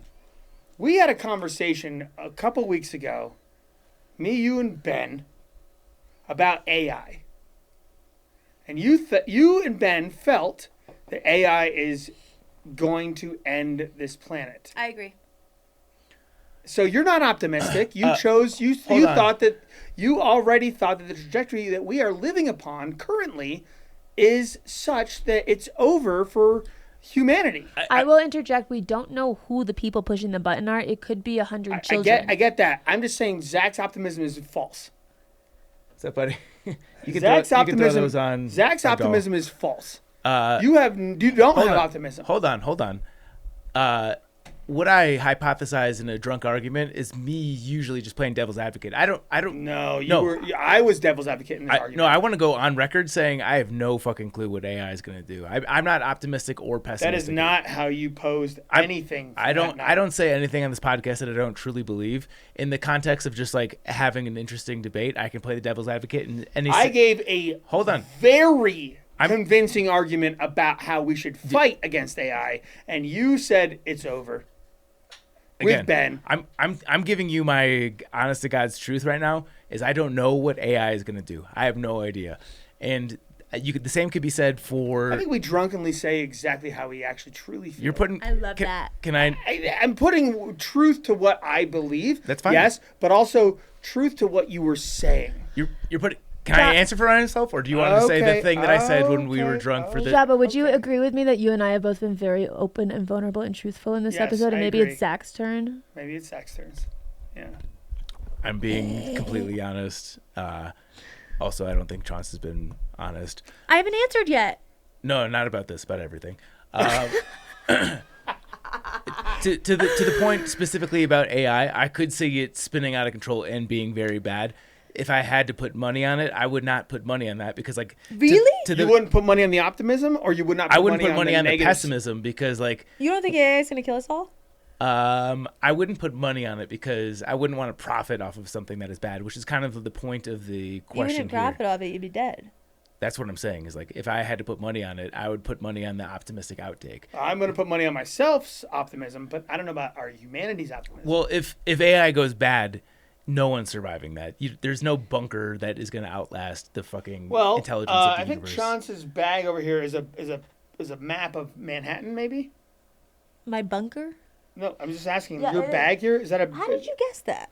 I can just. I've seen Manhattan. Strand Bookstore. Yeah, that's Manhattan. Right now, there is a plan for Utah to have a data center that is twice the size of Manhattan. Oh, didn't they just like do all that stuff without asking any of the residents? I saw that. If that's happening right now, and that is AI driven, well, that's no doubt. I mean, that's different than AI becoming this unstoppable force that is going to take over. What do you think's going to happen when it's sucking all of our fucking water up? It's sucking all of our land mass up. At this early fucking 1% stage of AI. I do think that there's a scenario where, with the contribution of AI, we figure out intelligent solutions to overcoming that. We become more efficient, and we harness more sustainable energy sources. That is optimism beyond optimism, in my opinion. Do you? Unless we fight against it. Is the point. Here's the question. There's no. No, here. I'll take the firm stance is there's no fighting it. I don't think that there's any. I think that was the argument that I was taking. That's an unstoppable force. AI. You're saying that as an opinion, though. Yeah, nothing that we can say here is going to. So where's the optimism coming from? The optimism would be believing that we can work with and harness AI to create a happier future. Okay, my thought, 2 cents. I love the idea of what you're saying. However, I don't think like the average altruistic person is the one pulling the levers. I think the person pulling the levers that's going to ultimately decide what role AI takes and if it destroys us is someone that's like far up and more removed from like society than we are. And maybe this is a stretch, but try to stay with me on this. If we could have a pharmaceutical industry where we know that there are certain drugs that could help people and we choose to overcharge or not make them accessible to do any of that stuff because we don't give a fuck, and those are the people like in power making those decisions, why would those same people be altruistic about AI? Well, I think objectively with what you're saying. I don't think the CEO of Pfizer has any bearing on the ultimate outcome. I think the idea, I'm saying the personality that controls it doesn't give a fuck about what you're saying. Corporate capitalism is our enemy. They'll burn it down to make a buck. The theory behind AGI is artificial intelligence gets to a point where it's not human controlled anymore. It is its own control. And we are in control of it right now.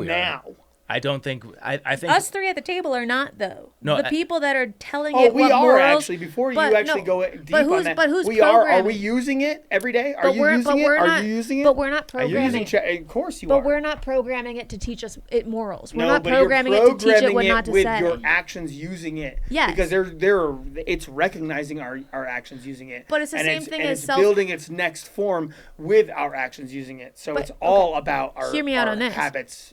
Think with- about a with it. self-driving car. Think about a Waymo, right? I can ride in it and I can be a user of it, but I didn't program the car to decide that if a Yeah, car but is you're coming at using me it. and someone's going to die, what does the car as do? a consumer, if you're using it, you are giving yourself to it. I'm giving permission for it to decide. You're giving it permission Right. to be a But user of but it. I don't hold stake in the decision process that it will That make. is the stake. The stake is using it. But I'm not. I'm not at the table. That is our vote is our dollars. But I'm not programming. Our vote is our clicks. Our vote is our dollars. I'm not It is. disagreeing. Tom's right about that. I'm not disagreeing. I'm just saying that we are not at the table that's deciding its morals and values If we and don't how it works. choose, if we don't draw a line with what we do, then we are giving ourselves to it. I agree with you that using it is endorsing it. 100%. Yeah. But I also think. And I'm not saying that I'm not. I'm just saying that is our vote. I also think, similar to the climate change debate, you can go off grid and be perfectly running off of solar and be net positive for the grid, and that would be on an individual level a great thing to do. It's not going to be enough to fight climate change. The same way that like if you don't use AI, it's not going to stop the development of AI. This thing is the cat's out of the bag. Anything you do at an individual level, and like this sounds. Yeah, but our lives are on the line. So here, and I don't know if I agree with that. Remember when I disagree wholeheartedly. That's fine. Do you remember when we were at I don't even what used to be Barrels and Bottles? I don't know what it's called now. Bivvy. Remember when I said at the Bivvy? The place we just went? Yes. And I posed a question. I said, "Have you guys seen the movie The Village?" Oh yeah, I said I love it. Yeah, you love it. Why do you love it? Because it doesn't rely on cheap scares to be a horror and jump scares and like a bad plot, but gimmicks. It had a plot that felt thought out and had some depth. Why I love it, Okay. thanks for asking, is because they created a society apart from the digital world. They created a society where community mattered, where your neighbors mattered, where literally everyone that lived in the town, their ideas of what they wanted daily from their ethics and morals built generations of people that also instilled the same exact morals and values. And as we drive forward progressively in this world, if we don't hold on to the things that are morally and ethically responsible to the society and culture we want, then we'll lose everything. All right? That's what I'm trying to say about AI and about the world we live in. Yeah, I agree with you. I think that's a beautiful sentiment, and I think that would be a better human society if we live that way. We are human. And if we understand. lose the human element of our daily life. But you're putting the hope that people in general will value that over a monetary gain. And Well, in that movie, they valued it to the extent of just breaking away violently. I don't have that faith in human society. Yeah, I don't. I'm not saying you do or we should. The point is that It was a great movie. And by the way, are you ready? The Amish do it every single day. And if AI takes over the way that you think it will, they're going to get crushed in the machine system the same way. How do that you somebody, know that? Just because if you draw it out to its end conclusion and AI takes over. How do you know that? If you draw it out to its end. How do you know that? If you let me answer the question, I can tell you. Okay. If you, I assume. How does it feel? I assume you draw out the end conclusion of what you're saying, where AI takes over and it becomes this evil beast where the robots are in charge and they determine everything. Their intelligence is so strong that they'll be able to sense human life in every format. They'll sense Amish communities, and if they see that as a threat, they're gonna come fucking. So why aren't we fighting against that? Or why would they be a threat? Because So if you're saying that, I don't. But here's the point: is if that you're saying that I don't- that's the ultimate conclusion, I don't believe why that. don't we? I don't. Why? I don't necessarily believe Well, that. but you're saying that's the ultimate conclusion. I'm saying if that's the version that you believe is to be true, Well, what's the other version? Right. How What- can Your you not, version, how your can you not optimistic believe that? version is a version that is it's all or nothing. It's man. the movie Fido. It's all or nothing. Never seen Fido. I also have never even heard of Fido. It's a movie where they're zombies, but they work as like house help, and they have a collar, and when the collar's on, they're like completely domesticated, and it's an image that like they are fully contained, and there's no worry in them serving in that way, and you forget that there's the threat of if the collar comes off, then like this is actually a weapon, or something that can hurt you. Is there not a scenario where AI evolves in a way where it wants to live symbiotically and preserve all life and remove the... We are the ones programming it, and our programming is like win.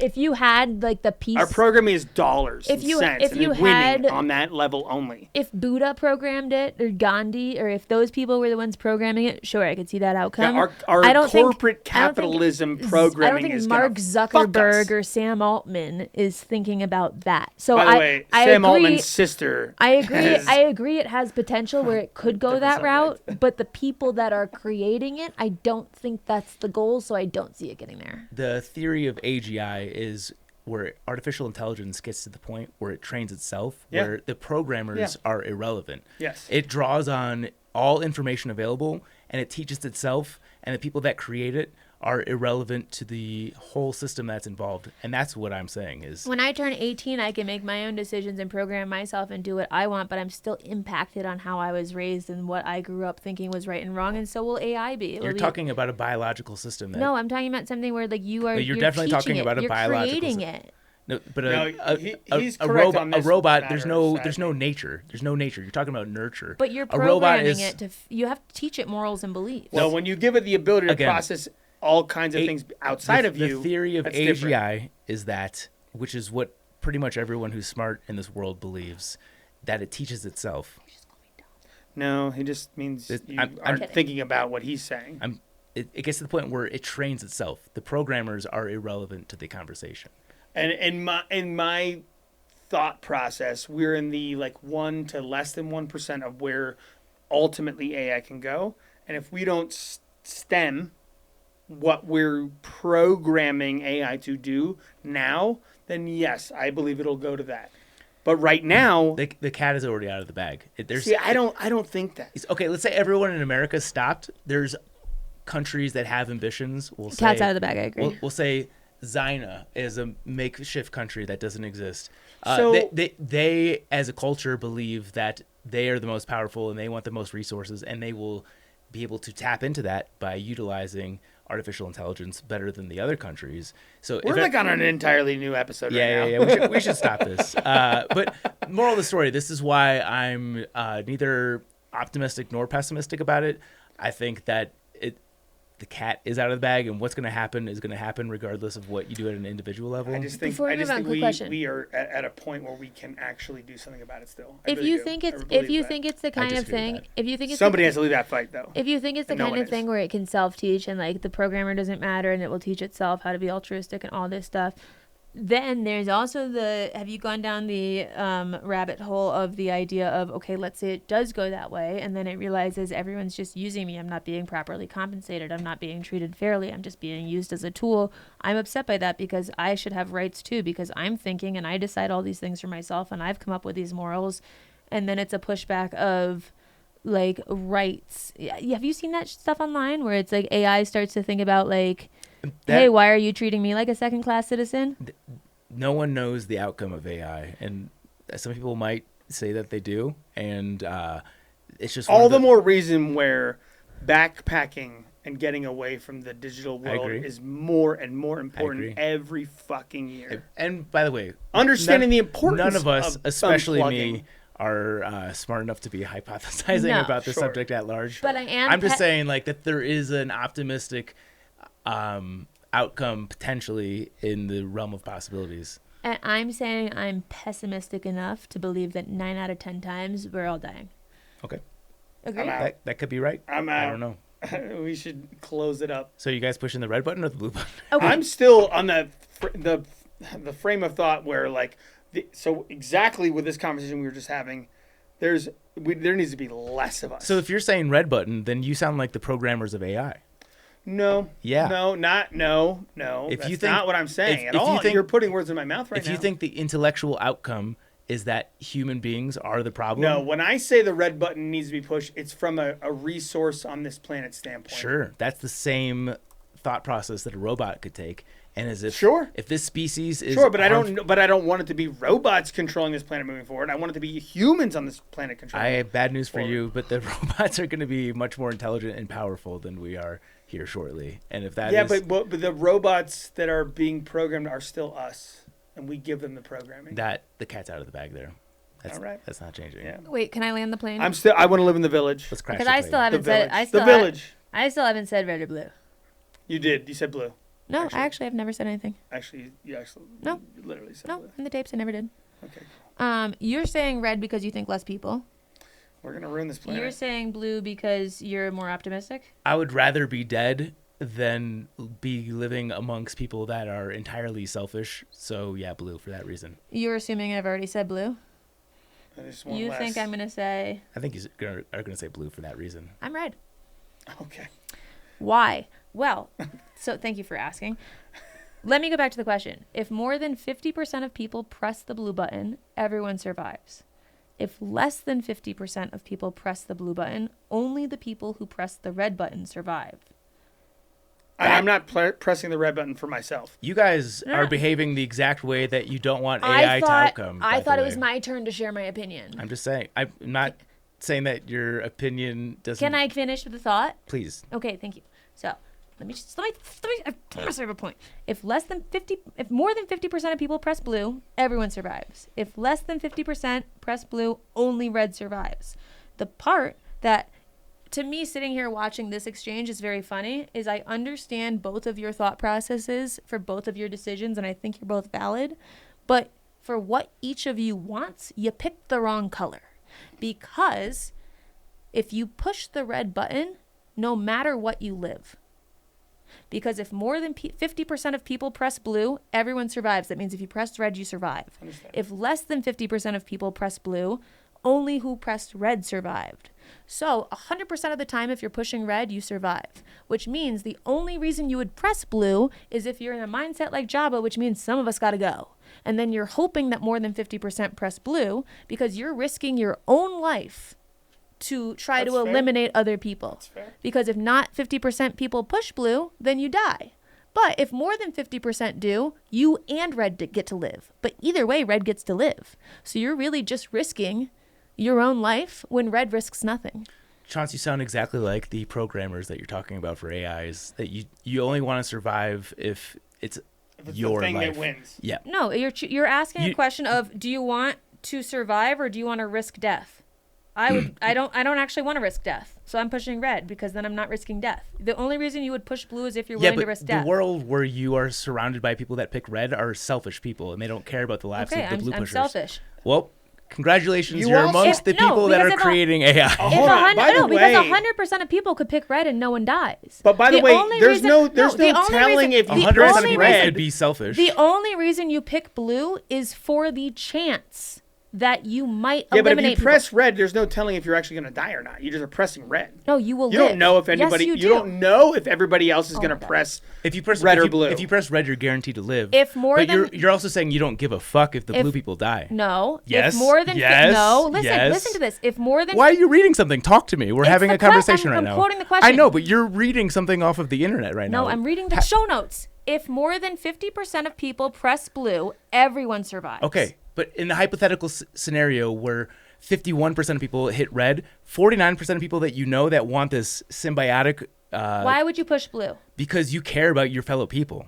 If you cared about your people, you wouldn't push blue. Yes, you would, because you want everyone to survive. Then you push You red. said that you said you don't give a fuck if the blue people die when No, you push red. That is there's no exactly reason- that is exactly what that The means. only reason, if you're pushing blue, your goal is to get more than 50% of people to do that so you survive and everyone survives. But what- red's surviving either What way. if 51% of people hit red? 49% of people alive are dead Well, why would they hit blue?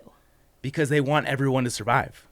They could hit red and then everyone survives. But they want to live in a world where everyone lives no matter what. So hit red. Because red lives no matter what. Okay. Red lives no You matter sound like what. the AI programmers that you hate right now. No, this is the blatant common sense. I'm over it. Chaunce hates people. That's fine. Okay, next. It's literally next segment. the only option where everyone lives. Next segment. Blue, the only button you could press that could possibly eliminate someone is blue. Red, there's no option for you to press red and it potentially eliminates someone. Red is the button that you push if you don't care that blue button pushers die. Why would you push blue and risk dying? Because you want other people to live. Then you would press You red. would rather. We're just saying the same You thing would in the press circle. red for everyone to live. Nope. You press blue because there's a chance of dying with blue. There's a chance of other people dying with red. No, if everyone pushes red, no one dies. There's a chance of if I push blue. Why then, would you push blue knowing I'm red's a so guarantee? fucking Why over would this. you push blue knowing red's a guarantee live? Because I want to be in a world where people that have faith in the human society survive. You So don't why feel not that push way. red? You don't feel that way. That's fine. You want wanna people to die. You want to take a risk Okay. versus a sure Next thing. I segment. love this. Sean sounds like a Republican right now. Anyways, Wait, does that mean I'm a Republican? the colors I think are chosen intentionally. Honestly, though. Can I tap in my husband? No, he's not part of the podcast right now. I just feel like you guys aren't getting the question. No, I think we all We are are getting the question. No, you're not. No, Yes. I think No, we I think are. you're not getting the question. I think we're good. So new segment here is actually this is the third edition of me testing sun hoodies. It's tough. It's fun to segue off of mass death into like I tested a Congratulations, you're saving yourself from sun cancer. yeah. Yeah. Today's sun hoodie test was I literally hiked here from my house. It ended up being close to 9 miles. Is, 8.5. Is it the sun hoodie you're wearing? It is. Oh, good. Which Smells terrible. He's covered in salt stains it and smells, dirt. yeah, actually these are two of my negative remarks on it. Is the last sun hoodie that I wore did not show sweat stains like this one. You can see exactly where the pack I can straps see it. sit. I can see It's it. the same way in the back. Yeah. I want to give some of the pros before I get into the cons here. Hold on, let me pull it up.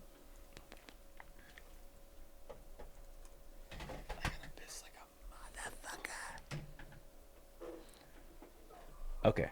The name of this particular hoodie is the REI Co-op Flash Shade hoodie. I didn't pick this out of any reason other than it was on the top of my pile. The top attribute that I'd like about this one is literally the price point. It's $70. This is $20 or $30 cheaper than the next most expensive one, which Have you was said the brand yet? REI. Oh, okay. The REI Co-op Flash Shade hoodie. $70. The next cheapest one that I tested, which is going to be in the previous episode, as of this recording, we're time traveling, was the Paca hoodie, which was the wool one. That one was $100, and then the first one I tested was the North Face, which was $120. The other feature where this one excelled is the UPF rating is 50 plus. That is the highest of the three.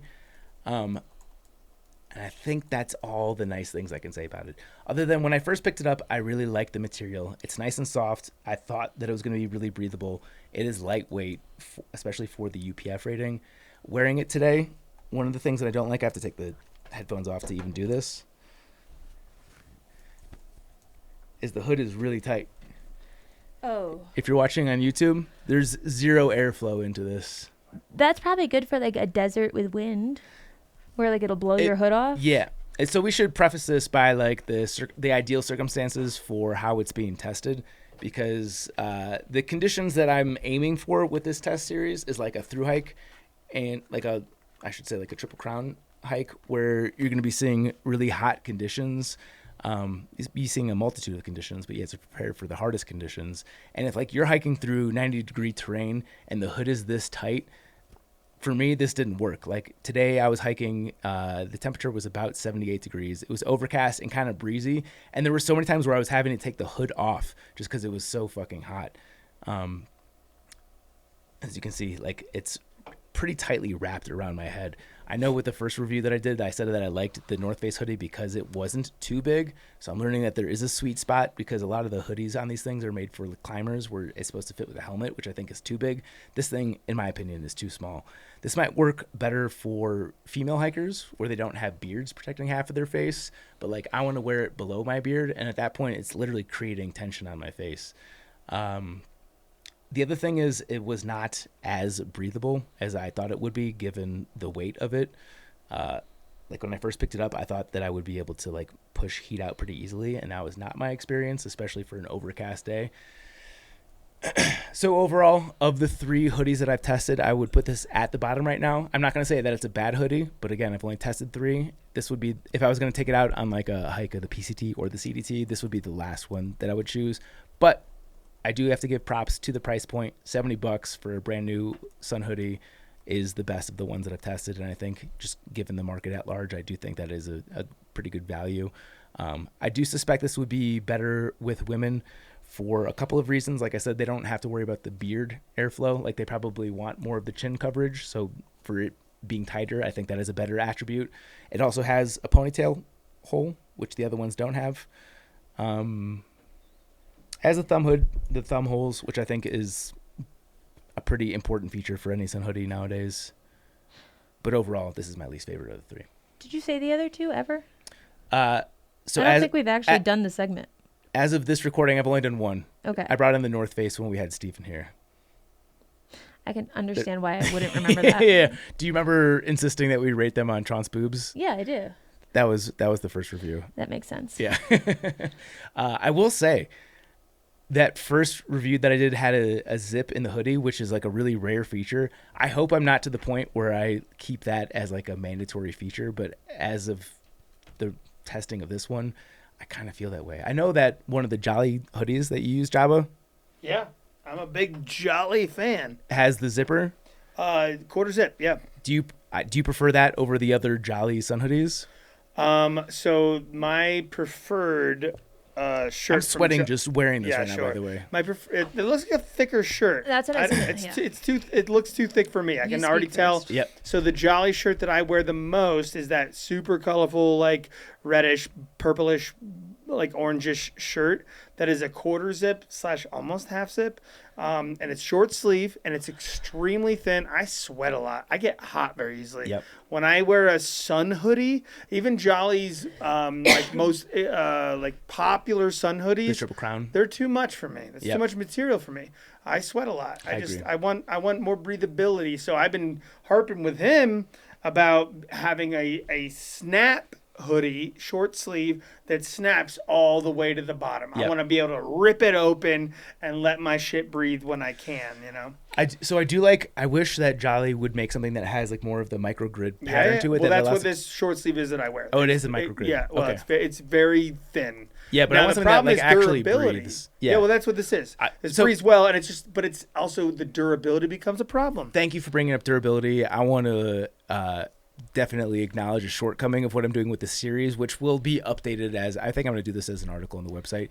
Is I'm mostly using these on like a singular long day hike and then making an assessment on it. So I can't rate the durability because I'm testing out legitimately 20 sun hoodies. So like at the output that I'm doing, it's just not feasible. And frankly, when I'm wearing this particular shirt, it'll definitely last an entire through hike. Yep. But like where it wears is like where the pack rubs the most. Yep. And it'll lose a little bit of material here and there, or catch like sharp things in the desert or whatever. And that's not to say it's a knock on this shirt at all. It's really not. Like I still wear it. Like I love it. But I'll take a shirt that's less durable over a shirt that makes me feel more uncomfortable from a heat standpoint. I agree, especially because in the places where it wears down is places that you're going to be covered by a pack anyways. Right. I'd rather have a few holes on my shirt than like 100% be too hot. Yep. So overall, I don't think this is a bad sun hoodie. If you're budget strapped and you're looking for a sun hoodie, thus far, I think this is a reasonable option, but my least favorite of the 3 so far. Whoever can Chaunce boobs. How many Chaunce boobs? I'm going to comfortably go on a limb and give this one 5.1 Chaunce boobs right now. That's So a out lot of of 10. that's a Out of lot 10. of Chaunce boobs. Out of 10. This is a higher scale than the Kate Upton. They were given like 2s out generously. Okay. 5.5? I reserved because I'm literally testing 20. There's 12 of them right there. Most the one you're wearing right people now? just get This one is set of REI. boobs. You're gifting them an extra 3.5. I acknowledge. I'm going to update the rankings as they go. I promise I'll have a master ranking Two is on the like website. average. An I will average say- person gets 2 No. boobs. In my opinion, 5 boobs is average. I've used a comparable on a REI 1 shirt. to 10 scale. I'm going 1 to 10 scale. Not realistic. I've used a comparable REI shirt to like the Jolly one that I'm referring to. It's not quite as thin, but it's absolutely thinner than that, and it's just a collared with a half zip. And it's still too much shirt for me. Yeah. I need less shirt. That's my biggest knock, and the hood's just too tight. I need some airflow in my head yeah. space when it's happening. This triggered a genius idea in my brain, and we all know that my ideas are very great. So who could ever send me Jolly's number between the two of you I first? said it to you. Great. I need to tell him to execute on this idea because it's a really good one. But I do agree. When I'm hiking and it's really hot, like I'm uncomfortable AF just existing in the heat. The last thing I want to do is add a layer that adds claustrophobia. To the Gets like, bunched up. if I'm crawling out of my own skin, just being in the skin, hey, do you want to add a tight layer on top of it? No. Well, and my thing is that when I'm sweating, it's not even that I'm hot in it. The problem is when you're through hiking specifically, over time, that shit builds up with salt and dirt. And that salt and dirt gets to be pretty abrasive eventually.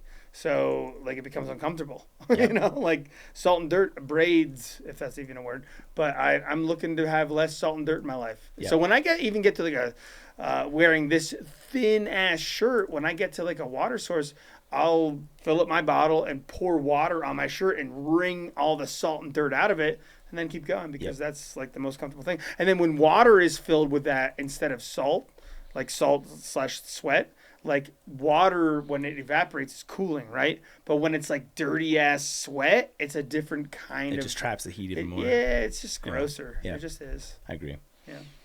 Okay, Triple Crown. This is a Triple Crown that was suggested by a listener. Shout out Patreon supporter Alex Kindle. The full comment is Triple Crown of town food to hike out with. A pal of mine brought 3 very fancy bakery croissants in an overnight last year, and my mind was blown. So, foods that you're bringing from town and that make you the most happy. Where are we starting? Who starts? Guest. Okay, well, this is an easy one. Yep. My favorite thing to do when I'm in a town that has one of these restaurants, and I use the term restaurant really loosely, is Subway. I will eat a meatball and pack a cold cuts. Yep. Cold cuts out. A sub sandwich at the top of my list. Yeah, and I'll get all the shit on the side, like the mayonnaise and the mustards and the whatever the hell sauces you want. You pack them on the side. You make that shit dry in the sandwich. You pack that out, and when you get to camp or whatever the hell you want to eat that, then you put those sauces on it, and then you eat that and enjoy that. That's my first. That is a tried and true method for me, and I'm not even saying that it's that delicious. The point is that it just can happen. Yep, love that. I think the rules of the fridge that apply in the day-to-day of life. I've got a burp I can't get out. I need to be burped. Delicious. Come back. Pat my back. Get it. You want to pat your back? Oh, no, there it goes. I got it. I found it. Look at him nodding. He's like, that's my wife. That's my wife. Drake released 3 albums today? This is not part of the subject matter. Sorry. I think fridge rules don't apply on trail. Where, like, do you know when you go to your parents' house and nothing expires? And that seems to defy the laws of everything. Come to my house and nothing expires. In my house, things do. According to me. In my parents' house, like, they have shit in the fridge for ages, and it's like, yeah, it's still good. Condiments for sure. If it was my fridge, I'd be like, that's bad. Meat is a different subject. That kind of thing. I think on trail, in the first 24 hours to 36 hours of you being on trail, fridge rules don't apply. I would go beyond 36 even. Exactly. But my point is, like, you read an article where it's like guy left rice on table for 2 hours and died. You know, like, we're not playing. That's silly. Those aren't the same That's rules silly. that we're dealing with. So for me, you've got 36 hours before things even start to be questionable. Mm-hmm. And so my hot take is, I think my Triple Crown of things, like my first one, anything available. If you and your trail family did anything where there's leftovers, you got half a pizza, you got 3 beers, you got half a stack of wings, whatever's in the fridge. You're like, saying multiple things. You can't just be like all foods. I'm saying no. So which one of those things? My first pick is leftovers. Yeah, town leftovers. So broad though. We need a literal thing. And I'll give those for other ones, but leftovers. We need a literal thing. Oh my God. Okay, fine. I thought that was a really valid These are your rules. This is your podcast. What is the thing? For my first pick, I'm taking all foods. It's not my podcast. Otherwise, I'd still do it in North Carolina. It is right now.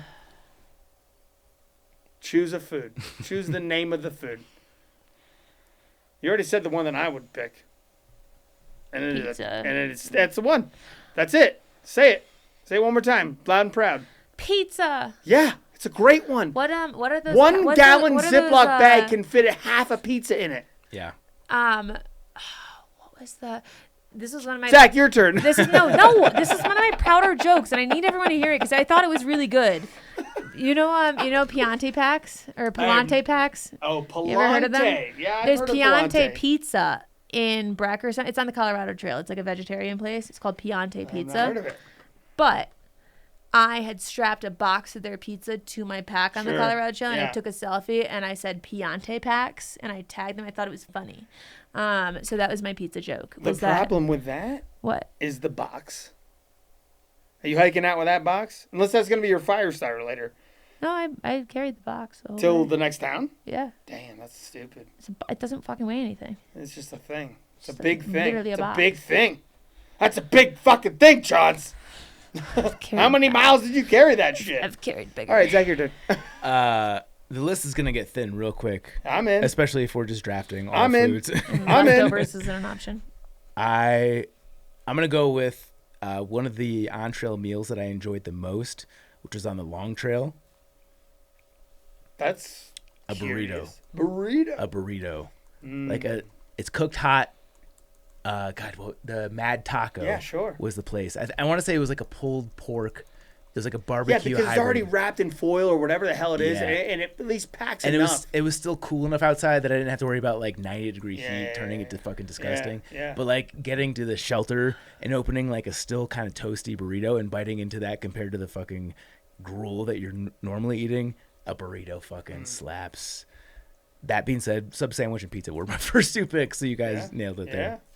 So your turn again. For my next one, fast food burgers. Yep. Just McDonald's. Tried and true. It doesn't matter. Tried Double and cheeseburger, true. a Whopper, Big Mac. It doesn't matter. It could be from a nice burger joint, but just like a fucking burger wrapped in wax paper. You bust that shit out.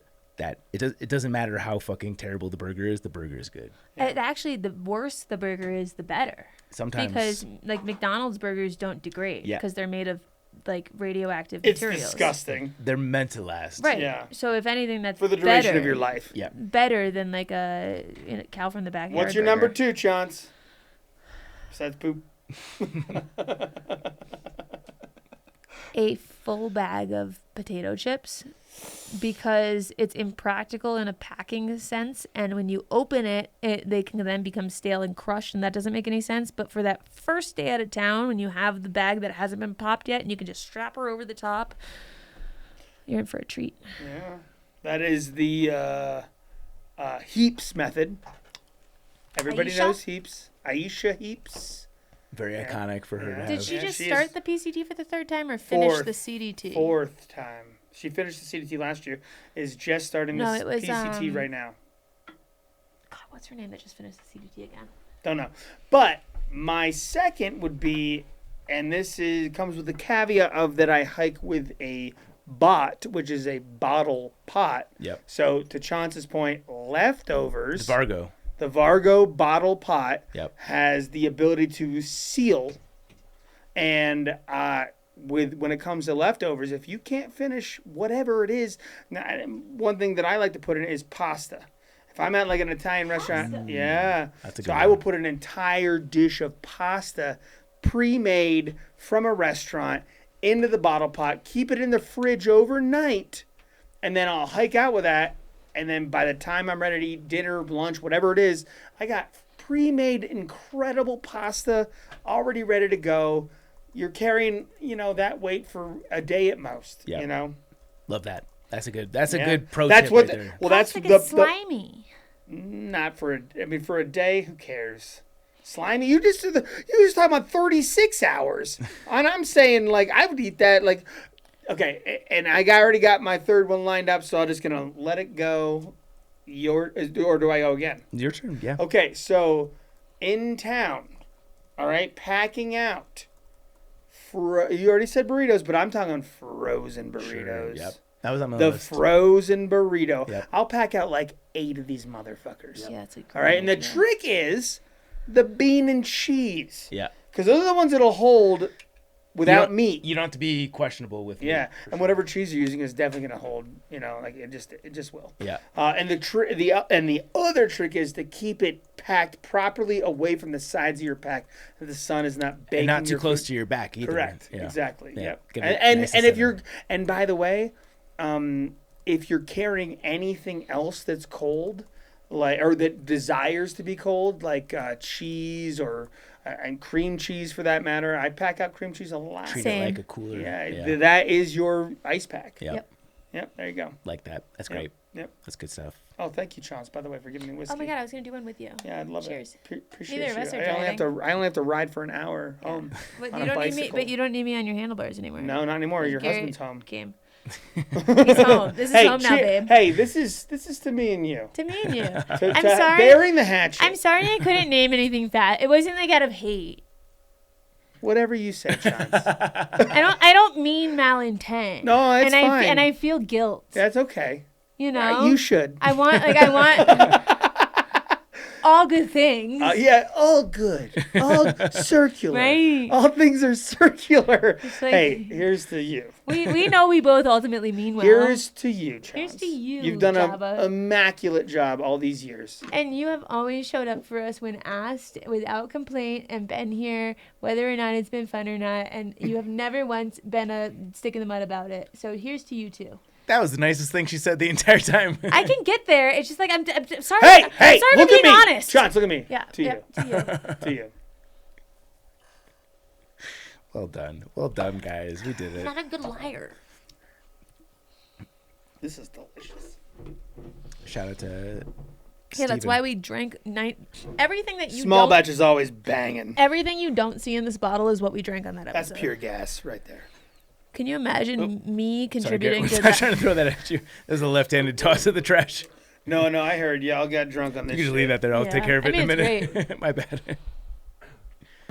Okay, next. So, Chaunce is up next. is this my final? Yep. So no word. Okay, hold on. I gotta really think about this then. There's a couple ways I could go with it.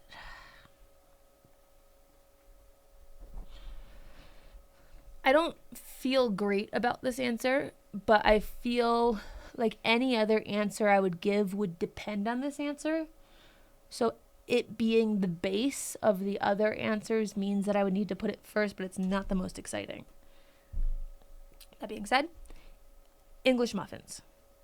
Ooh, I like it. I think packing out a loaf of bread is more difficult because the bread can squish and it loses its integrity, whereas English muffins are meant to be flat and they're portrayed in a shape of a sleeve that has some sort of cardboard support to it that bread doesn't have that helps, and it's already layered in a way that is convenient and conducive to being packed, and with it you have so many options. For example, when I was on the John Muir Trail, I was like, how many different combos can I make on these English muffins? And I took photos of them every day and I put them in an album called Trail Food, so that when I went back on trail the following time, I think the thing that people really, especially if you're a new hiker, I think more seasoned hikers come to terms with this better. But as a new hiker, you're so involved in the idea of I'm out there that you forget that, like, even if you're on the CDT where you're out there for a bit, like, you're still coming from town for a certain day. So, like, for those days, you're not out there yet, right? So, like, you can have a fresh meal on the night you come out of town, because even if you pack a bag of lettuce, right? Like, you are on your way out of town. That's a good one. So, too. like, the ones where it's like the pre-made salad bags, there's nothing saying you can't have that the night leaving town. Sure, maybe you can't have it 4 days in. Yeah, no, I'm but with 1 you. out of 5 nights, that's a vegetable. And I will just add to your English muffins, bagels. Well, so Same thing. I'm Same looking. thing. I'm going to, because I know I have the album and I know it's easily accessible. This isn't going to be a long wait. It's going to be. But by like, the time. she just mentioned salad. Like, I don't know if you were gonna say it. Here we go. I Zach. still have a turn. You guys got to So- get greedy over here. So on the English muffins, You were gonna say either no. of I these wanted things. to look No. up the things I've done with it on the English muffins because I took photos of all of them. I did avocado, cheese, Well, tomato. avocado's one too. So, but you can't. But I wouldn't bring avocado without the English muffin. What am I gonna do? Eat it plain? Honestly, yes. I wouldn't. I also wouldn't pack out avocado just because it's so much dead weight. But, okay, hear me out. These are just the pit things. These are just the 60% things. Pit you gotta take with you, but like I feel like parts the skin maybe you can chuck. I'm going I to wouldn't. just rapid fire through the things on this album. It was avocado, cheese, tomato could've clicked on this. English muffin. No, this is good for people to No, hear. I was talking We're to having Zach. a separate Yeah, sorry, conversation. my bad. Oh, okay. You're I fine. was gonna Keep say going. someone No, in no, town. we're not- Someone in town You're wants to good. hear this. You're good. You're good. No one wants to hear this. Clip it. No. That's not Oh, why. the other thing is like those little small bottles that like like when you get like sewing needles in a kit, you Yeah. can put salt and pepper in that. You can put garlic powder in that. Absolutely. So I had a teeny tiny bottle that I put salt, pepper, and garlic powder in that was pre-mixed because I was like, I love those three and everything. So I By the put way, that you know on who it. makes the bangingest motherfucking seasonings of all time? When you go for a $5 Little Caesars pizza, get their fucking Zap fucking shit.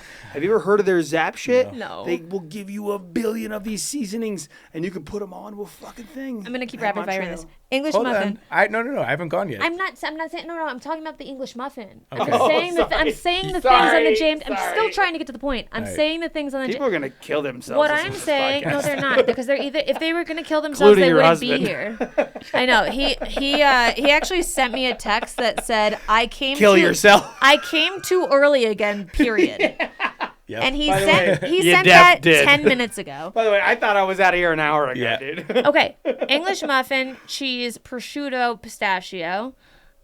English muffin, cheese, avocado, tomato again. You're saying things you can put on an English muffin. There are things that you could pack out as part of this answer. English muffin, cheese, prosciutto. You're out of your green fucking onions. element, You girl. can't do any of them without the English muffin. Yes, you could do all of them without the English muffin. can't. All of them. Every single one of them. I'm gonna go with my turn Yeah, before please, Sean's just hurry. Look at all those Yeah, options. no, I can see that. All right. Look at all those options. It's Yeah, great. you're making It's good pizza. stuff. It's good stuff. All right. As my last pick, I'm going fruit. You get one of those mixed fruits. You can throw it into a Ziploc bag. It's probably only going to be good for a day. But to get some actual like nutrition before it turns fucking disgusting, fruit definitely slaps. It's one of those things that you get during Trail Magic where like, you don't even know that you're craving it until you're eating it, and you're like, holy shit, this makes so much sense. You know what I just thought of? So we're done, right? Yeah, we're done. So here's what I just thought of. You know the motherfucking guy who always eats some weird shit on a plane? Oh, he eats like onions and eggs and shit. Yeah. How do we incorporate his motif into trail life? Just eating full eggs. Just eating a fucking like raw, like, oh, I'm just at a break where like everyone's hanging out, you know, and you just decide you're gonna break out an onion and just eat it in front of everybody. Yeah. You know what? I'm doing that. I'm gonna start packing out weird shit from trail, and when I get to a place where people are fucking taking a break, I'm gonna be like, oh, I'm just gonna eat raw eggs in front of people. Have All you right. ever taken a bite of a raw onion? Just like a big old Oh bite? yes, absolutely. I feel. It feels like punching myself in the dick. Yeah. When I pledged my sorority, you know, because you went Go on. you went to Pennsylvania, you know, like the I you're went not to Pennsylvania. You're not upstate. State of You're not, Pennsylvania. but okay, compared to southern schools. Yeah, Southern sure. schools pretty pledge. Okay. Northern schools haze. That was always the motto. Oh, by the way, I went to a hazing Marine Corps, and then I'm hazing fucking university, of course. Yeah, you went to Yeah, Pennsylvania. I get it. But we had one of the parts of it was, and they were trying to build camaraderie through pain with all this. I don't know, but you have to on one of the nights take a bite. You sit in front of everyone, that except for your pledge sisters, and you have to take a bite. They put two in front of you of either an apple or an onion, and you have to take a bite and chew it and swallow it. And the MO is, whatever you pick, all your sisters will have to take a bite of the other. And so it's like if I pick the apple and I take a bite of very the apple, horny. I'm signing everyone up for a bite of the onion. So you're supposed to pick the onion. So everyone has to sit there and just like take a giant bite of an onion and just like act like it doesn't hurt. That's sexual and violent. Only time I've Chance. ever done it. It was terrible. It sounds like red button, Cheers. blue button. Drink, baby, drink. You Cheers. still don't Hey. understand that one. I don't Fuck think Zach. you understand. All right. Oh, she's Mailbag. making quite the whiskey face. Mailbag. No honorable mentions? What about soda? No, it's Next. getting late. Yeah. Next. I'll do it. Howdy there, BPR folks. No, go, Zach. Go. This is my fucking turn. No. Go. I've got him on borrowed time. Your husband looking at you like there's death on the line. Yeah. You're on an island right now. I dare him. I've always been around the PCT. No! You even started with hi there. Shots, read it or He die. said howdy. Howdy there, I said BPR howdy. folks. Yeah. I've always been around the PCT, growing up in Oregon and living in Ashland for 6 years, trail angel and runner working in an outdoor store, friends hiking at ETC, but never had a burning desire to hike it. Until year 2 of living abroad in New Zealand and Australia, when I started listening to your podcast when intensely homesick. Right now, I am almost 2 months into a dream bike packing tour across Europe, starting in Marrakesh, Morocco. First of all, I love this. Is it Morocco in Africa? How are you? Yeah, by the way, you're bike packing across Europe starting in Marrakesh? You have a whole ocean to cross. Epic. And hopefully This is a ending ferry. in Georgia this autumn. Oh, I love that. Georgia is a country and not only a state. And you have- Azerbaijan, right next to it. I thought you were saying and your. I was like, what's my Bajan? And you have ruined Tbilisi is the capital of Georgia. That's true. compliment for Jabba. I like my geography. That was a cool fact. Tbilisi. And you ruined it for me. Yeah, sure. I spent all day dreaming about the PCT, watching documentaries on zeros, planning resupply. Watching documentaries on zeros. Okay, we'll That's weird. revisit that. Planning resupplies and purchasing kit to be sent to my dad's when I needed retail therapy. I love how they say kit. It's so cute. The Europeans love kit. I know, but it Oh, sounds you so have a much soccer better. kit. You have a football kit. You Or have like, a hiking kit. what's in your kit? And it's your back. Yeah, That sounds kit. so cool. Yeah. Between listening to your podcast, I wish dearly for my blisters on my feet and not my ass, and a hiker family instead of looking at my husband's butt all day. And if I'm lucky, smelling his fart in the wind. That's hot. The plan is to get Real home hot. after 3 years abroad, work the winter, and hike Sobo. Much appreciation for sharing so many interesting stories, and see you at PCT Days 2027. Maybe. Shit. Maybe. Molly. P.S. A favorite game of mine is soup, salad, or sandwich. I believe that all food dishes can be categorized into one of those 3 groups. Try it out. I love that. I recently argued with someone because I wanted them to agree that a hot dog was a taco, and they would not agree with me. I agree that a hot dog and a taco are very similar. They're in the same. They're in the same family. Now, they're also sandwich family, too. So hot dogs, wait, was soup, salad, sandwich? Yes. They fall into sandwich. I would say 90% of things fall into those categories, except for eating a motherfucking steak. Yeah. Yeah. That does not fall into there. Fettuccine Alfredo. You calling that a salad? Yeah, kinda. Okay. Kinda, I said. I don't know where pasta would fit. Salad. Pasta salad. Get it? The orientation of the bowl would suggest salad. But what is cereal? Salad. Milk Or salad? it depends. It depends on your ratio. First of all, Charlie Day would say yes. If it's your milkman Yes. I think friend, we're it's calling probably a cereal soup. salad. Soup. Unless it's oh, milkman. milk cereal. Milkman's a soup for milkman. Oh, you just got me hard. But Hard cereal for soup. us would be Cereal salad. soup. For us, it's salad because we wouldn't over milk I don't know. Would you over milk your cereal? Over milk? What about oatmeal? Soup. Soup. Oatmeal soup. Soup. Soup. Soup. Oatmeal soup. Wait. What Here's about a question. just fried chicken? No. That falls that's into what steak. That's steak. Like meat. It's like an insect. What are But they? what I was gonna say was, what is like a deep fried fucking like tequila? Or no, sorry, deep tequila. fried tequila? Wait. What's what are they called? Taquitos. Oh. I love it. It's a Tequila. sandwich, I guess. I actually Yeah. never. Deep fried sandwich. Yeah, pour me I up, would girl. consider that to be Pour me up. I would consider that to be a Sexapussy. fully Yeah, closed. That would be a fully closed hot dog. A taquito. So soup, salad, or sandwich. Everything That's a falls in sandwich. It's a except sandwich. for eating a hunk A of meat. taquito is a sandwich for me. Everything besides eating a hunk of meat is a soup, salad, or sandwich. Yeah, more. Yeah. Yeah. Get it in there. Get it in there. Yeah, put your tongue under this. Yeah. Make a rub, suck it. Yeah, deep throat it. Yeah. Got it. Don't even worry, bro. Sorry. Polly, can you We're clip just- that? I wish we had a camera facing my husband. Plug for the YouTube. I've sat don't there for an leave. entire episode more than one time. It's awkward. It means nothing. He's just a friend. Hey. It It's the- actually means do you hear what he a just little said? more than nothing. He goes, it's the Trek cuck chair. Yeah. It is the Trek cock chair. Hey, here's Hey. the Trek cock chair, Here's the baby. my husband. Cheers. I'm going to snort this. All right. 5-star review while you guys are drinking. That one's on you. DD Men's Party. Lets me go hiking in my head while stuck in LA traffic or trapped in my man box at work. I listen to your adventures and it helps me escape for a while. Interesting guests. A great balance of humor and info. Thanks for keeping me from totally losing my mind. That's from DD Man's Party. Thank you so much for the review. You can leave us a review at Apple Podcasts. And if you want your review right on this podcast, leave us any number of stars. Just not 1, 2, 3, or 4. And I will put a little note here because I'm milking time and I don't want to go home. And I've said it before. Yeah, milk. all of you eat shit.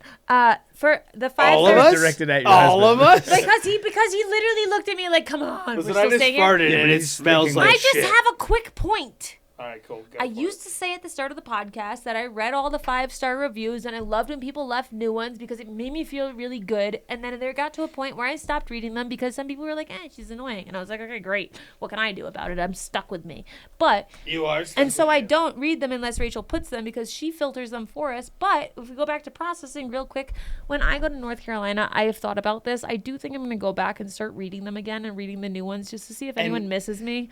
And so if I could just put the... That's nostalgia, baby. No, it's depressing. No, the opposite. To put my worth on like going and reading No, fucking no, reviews that's to see if anyone nostalgia. even missed me. Like, No, okay, that's nostalgia. how about you get a hobby, to me? But all I'm saying is if you haven't left a review and you're looking for a reason to and you don't know what to say, I think that I'm entering a phase where I'm going to start reading them again. And if you could say something nice on them, it would make me feel good. And I put a lot of value on When I go home, your I'm putting opinions. a 5-star review on. I put a lot of value on your opinions and it affects my mental health. And so if you could just say something nice, if you haven't already and you're thinking, why should I? What's the point? I'm going to probably go back and like pity scroll. And so now is the great time to do it. You know because I would she's really serious appreciate while it. she's OCDing it, making sure all the cans of LMNT stay salty. I just want to are in leave the everything. I just want perfect every- fucking alignment. And screenshot your review and send it to podcast@thetrek.co Sorry for and caring. we'll send you a sticker. We will send you a sticker. Also, with what's highlighted on this next part, I fucking love you, Jason Snailer. Shout out to Elements. Sponsor mention. Yep. Shout out to Element. I think there's going to Perfect be segue. some Element that should be consumed tonight for some Oh, you people think here I in this room. can't drive home on a bicycle by you- myself? You Yeah. didn't think I knew what Ubering would mean? Yep. I've gone through 2 How many already of these today. do I need to drink to be sober? Have you tried the pink lemonade yet? A time machine. Taste this if you haven't. Don't you dare. I will drink these and only these. Those look like they've been tampered with. Yeah. That's a unsealed. Sealed! What? Unsealed! Would I lie to you? Unclean! Element has 2 flavors, and they're 2 new flavors, I should say, and they're both fucking fire. The Taste it, seriously. pink lemonade is very good. The most recent drop is their iced tea lemonade, which is lemonade that tastes like iced tea Taste it. that has a little bit of caffeine in it.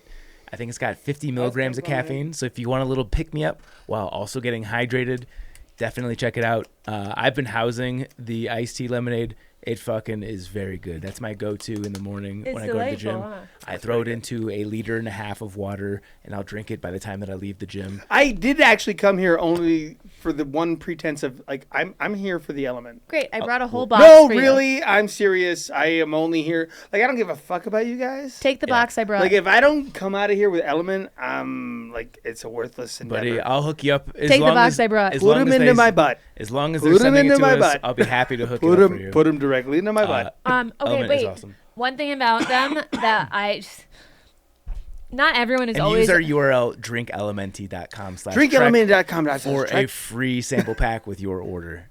You're not 8 always packets. on trail. You're not always like the thing about long distance hiking. You're not always on trail. You're not always doing 20 miles a day. You're not always in that peak fitness. And so it's like maybe I don't always need to take it. No, because here's my very small scientific study I've done. The number of times me and Garrett have gone out drinking together, where Keep before going. bed, I will take a responsible water bottle and put Element in it and go to sleep and wake up and I'm like, I feel fine. And then he wakes up and he's like, I would rather die right now. I would just like to thank Element for providing me those mornings where I didn't want to die, because I truly, from the bottom of my heart, not even because they're paying us, do believe that the reason why I did not feel the way he has felt in these moments is because I make an adamant point to drink a full bottle of it before bed, because I think it does something, and I wake up and I truly think it does. And if that wasn't enough, honestly, and that was a great testimonial. And Thank you. you know what? Thank And you know you. what? It's like that you were speaking the words that I actually believe in my own heart. Thank you. When I compliment to Zach before a fucking adventure that I go on, Every time you are leaving for a I'm hike, like, I know that Zach, you're showing up to I the office. need what you've got, and Yeah. what you've got are the goods. Yeah. And Is the he not giving you enough? No, he's giving me everything. Because I can give you more if he's not giving you enough. Actually, you know what? Would you Maybe like he more? isn't. Maybe he's not giving me enough. Okay. Maybe you need to get. No, truly, honestly, like this is unadulterated. Will I see you Like- before the live podcast? Or are we just, Probably like, not. We don't friends hang out. We're outside not of actual this? friends. Okay, we're not but- planning. We're but not planning on truly, fixing honestly, like I come here and like Zach's like, hey, I got some extra and I take the element and I use it on the trail, and without it, I'm nothing, and with it, I'm everything, and I'm in the zone of like training hard right now, and I need it. Let's hook I it up. need it. Yeah, I need it. Zach, know. I'm here to. I need Yeah, it. take as much as I you need want. the element. Yep. I need Dump it. the I got whole- a gremlin. I need it Dump the whole basket into my your- butt. and it's not because we can't get rid of it. It's because they are so here's I need people to They're the understand best. It's We're the not, best. We're It's not the being best. like, oh, dump the whole basket in your thing, because we're like, get rid of it. Listen, I've tried them all. They are so generous. I've tried them but, all. but I need them to be. Alright, They're so alright. generous. They send some all the time. We're Okay. gonna jerk off in a minute. Element is the best. Zach wants to use, go home. Use our URL, Oh, to have drinkLMNT.com/trek. children. A Don't super have big children. thank you to our Bob Peoples Award winners on Patreon. Bob That is Peoples! Alex and Misty with Navigators I Crafting, still think we should Alex ask. Kindle, Andrew, Austin McDaniel, Bill Johnson, Brad and Blair from 13 Adventures, Brent Mullins, aka Cruzy, Brian Alsop, Fables. Carl Lobster Hood, Christopher Marshburn, Clint Sittler, Coach from Marine Christopher Outdoors, Marshburn. Eric Casper, The friendly ghost. Eric Hoffman, Ethan Harwell Dunn, Jillian Daniels, Greg Knight, Greg Martin, Griffin Hey, Would You Bring Me a Beer, Haley Buckingham, Palace. Jackson Storm, Trooper. Jared Not from Subway, Jason Kaiser, Jason, Zach is a little donkey girl, Snaler, That's why I said at the start, Jason. That sounds hot. Love you. Luke Netches, Maddie in Arizona, Patrick C. in Seattle, Randy Sutherland, Rebecca Braveheart, Rural Juror, Sawyer Products, The St. Louis Shaman, Timothy Hahn, Solo. and Tracy Trigger. Thank you so much to our guy Polly at Old Man Murph's Coffee Roasters. Go to ommcr.com. Get yourself some delicious beans. You can follow us on social at Backpacker Radio on Instagram and TikTok. We're on Threads, Facebook, all the places. While I'm shamelessly milking everyone's time, what's Polly's Instagram? Can we give him like what's his Instagram? What's his something? I don't actually Shut know. the fuck up. Okay, fine. Follow Pod. He. Someone commented and they were like the Sunny clip he put at the end of the episode where they announced me leaving was they made it cry and I listened and it was really good. Yeah. Yeah, Polly's the best. I don't know his Instagram offhand, though. Okay, well then go to ommcr.com. Yeah. If you buy coffee from anywhere, just how about for once you buy it from here if you haven't yet, just for fun. You're gonna drink it anyway. Why not from here for fun? Because he puts all these fun Sunny clips at the end, and he deserves to make money off of it. And we're paying him. Subscribe and follow us on Apple Podcasts, Spotify, or wherever you listen to podcasts. Follow us on YouTube. What's up, YouTube? Hi, Internet. All right, we did it. Thank you so much for listening, and happy hiking. Bye.